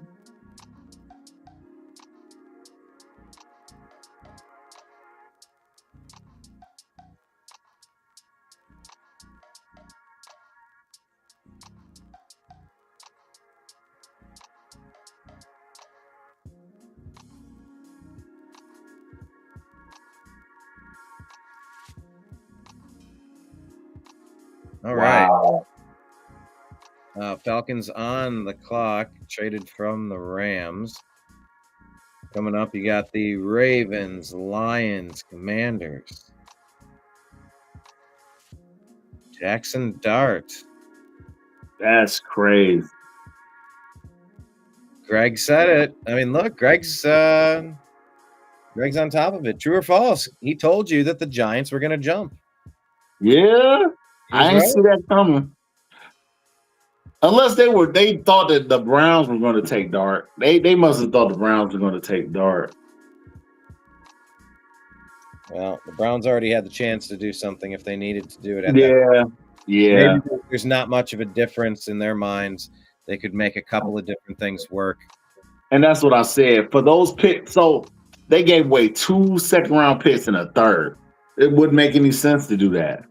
Especially when you got the capital that you got where you can get the best player in the third. The best players. Yeah, like 2 of the top players. Like what, 33, 36 or something like that? Yeah. Yeah, they get ready. Tommy DeVito is gone. You're right, Greg Tom. Yeah, sorry, Tommy Cutlet. Yeah, he's done. Tommy Cutlet. Hey. Forget about it. Yeah. Man, that's wild though. Hey, how do you feel about Shadur Sanders at a position around here though? Like you're still just wait and see if Kyle McCord is the best available, or Will Howard, or Jalen Milroe, or you just grab whoever's sitting there? Whoa! Guess what the Rams got? They got a second round. They got a second round, a 7th round, and the first round in 2026. Including a first round? Yes. That's what Atlanta gave them. What does Atlanta need that much? Wide receiver. Pierce Jr. There's the pick. James Pierce Jr., Tennessee. 6'5", 243-pound junior. James Pierce Jr. What is he? 6'5", 243. That's a big target. Yeah. James Pierce Jr.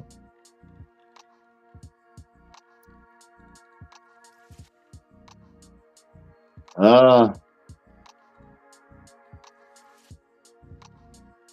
you think they gave up too much to get that? To get an edge? They must have. He better be exceptional for them to give up that much. They gave a first and a second round and a 7th round for him. So they got 2 defensive players. They got 2. They got a linebacker and an edge.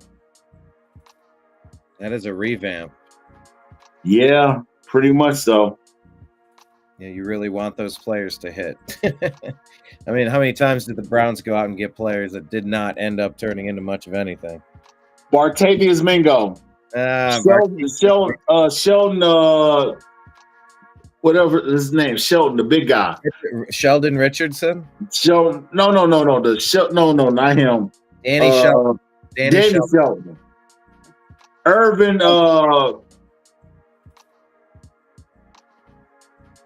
whatever his name, the offensive lineman, Irvin something.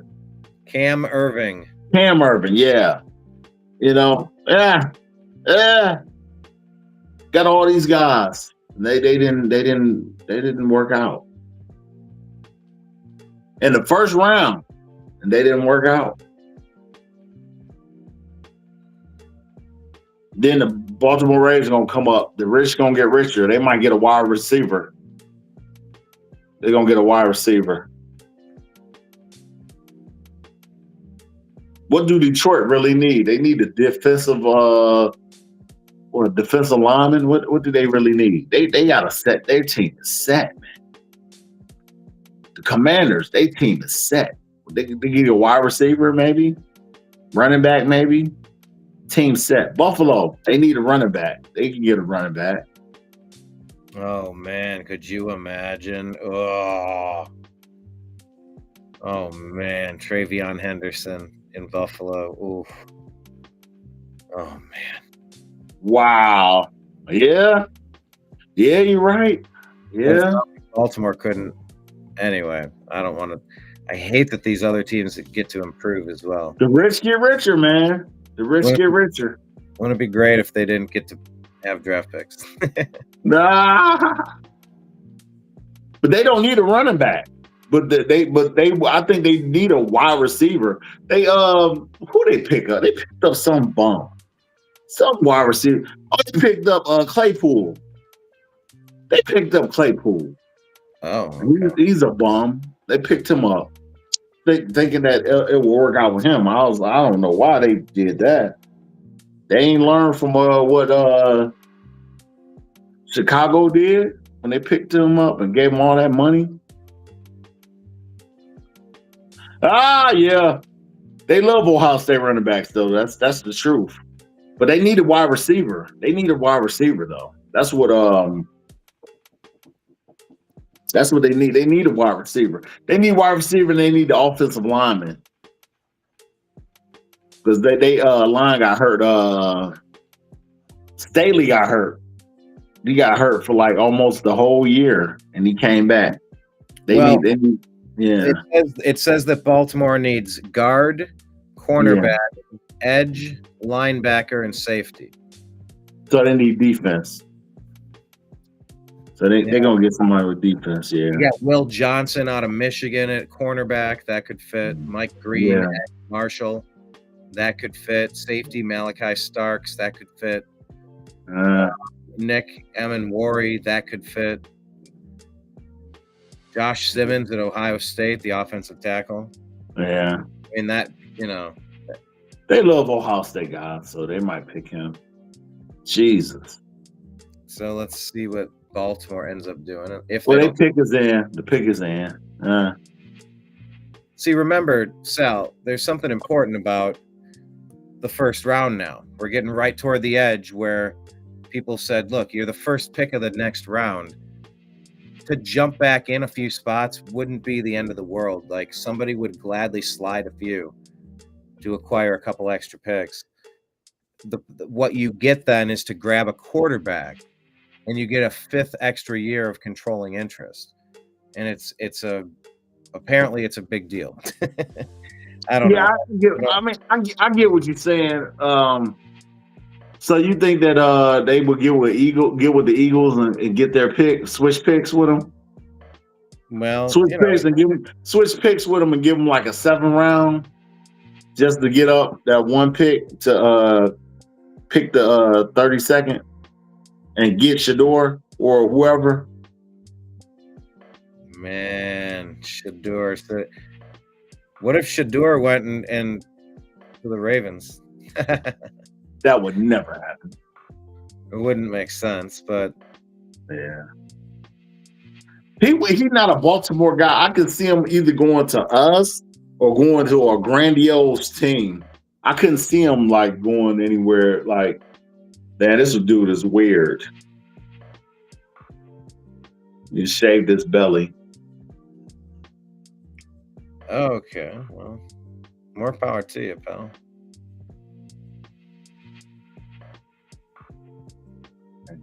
So Falcons got a 2025 first-round pick, number 26. 2025 third-round pick. The Rams get a 2025 second, 2026 first, Yeah, 25 seventh. yeah. That's a good pick. Selection made. Malachi Starks, 6'1", 197 pounds, out of Georgia. That's a good. That kid's good. Safety Malachi Starks. I'm sorry, Malaki. Yeah, that kid's pretty good, man. Malachi? Is it Malachi or Malaki? I don't know. No, Malachi. Yeah. Malachi. I mean, not quite Ed Reed, but he's pretty good. He's pretty good. Unfortunately, I'm going to have to get to know his name since we play, the Ravens twice a year. So yeah, if he's any good, we'll know.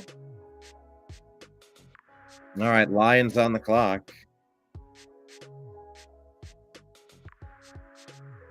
Okay. Yeah, this mock draft thing is kind of fun. Yeah. Load it up here, and then you just can kind of scroll through. The Lions needs edge, offensive guard, cornerback, safety, wide receiver. What would you think?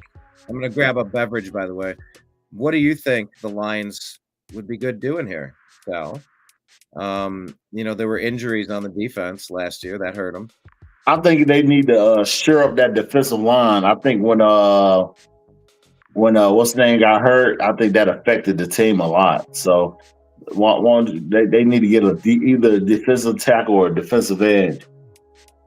That's what I would do. I think that just makes sense. They don't need anybody on the offense. Their defense was problematic for them. At least when they were going against the Eagles, it's hard when you go against. Like I said, getting richer. The Eagles they got way better. They were able to get freaking the whole Georgia team.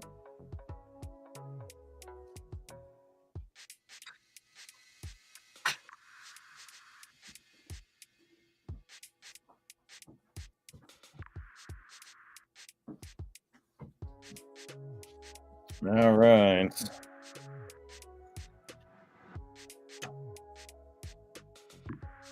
All right.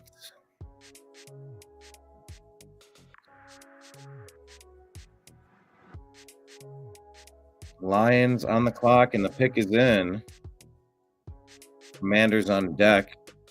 Oh, and then David Bann, his Buffalo Bills. David's one of our regulars. Sal, have you met David yet?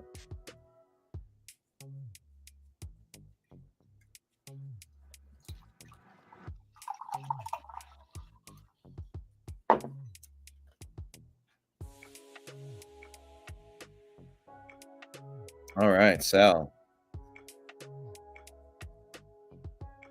Can you hear me? Yeah. Oh, there you go.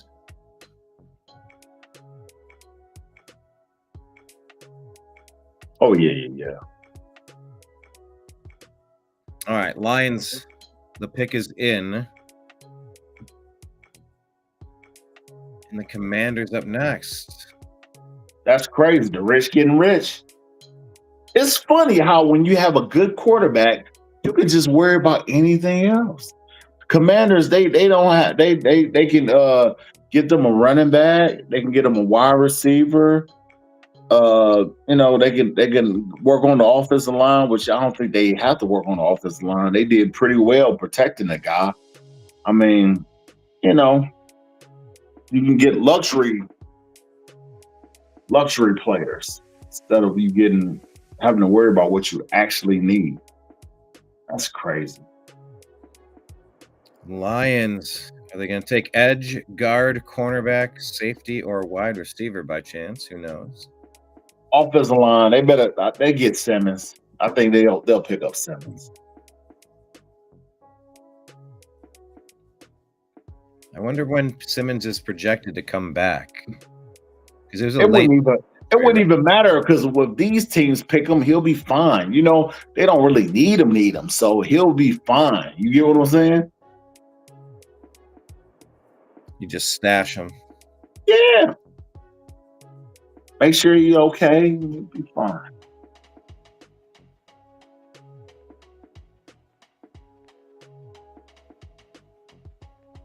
I don't know. I think the funniest thing about the draft is like thinking about how you're not supposed to tamper with players and all this stuff, but yet they have all these platinum and gold and diamond and all this stuff. You be looking like, what? What are you guys doing? You're not gonna hide the fact that you're taking money.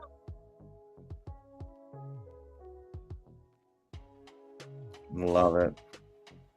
What is Greg Time saying over here? Let's get caught up on some of these. Watch the Ravens take Henderson or Junkins. No, that didn't happen. Yeah, yeah, there's the there's the comment. The Ravens will take Jeremiah Smith somehow. Yeah, I know, right? Yeah. They'll find a way to get him. Greg Time says that's the new Ed Reed for the Browns. Yeah, we're gonna learn how to pronounce his name. Malachi. Yep. Malachi Starks. Yeah, the new Ed Reed. We're gonna learn that name. Yeah, we'll figure it out. Love it. Greg Time saying when you have a quality quarterback on a rookie contract like Washington, you sure do. You sure do. And I'm still vexed about Kansas City Chiefs, how they haven't taken advantage of that. Their defense is like very mediocre. And it's like, how in the world you got a quarterback? Whoa. Oh! Then they picked Williams. They picked the defensive tackle from Ohio State. He is the pick for the What I say? I told you, defensive tackle. Yes, you did. And he's off the board. Tyleek. Yeah. Defensive they needed one, but their guy got hurt, man. That's crazy. Yeah, Lions trying to avenge how they ended their season last year. They were not happy. Yeah. Ran into a buzzsaw at the right. You just never know. That's why you play the games. Yeah.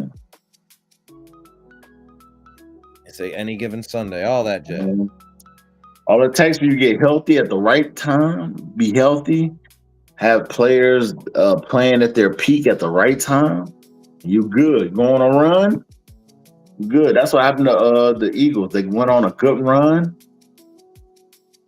and they were unstoppable.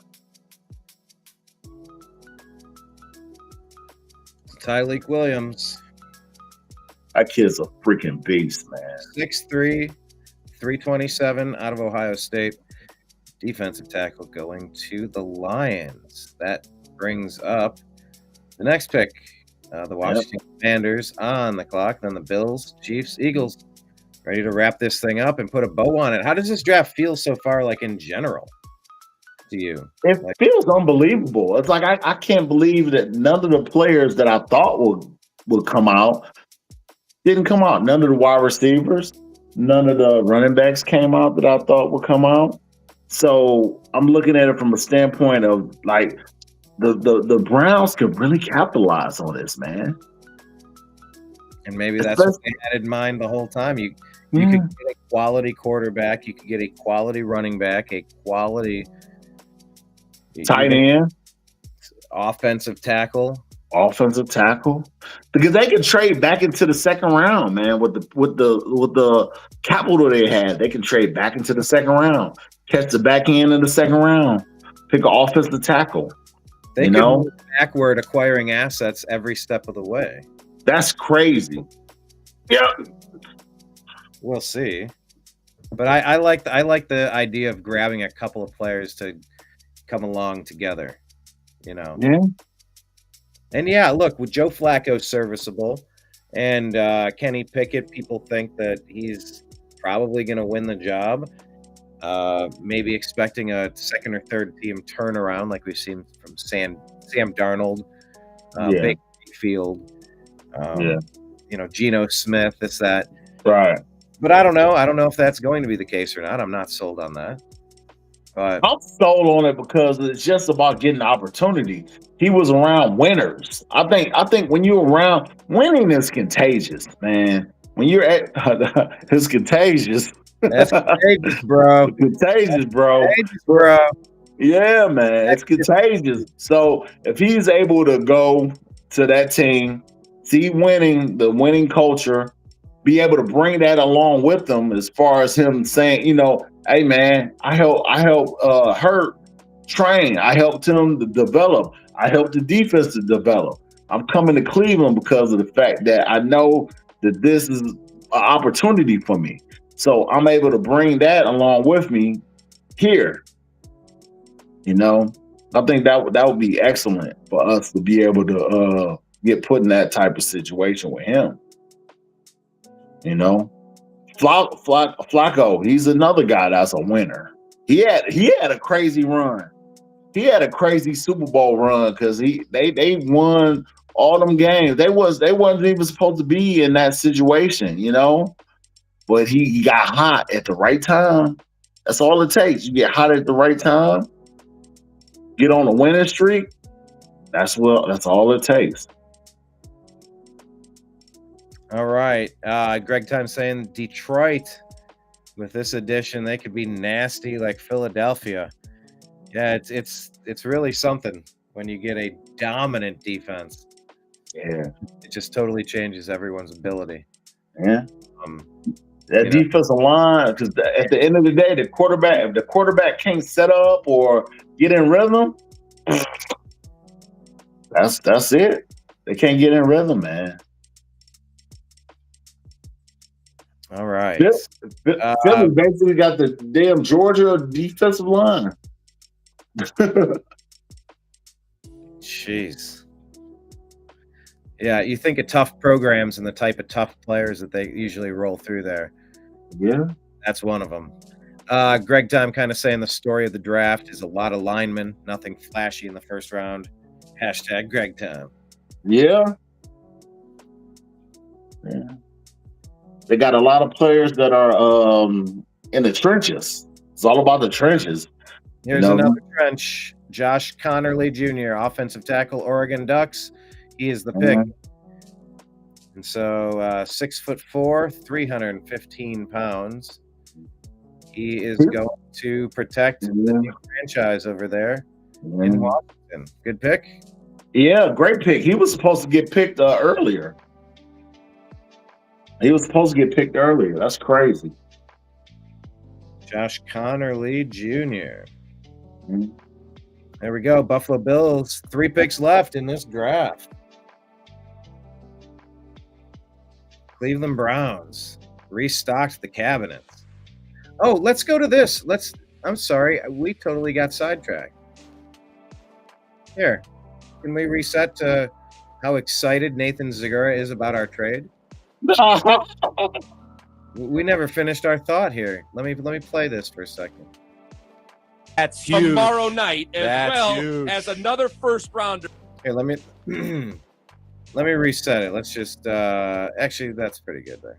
Over here, over in the other room. I said if I can get a 2026 first round pick to move back 3 spots, I got to do it. I didn't realize it was going to be a 4th rounder this year, a 2nd round pick. This is number 36. So as of right now, the Cleveland Browns are sitting at pick 33 and 36. Yep. That's huge. Tomorrow night, as another first rounder in 2026. This is real life drafting. When I talk about that's pretty big. Pretty happy with that?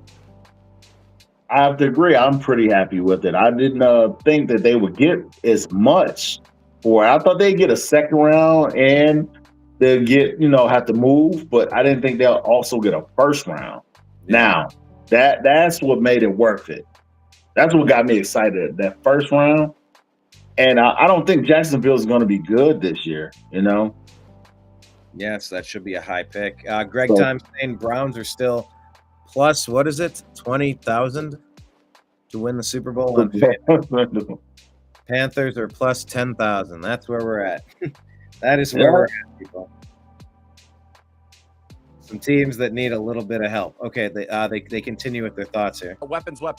Being at 33 and 36, what that allows you to do now is to take either you have ammunition, obviously, for a quarterback, but you would maybe be able to move up with the quarterback and still keep 33, move up from 36, get your quarterback. Or if you stayed there, you have an opportunity now to get an elite running back and an elite tight end if you don't take a tight end with your first pick. Now, the Browns, there are reports that they're not done, that they may go from 5 to 10. But the fact that it came, I think a lot of people would have been okay if it was 2 to 5 and you pick up a 2026 first. But the fact that you got 36 as well is outrageous. Yes. This is a huge, huge win.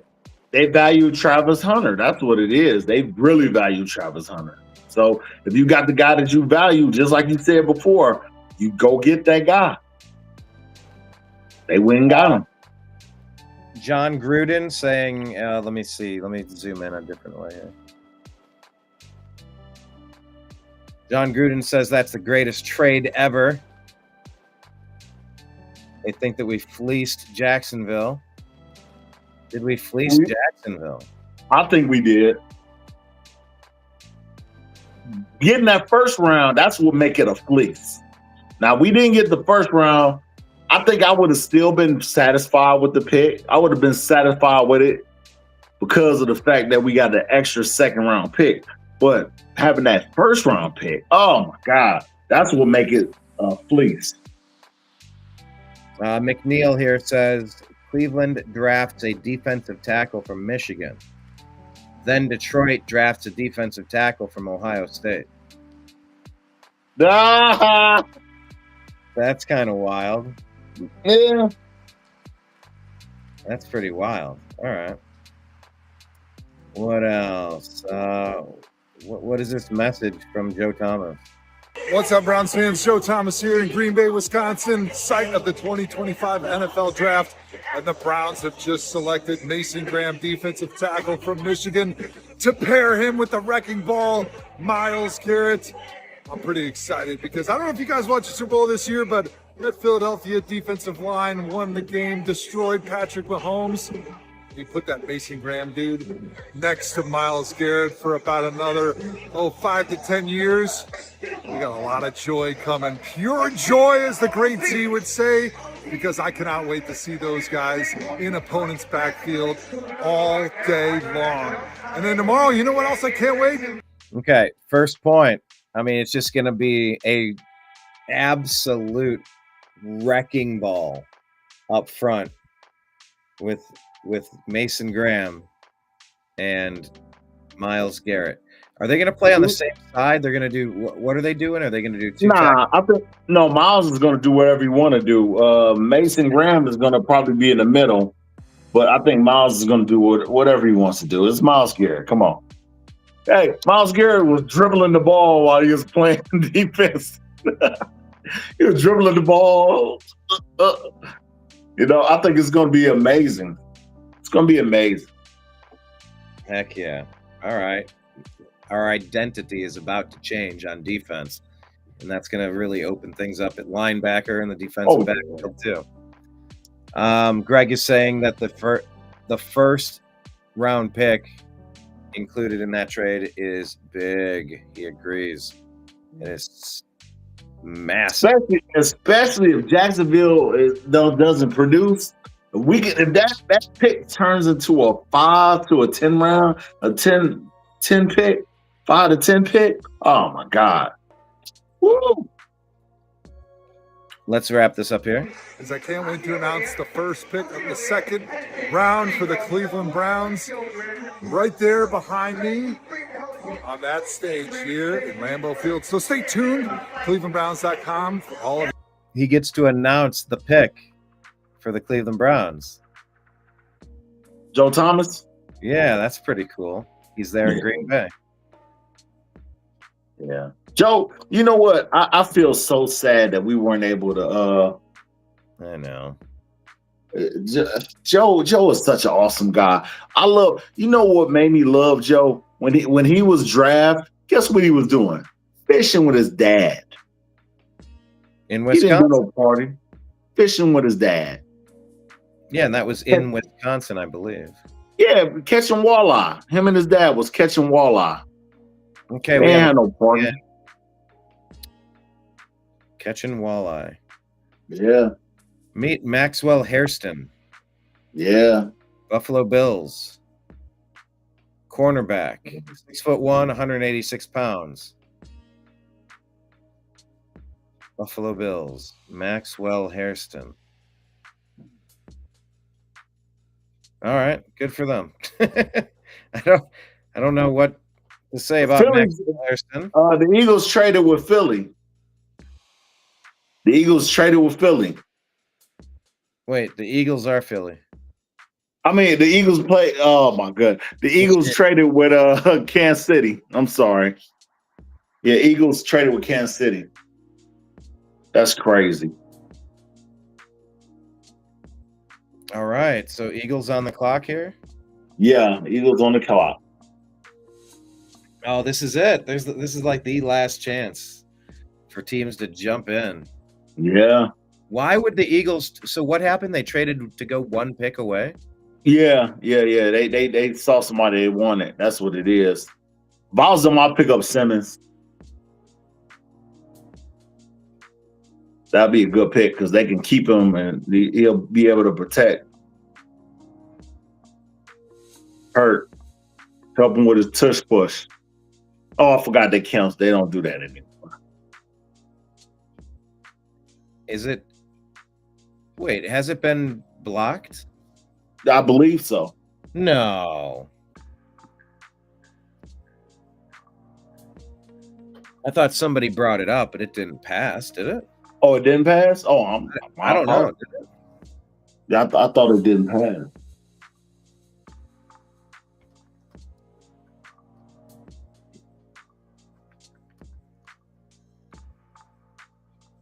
Hope this dude is good with it. No, he's good. Or no, David Van, is he he's the Buffalo guy? Which one? The Buffalo fan. Oh. Yeah, David Ban. Yeah. That kid's good. He's good. Maxwell Hairston. Yeah, he's good. He's good. Yeah, that's kind of my backyard. Don't know the guy well, but you know, I mean, that's the team of DeMar Hamlin. You need to bolster that secondary, right? Yeah. Yeah. Now, I mean, ultimately, that's kind of what you need, you know. That's kind of what you need. All right, Eagles on the clock here. So what did they do? They just swapped picks. That was it. That's They swap. Yeah, they swap picks. What do we know what it cost? I don't know what it cost. I don't think it cost that much. You know what I'm saying? They just swap picks. Couldn't cost that much. You know, I don't think. Probably gave them like a 4th round, 5th round.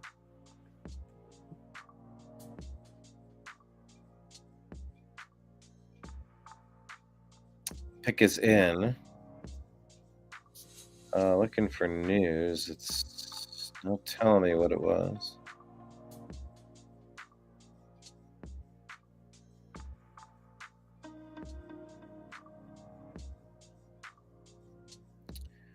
The Eagles trade number 32 and number 164. Yeah, let's see. Yeah.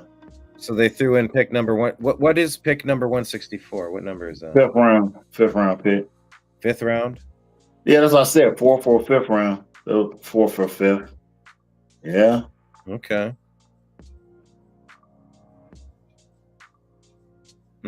All right. Ain't that funny how this pick was a 5th round, but yet we got a 1st and a 2nd round? Well, but they're much more valuable at the top. Yeah, I know, man. I know. Yeah. I'm totally fine with what they did. We have a lot of areas of need, and we got to address it with talented players. It's just up to them to pick the right player. And that's the tricky part. I don't like the fact that they use analytics for just everything. That's what I'm hoping that they realize, that analytics it has its place, but sometimes you have to go with the gut, when it comes to picking these players, and sitting down talking to the young man to see how he fits in what you got going on in the future, so Hey, there's David. David checking it out. He says, I hope this dude is good that we picked. And yeah, Sal, you said he is good. Yeah, he's good. He said, well, he definitely is needed to help this defense for sure. Yeah. Buffalo Bills. Any of the players that come out of SEC, that especially come out of those teams like Kentucky and things like that, Tennessee, Kentucky, they're typically great players. Pick is in with the Eagles here. And then the Chiefs. That's the last chance for anybody to jump in. Trying to think of who they would pick, though,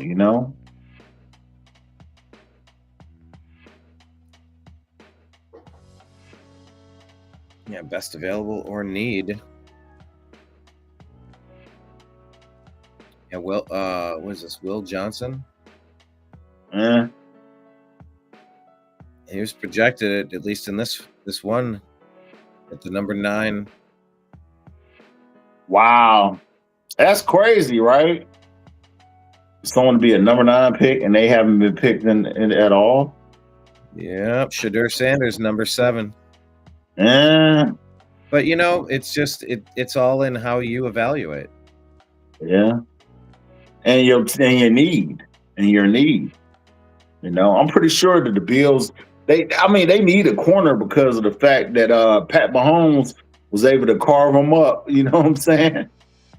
So they need somebody that's going to be able to stop him from being as efficient as he was against them. That's what he did to them every year. Every year, the last minute, he'll come and he'll make a big play. Man, I know that. I was there firsthand. I got to witness that. Oh, it was terrible. We had that game under control, and then a special teams blunder, and then a big running around, chucking it 45 yards across your body, just closing your eyes and hoping something good happens. I know. Oh my gosh, that stadium went from silent to one of the loudest places on earth. We let Chad Henne get a damn first down. Oh my God. Dirty Dan Sorensen's helmet-to-helmet hit. Yeah. Pick is in. We have a pick that is in. A pick that I clicked, and I got a linebacker. D. Campbell from Alabama. So you can't go wrong with most SEC players. You can't go wrong.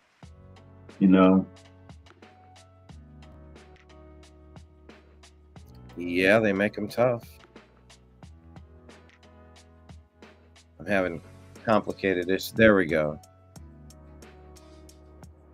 Jihad, is that how you pronounce it? Yeah. Campbell. Yeah. 6'3", 244 pounds, out of Alabama.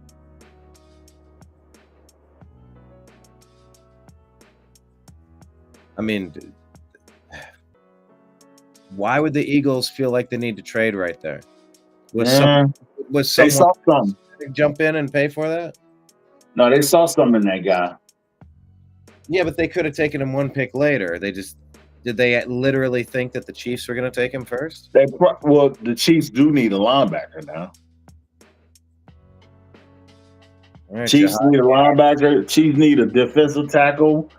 They need defense. They don't need the offense. They need strictly defense. That's what killed them. Their defense was poor. They couldn't stop. They couldn't stop the wide receivers. They couldn't stop them. And then their offense was playing. They offensive line. They need offensive line help because they were able to get in and stop Mahomes from doing the stuff he was used to doing. Yeah, that was an intense Super Bowl there. Yeah, they didn't straight stop Mahomes. They just stayed there, stayed pat to make him make mistakes, and he made mistakes because they stayed pat. They didn't try to over pursue him. They just kept him in there where he had to make a decision, and he got those 3 interceptions. They got them 3 interceptions. They got the pick 6. Got the interception that was close to where they were close to the 30-yard line. Then they scored again. Then the offensive score. So that's what they need to do: work on that offensive line so they can take Pat. All right, Chiefs are on the clock. Final pick. Last chance for someone to jump in ahead of the Browns.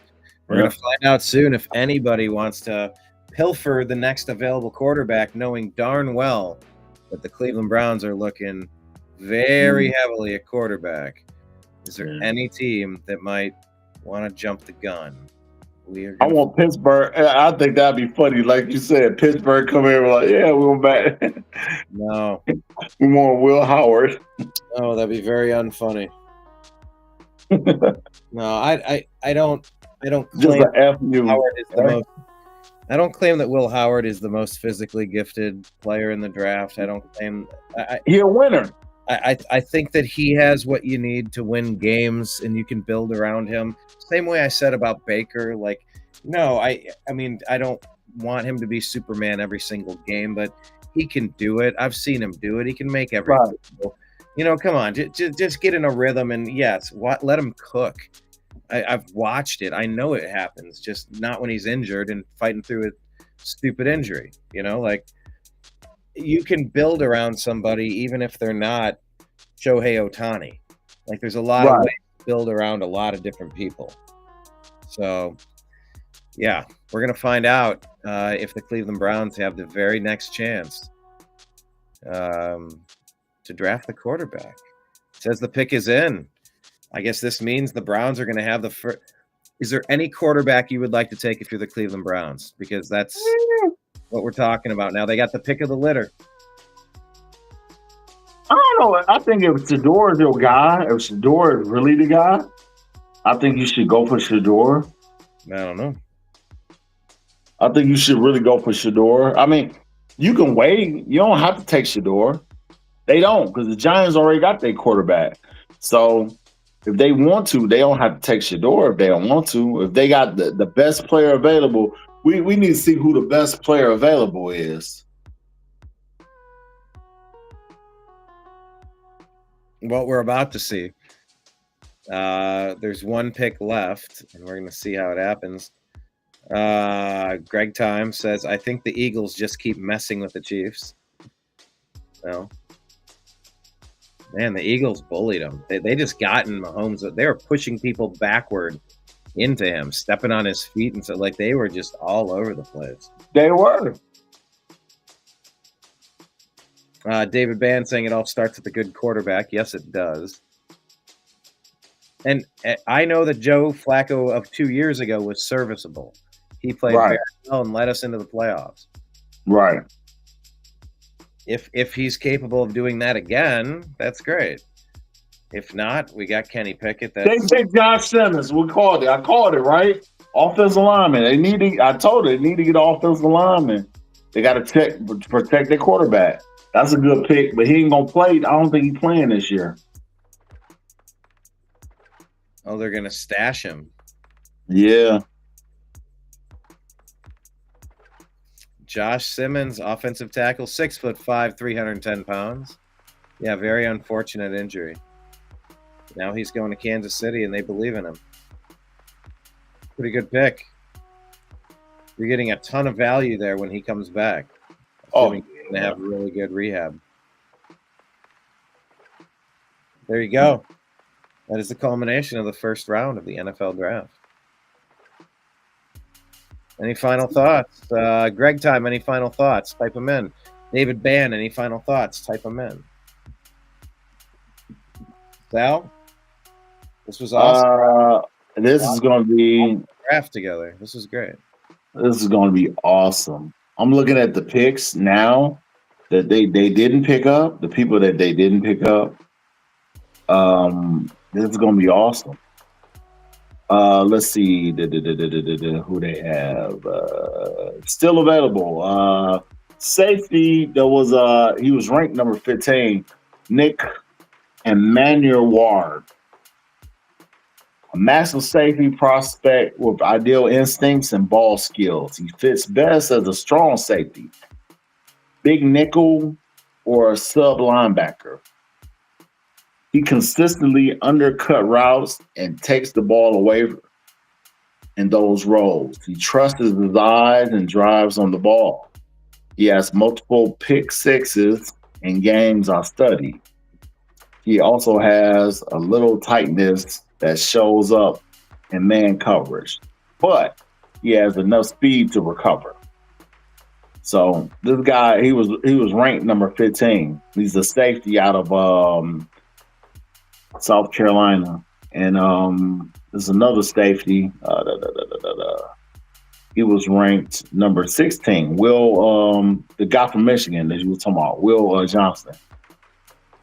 So he wasn't picked. I don't think we need a safety. Do we need a safety? Bro, we need a lot of things. But Shador is number 20.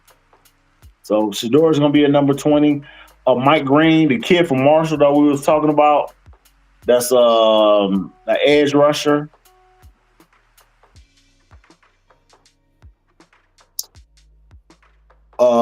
Mason Taylor, he was 29. He's a tight end for LSU. God, we get two picks now. We get two of the next 4 picks. What is that? 33, 36? Yeah.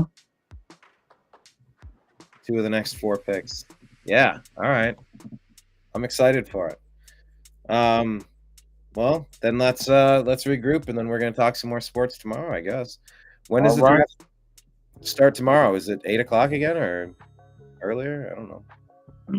No, this is the draft gonna start early. I believe. It should start early, right?